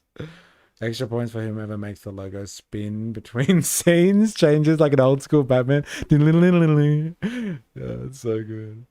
Well, this just reminds me of Trump declaring fentanyl as a WMD, then claiming Maduro was the head of the fentanyl traffic ring. That was actually not a real gang. Yes, Cartel de los Sols is not even a real thing. And then they admitted that when they actually put him on trial in New York and they read him his charges, they dropped the charge that he was the head of the Cartel de los Sols because they admitted it wasn't a real thing. It's fucking crazy, isn't it? Fucking crazy. They took this prick. They abducted a fucking world leader because he was a drug lord. And then when they pressed charges or read the charges out, the Department of Justice dropped that one because it wasn't real. Just like that. It's gone. Like when ladies crush watermelons with their jugs, except it's Trump's ass. Eh? Belton Road. Memdani would be Bizarro Trump, surely. My source is Sam Altman-Rubio. He's like that guy whispering into the king's ear while he eats tomatoes. My source is Elon Musk. You know that's how he trains. Melons for days. Grok, is this real? Grok, if the tree falls and no one hears it. You get philosophical with the LLMs now. All right.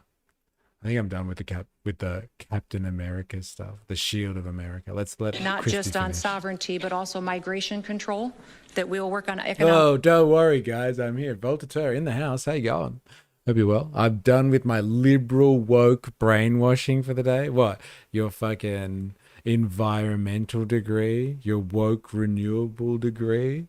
Hey? I hope the brainwashing is serving you well. Prosperity will have and reverse these harmful foreign influences that have come into many of our businesses, our technologies, and we've seen infiltrate different areas of our way of life. That will be my objective every day.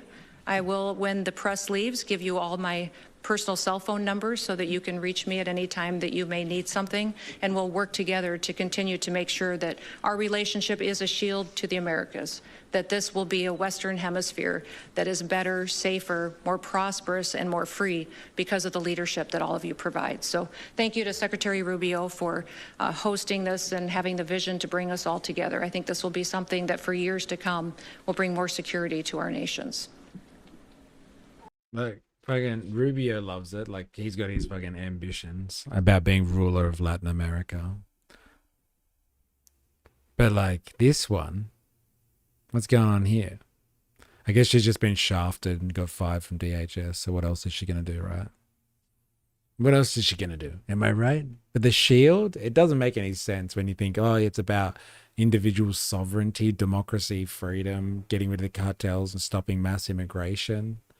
Makes way more sense when you think of a shield as a shield from an external threat, an adversary like China. That makes way more sense. Way, way, way more sense now.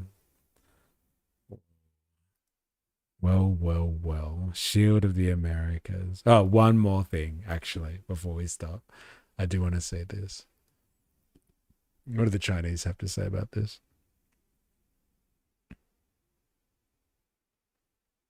This one's for me. I love Chinese reactions to things. Another question from Reuters. Trump on Saturday hosted a dozen Latin American and Caribbean leaders in South Florida for what the White House dubbed the Shield of America Summit. Trump did not mention China specifically, but warned that the United States would not allow hostile foreign influence to gain a foothold in the Western Hemisphere, including in the Panama Canal, a key global freight route.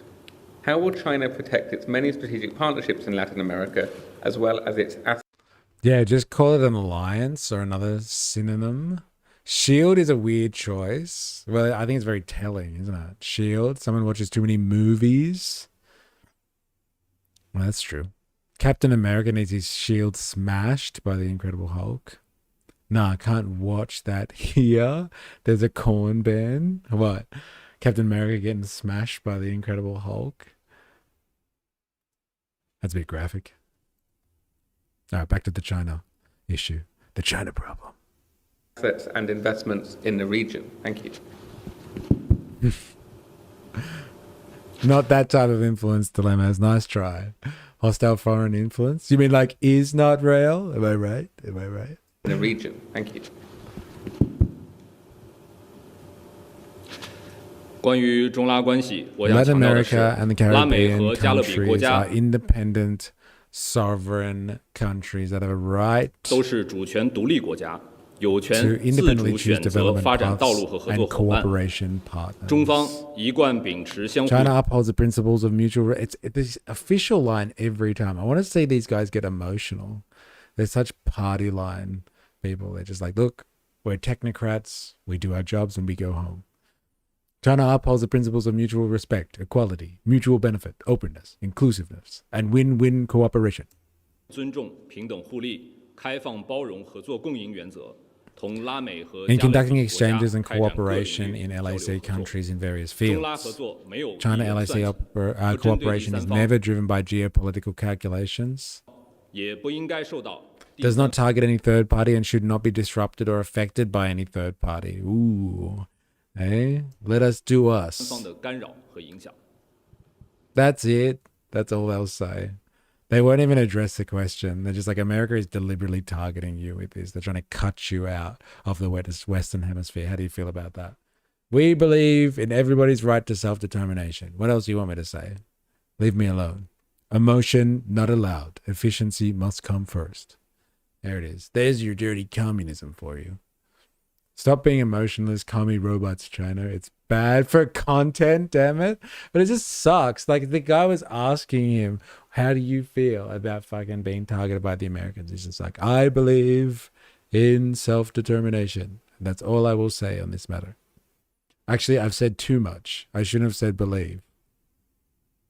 It doesn't sound objective enough. USA is desperate. They have a huge import-export deficit.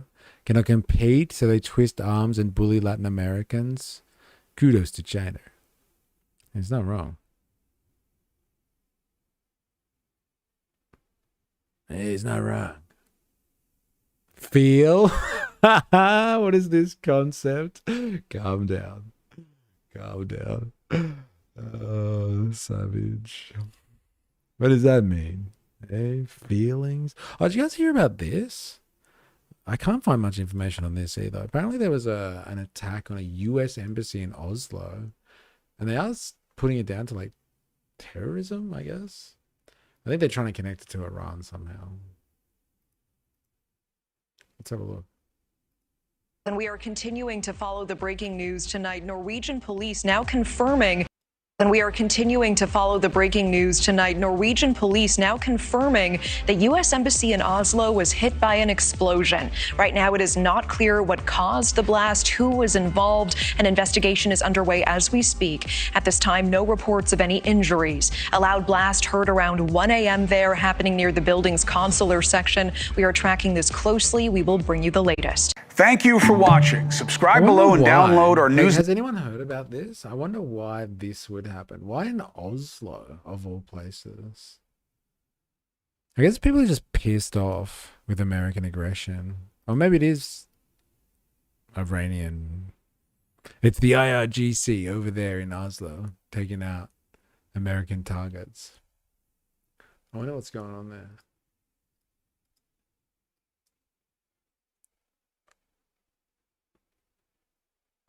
And we're still assuming China hasn't been cloning its political class for years now. Do clones have a soul? Yes, they do. Just because they're clones doesn't mean they're not human. Yeah, Mossad, CIA, false flag ops. Yeah, it's an interesting one. Stinks like an Israeli false flag attack. Hey, calm down, comment section. Yeah, I wonder if Americans have been freaking out about this, or they've heard anything about it. I wonder. False flag, I guess. Look, we're under attack. Smoke. And I saw like a thick layer of smoke that covered the whole like streets where you like walk, not the road, but the streets. And later I had a friend who told me that they tried to drive down here in the Bolt. And when they just asked to step out right here at Søkdalsveien into Njørdalen, they got stopped by police. A bit of a nothing burger, all of this then, it would seem.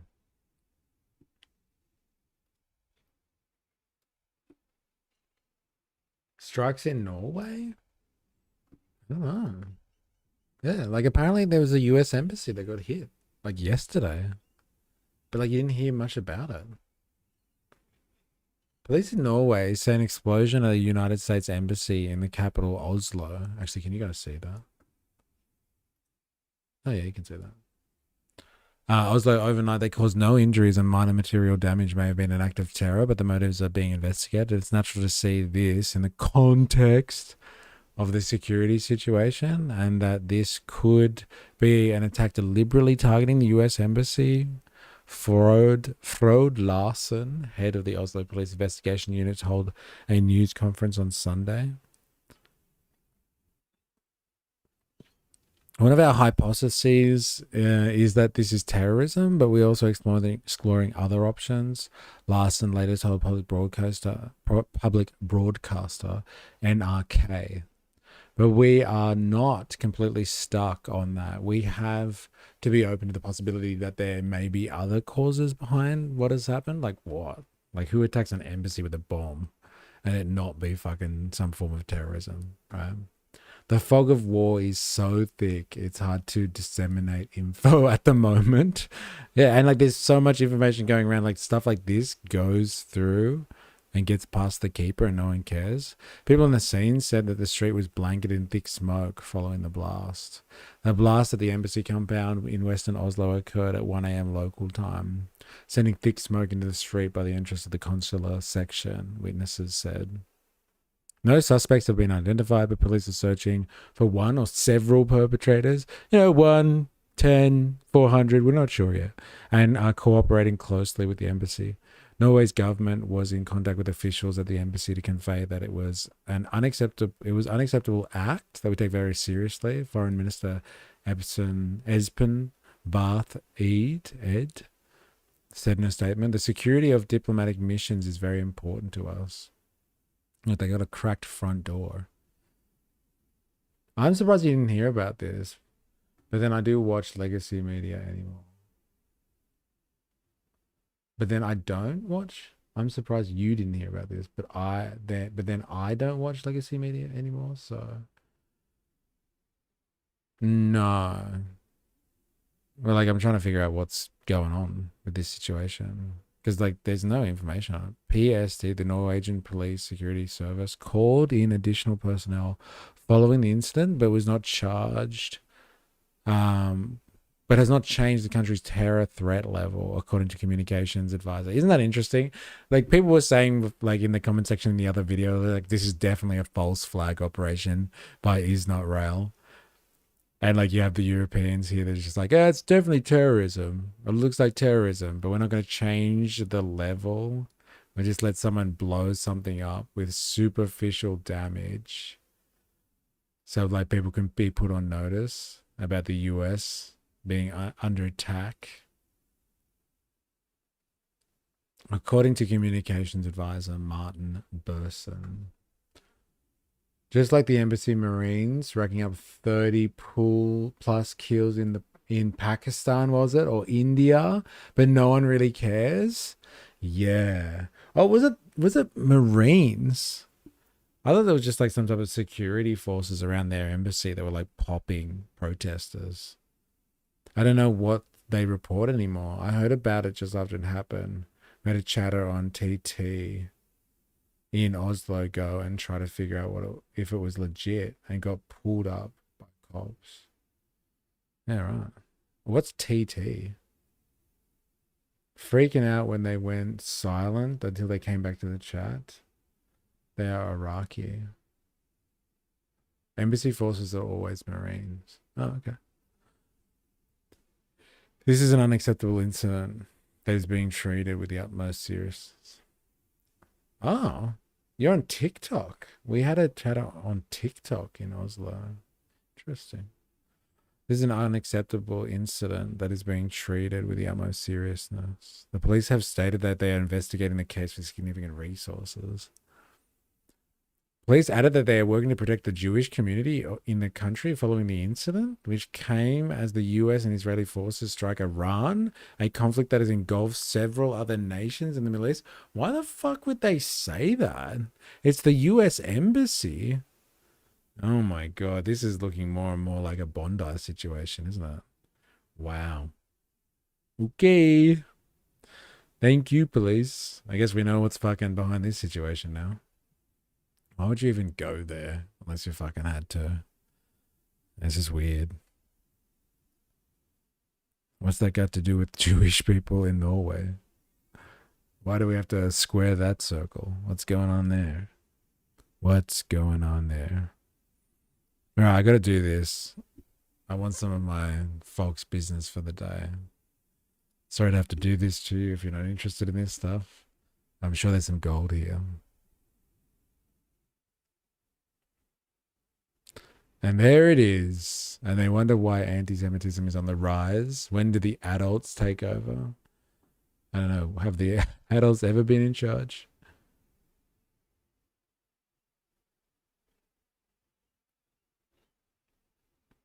Billion a day war sparks explosive clash over defense spending. So like this is one of the determining factors between like Iran and the US in this conflict.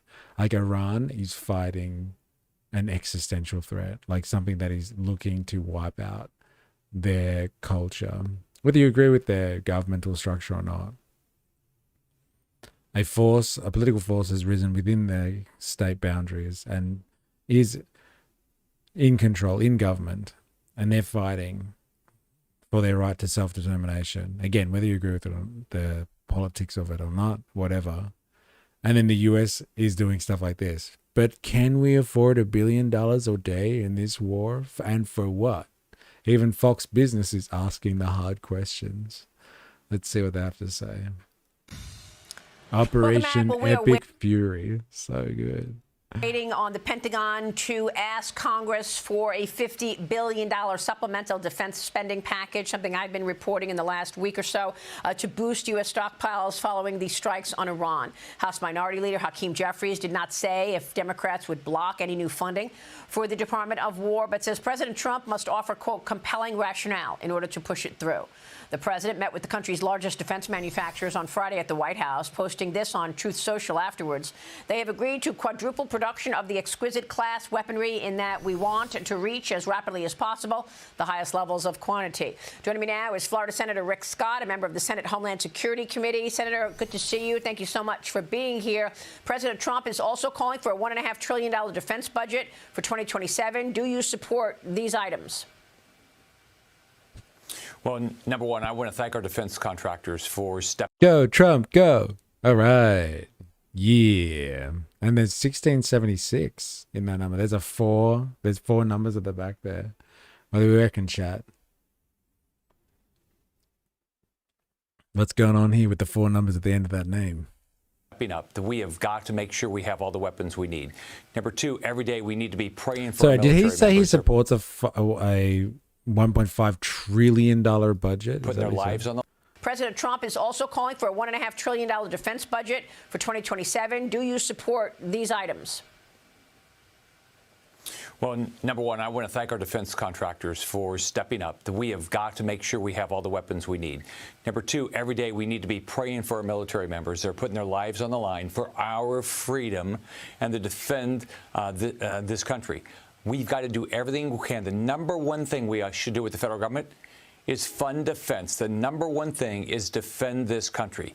So we need to go through I don't think he said the word defend enough just then. I don't know about you, but he only said it like 4 times. Hey? Oh, we got butts. We got butts. Like he said defense, like he literally said it 4 times in one sentence just then. We got to defend and spend on defense. And so we got to increase defense spending. That's the number one thing we can do for defense. Trump is the man. Woo! Yeah. Lloyd Coons, 1676. All right. And so how do you feel about Trump getting in there and striking Iran? Lloyd Coons, tell us.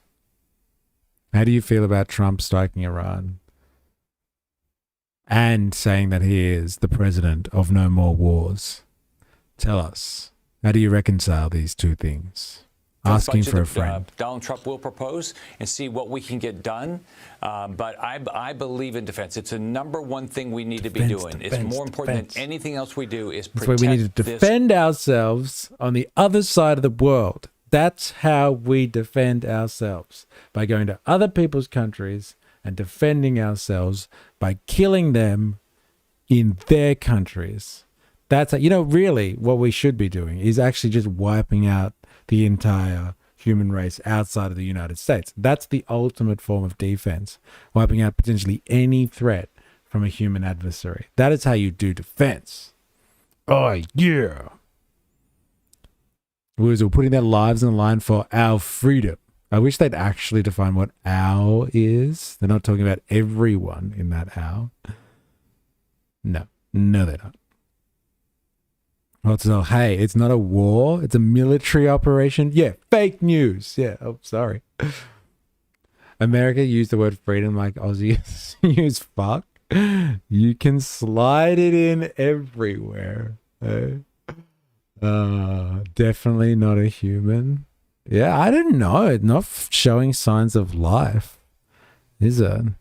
I think it's the trick is like the 4 numbers at the end of somebody's name on YouTube. That's how you know. Country. So it sounds like you would support a $50 billion defense supplemental then? Absolutely. Absolutely. Yeah. Defense. Absolutely. We've got defense. Did I say defense? Defense. Look, you know what? I don't know if this guy's human. They're about fucking Lloyd over here. Who's this guy? The fuck is this guy? Lizard person. They are everywhere. We've got to go through and make sure our servicemen and women have all the weapons they need to deal with what Iran's doing. But then we need to look at our defense budget and make sure we have the resources that we can protect ourselves from. There's evil in the world, whether we like it or not. Iran is evil. China is evil. North Korea is evil. So good. Oh, man. I love Fox Business. I fucking love it, man. It's, whether we like it or not, Iran, evil. China, evil. North Korea, evil. What is the fucking spectrum of evil here? What's the rating of evil? How do you get put down as an evil? Like if China evil, Iran evil, and North Korea evil, like let's say humanitarian issues out the wazoo, evil dictatorships with supreme leaders, etc., belligerence towards other nations. Can't blame them all for that, but like whatever. Like if this is the scale of what's evil, America is pretty fucking up there. They're pretty much as evil as you get. Like honestly. Evil equals opposition on the USA. So good. It's the opposite of evil. Okay, actually, you know what? When you say it like that, that makes total sense now. Okay. It helps you if you imagine they are all saying evil. Oh, man. Alex Jones says evil like evil, and it makes me laugh. Is China selling halal human organs to Arab states evil? Communist China is evil. So we've got at least 4 now. Maybe we'll be down to less now with Venezuela. Oh my God. Kick ass and take names later and set Iran free. Lloyd, answer the fucking question. Answer the question, Lloyd. Do you like how Trump has brought the US into another war that he said he wouldn't? Are you okay with that? Before you give us more one-liners, just answer one question, please. One question, please. Venezuela changing, and with what Trump's doing in Cuba, hopefully we'll have more people cooperating for the benefit of their people, and also will be good for America. Yeah, I mean, I'm wondering if, this war is going to collide with, your efforts and priorities for affordability and inflation, given the midterm elections are right around the corner. A military analyst told me that the war is costing about $1 billion a day, spending on Operation Epic Fury. This is the highest cost coming from the weapons and equipments being used. Around 400 Tomahawk missiles have been fired. Each one costs $2.2 million.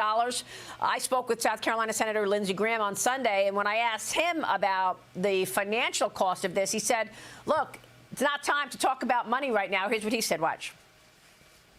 Best money ever spent. Was it worth to America to take down a religious Nazi regime who's trying to build a nuclear... Whoa, that's one for you, Ravi. Did you hear that? It's a religious Nazi regime. Best money we've ever spent. She's cool with this, spending $1 billion a day, 400 Tomahawk missiles, if it brings down a religious Nazi regime, I think he said. Sure, he is the best president ever. Wow.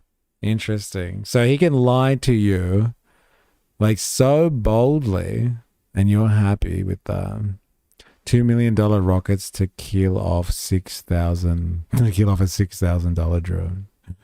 So yeah, you're down with that. The best president ever lying to you about not starting any more wars. That's interesting. To America to take down a religious Nazi regime. He said Nazi, right? A religious Nazi regime. Fashionistas. Every accusation is a confession. I'm so glad you were here to hear that.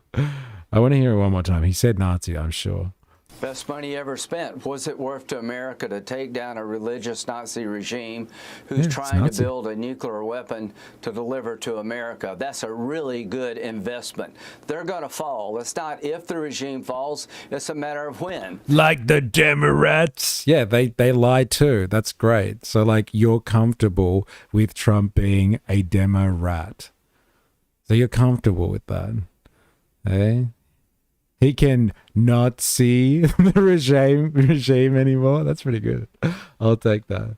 So you're comfortable with the best president ever, Lloyd, being as low as a Democrat. I'm sure. How do you sleep with that? How do you sleep at night knowing that the president is as low as a Democrat? It's hard to reconcile, isn't it? And you didn't mention today, and nobody has, quite frankly, we now know they had enough 60% enriched uranium to make 11 bombs. What's that worth to America to make sure they don't have 11 bombs? All of this money is to make sure they never go nuclear. I love this guy's accent. I wonder if I can do it. 60% uranium. Bombs. No, I can't do it. Sure they don't have 11 bombs. Bombs. All of this money Bombs. is to make sure they never go nuclear. They can't hit us with ballistic missiles, and they stop terrorizing the region. When this regime goes down, we're going to have a new Mideast. We're going to make a ton of money. Nobody will threaten the Straits of... You're a Democrat. Like that went downhill so fast. No, you're a Democrat. No, you're a Democrat. Oh, come on, Lloyd. You can do so much better than that. Lame. It was fun, though, I guess. Hormones again. So the money we're spending is a good investment to take down a regime that's been the largest state sponsor of terrorism, has got American blood on its hands, and when this regime falls, it's not if, when. We're going to have a gateway to peace, and the next thing that will happen is Saudi Arabia will recognize Israel, and that will be the biggest change in 2,000 years in the Mideast, and Donald J. Trump is the man to make it all happen. And Senator, I understand. Yeah, he didn't stop going, did he? Far out. A device using 60% enriched uranium would likely be large and heavy, e.g. suitable for shipping container, but not missile. I'm listening, not watching. I can't tell. Thank you. Lindsey Graham bot, even the best accent in Republican politics, let alone America. It's pretty good. I appreciate that. Wait, who's this idiot again? I don't know. Lindsey Graham, apparently. Unless we're fucking dropping shipping containers on the US, unless they are dropping shipping containers on the US, it's not a threat. More lies. Fuck off, demo rat. Do you mean like fuck off? Like with 2 Fs? I think that's what you mean. Are you talking to me? Like fuck off me? Like demo rat? Or are you like referring to Trump the demo rat who lied to you about stopping wars and then entered into one as fast as he could?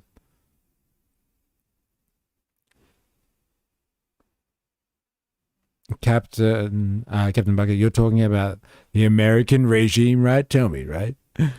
Lindsey Graham called this a holy war. He's very evangelical, pro-Israel, Zio, to bring about the apocalypse. Okay. He's rallying troops, saying it's their duty to die for the coming of Christ. Yeah, I wonder if he puts himself in that as well. I wonder if he's ready to die. Lindsey Graham also likes to hire hookers to degrade him. Just a fun side fact. Yeah, thank you. I was wondering. Understand the enormity of this all. So I'm wondering what this means for policy. Do you want to get a $1.5 trillion defense budget into perhaps a reconciliation package? I'm wondering if there is any movement on a House GOP reconciliation bill and whether that's something that you would support. I will support whatever it takes to defend this country. I completely agree with Lindsey Graham. What would the cost be if they had a nuclear weapon and used it against America? Give me a sec. I want to finish this and we'll have a look. You put a timestamp on it by the look of it as well. 24 Loeb, listen to the whole thing. What would the cost be if they had long-range ballistic missiles and used it against America?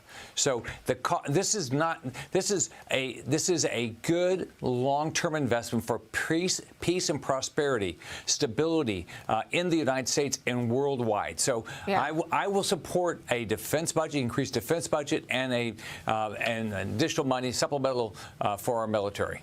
By the way, we should point out that Iran has appointed Khomeini's son as the next supreme leader, and the focus is on the duration of this campaign. But I want to get your take. I don't want to leave this interview without asking you about the SAVE Act, because an illegal immigrant from Mauritania now charged with fraudulent voting after casting ballots in Pennsylvania for the last 5 presidential elections, Senator. President Trump says Iran has been 2 weeks away from nuclear weapons for at least 30 years. Why all of a sudden now is it a danger? Last chance. To be honest, America is more dangerous than Iran. They shouldn't have nuclear weapons. The coming of Christ ain't going to be a picnic. He warns us to.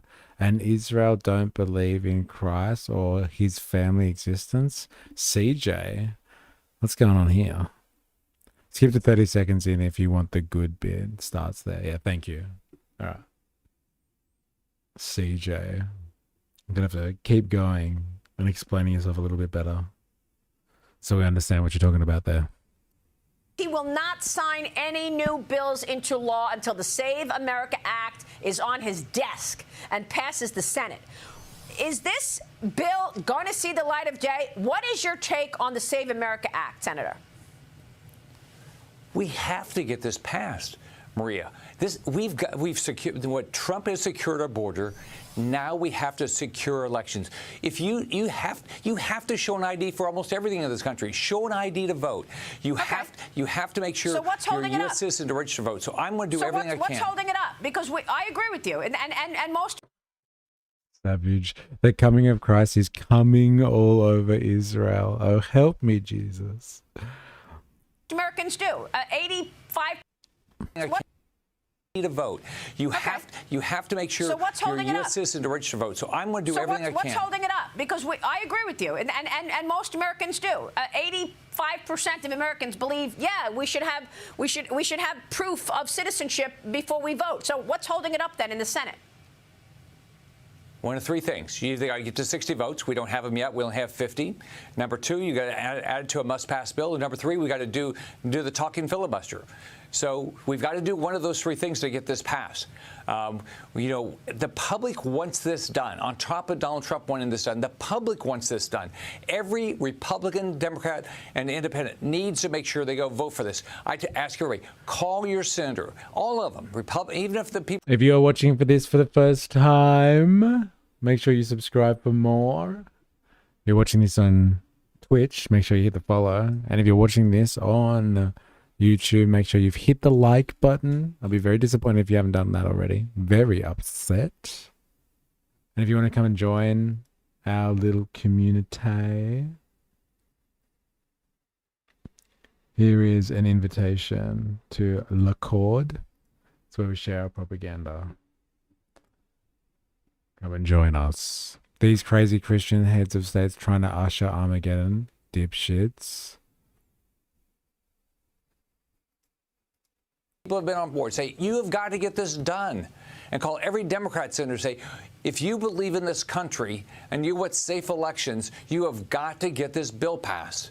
And So guess do you what? If you keep telling everybody to do it, they'll do it.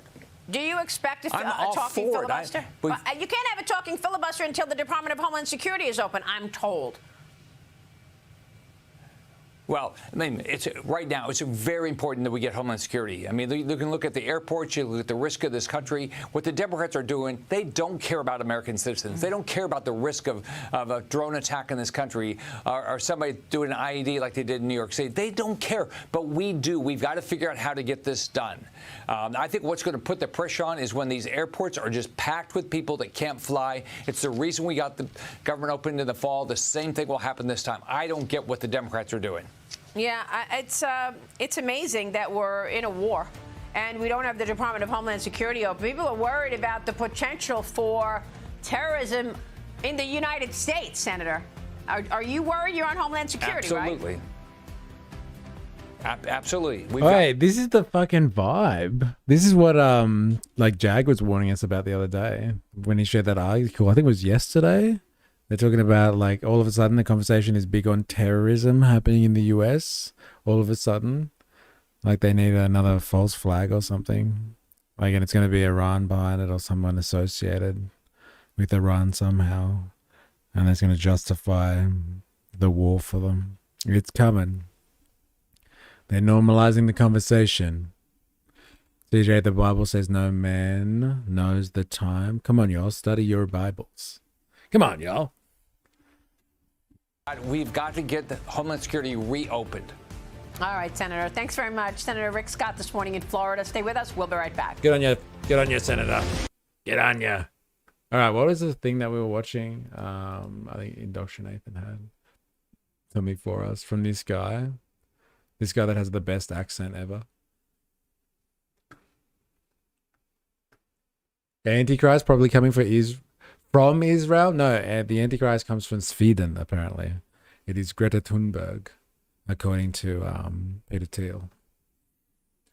You the man, mystery. You the man.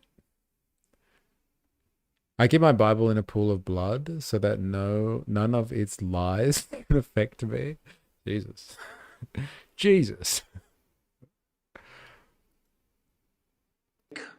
This is the guy? 2 books. My man. So good. All right. This is the guy. All right. Let's listen to this. John Kennedy reads quotes from children's book. Is this the same guy, though, that we just saw before? Lindsey Graham and John Kennedy? Are these the same people? Oh, fuck it. Who cares? I'm sure it's funny. Let's do this. That have been much discussed. The first one is called All Boys Aren't Blue. And I will quote from it. What's going on? I put some lube on and got him on his knees. And I began to slide into him from behind. What the fuck is this? I pulled out of him and kissed him while he masturbated. He asked me to turn over while he slipped a condom on himself. What the fuck is this? Why is he reading no description? Fucking no context. Just watch this shit, bro. John Kennedy reads graphic quotes from children's books at the Senate hearing? What the fuck? Oh my god. What is this? Is Lindsey Graham gay? No, there's nothing wrong with that. Trying to ban books in school. So he's reading from... This is really from kids' books? I think you pulled up the wrong tab, eh? I know. This is hilarious. This is not really from kids' books, is it? Oh, is someone trolling this guy? They're just like, yeah, this is from kids' books. Read it out. Listen to this. No way. Lindsey Graham and John Kennedy fan fiction. No, they're not. That's the stupid thing. Ah, okay. So this guy is getting like trolled then. The fuck? He asked me to turn over while he slipped a condom on himself. This was my ass, and I was struggling to imagine someone inside me. He got on top and slowly inserted himself into me. It was the worst pain I think I have ever felt in my life. Eventually, I felt a mix of pleasure with the pain. Close quote. All boys. They're from books for adults aimed at 20-year-olds. This is 50 Shades of Grey. This was my ass. Oh my god. Oh, fuck. I wonder what happens when they realize what's going on, these people, seriously. Aren't blue. The second is another much discussed book. I'm sure you're familiar with it. It's called Genderqueer. Okay. Let me read an excerpt from that. Quote, I got a new strap-on harness today. I can't wait to put it on you. It will fit my favorite dildo perfectly. You're going to look so hot. I can't wait to have your cock in my mouth. I'm going to reading this out. What the fuck is wrong with this guy? John Kennedy reading time. Pay attention, lefty. These are the books that got Trump elected.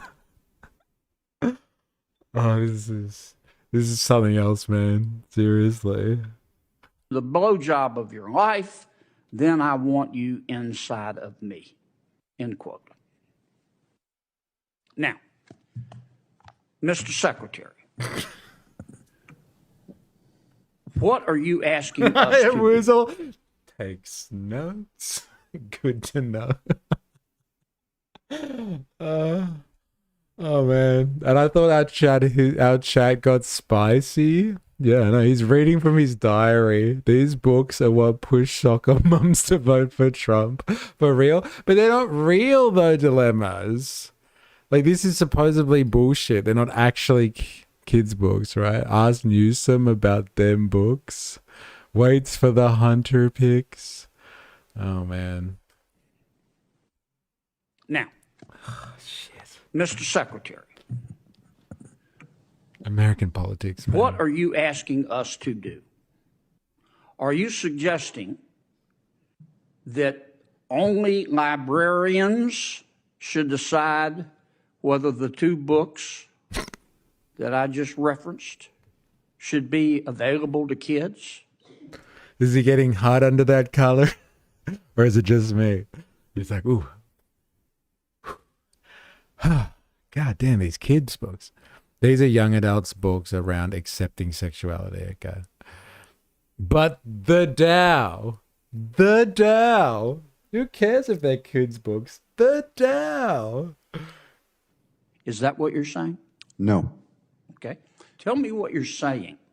Well, man, I kind of want to know what this guy is saying. Never gets old.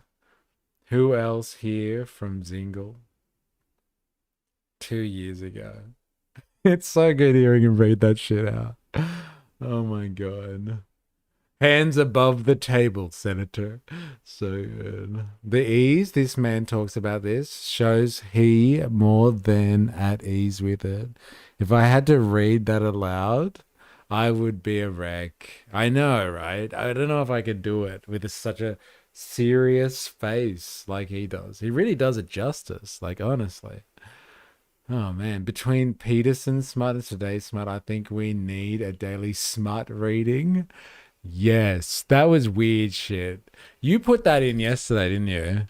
That thing about him and his grandmother and the paintbrush. What was that about? That wasn't really Peterson, was it? What is Peterson up to, honestly? What's going on there? What's this? Oh god. Fucking hell.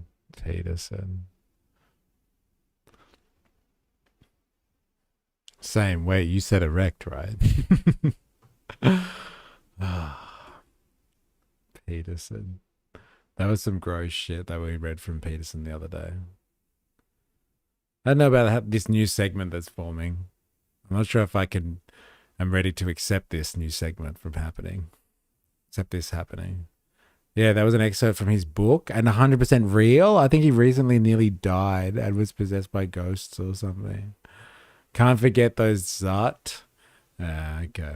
Smut Zut segment. No, thank you. Smut and Zut. Hey, get down with it. We laugh. But it was a huge deal in the States, like how they laugh at us with our free speech. Yeah, but like this wasn't real though, Dilemmas, apparently. This isn't actually kids' books. These are like adults' books and like someone's trolled this guy. This is my ass. Mine. And I couldn't imagine someone entering it. John Kennedy said it with a straight face. Oh, man. What's wrong with the horny chat, eh? This is my ass. Oh my god. These people being legit too. That's the word. That's the hardest part about this. Is this guy believes it? Like you're just being a smart ass, right, Dilemmas? You're not like buying this, are you? Like this guy couldn't actually be sincere about this. Like it's not a real thing. Like if we're doing trash, let's do some more fucking trash then. Let's do trash.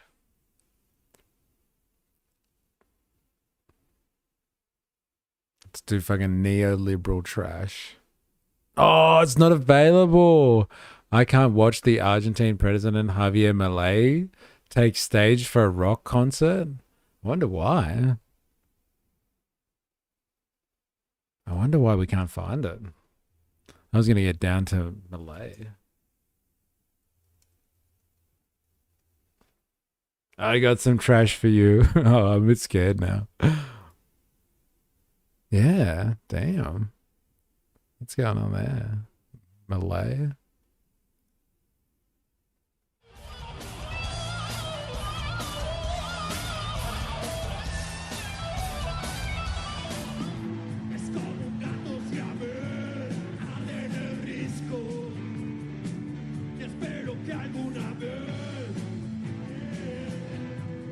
Wow, and like people have come to see him?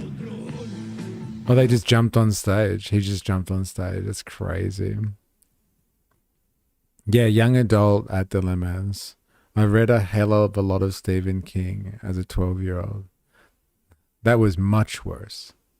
Speaking of horny chat, imagine that guy grunting over you.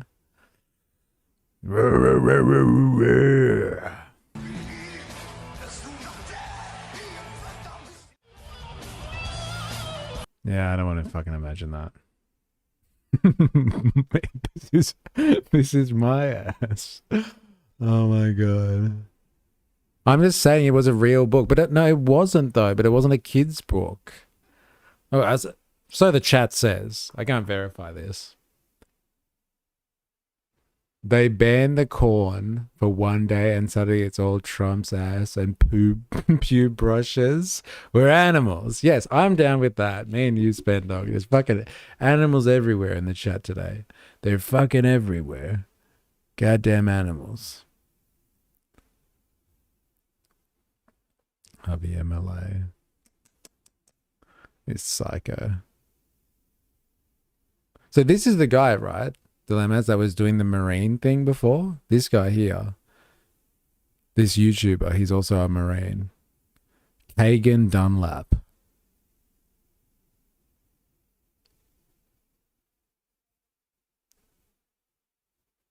Not Trump's ass. Senator Kennedy's ass. Spandog, it's me. Let's be real. Yeah, you and Indoctrinathan. All right. This is crazy. This is crazy. I'm going to leave it there. With anything Trump's got that nussy, that's just won't quit. It's so fucking... Once you see it, you can't unsee that. No, thank you. No, thank you. No, thank you. All right. I got to leave it there. I got to bounce. Indoctrination, are you, once a Marine, always a Marine? Okay, so he's the guy. Do you still stream, like, randomly and stuff like that, or on particular days? Always good to pull a sickie and catch the stream. Yeah, it's good to have you, Con. It's good to have you. Glad you could make it. One more at the bottom. No, wait, what is it? Oh, is this more trash? God, I hope this is normal. As normal as this trash can get. I'm trusting you on this one, Captain Bucket. Hope you don't destroy my evening. Yeah, I've been taking a few weeks off. Gonna try later this week, though. Okay, well, keep me in the loop, though, please. I want mommy, I want milk, I want to be held, I want to be comforted. And if you do not do all these things immediately, I will ruin your life. What the fuck? What was this? I want mommy, I want milk.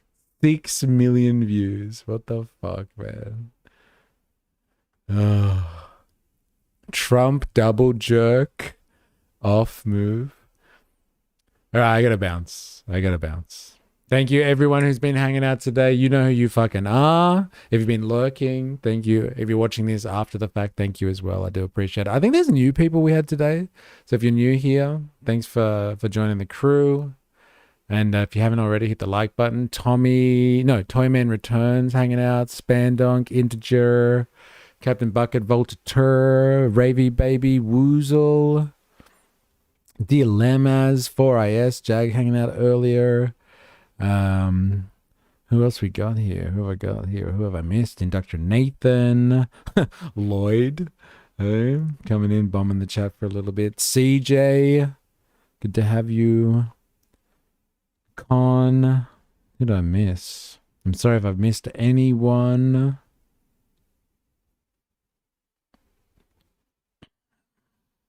Think I've got everyone. Yeah, thanks everyone for hanging out today. Like I said, I'm sorry if I've missed you. Remag as well. Thank you very much. And Pedro, don't forget Pedro.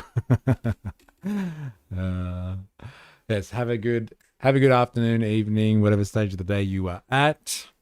We'll be back tomorrow with some more. Until next time, please remember, I am, you are, we are a mystery. See you on the morrow. Thank you very much.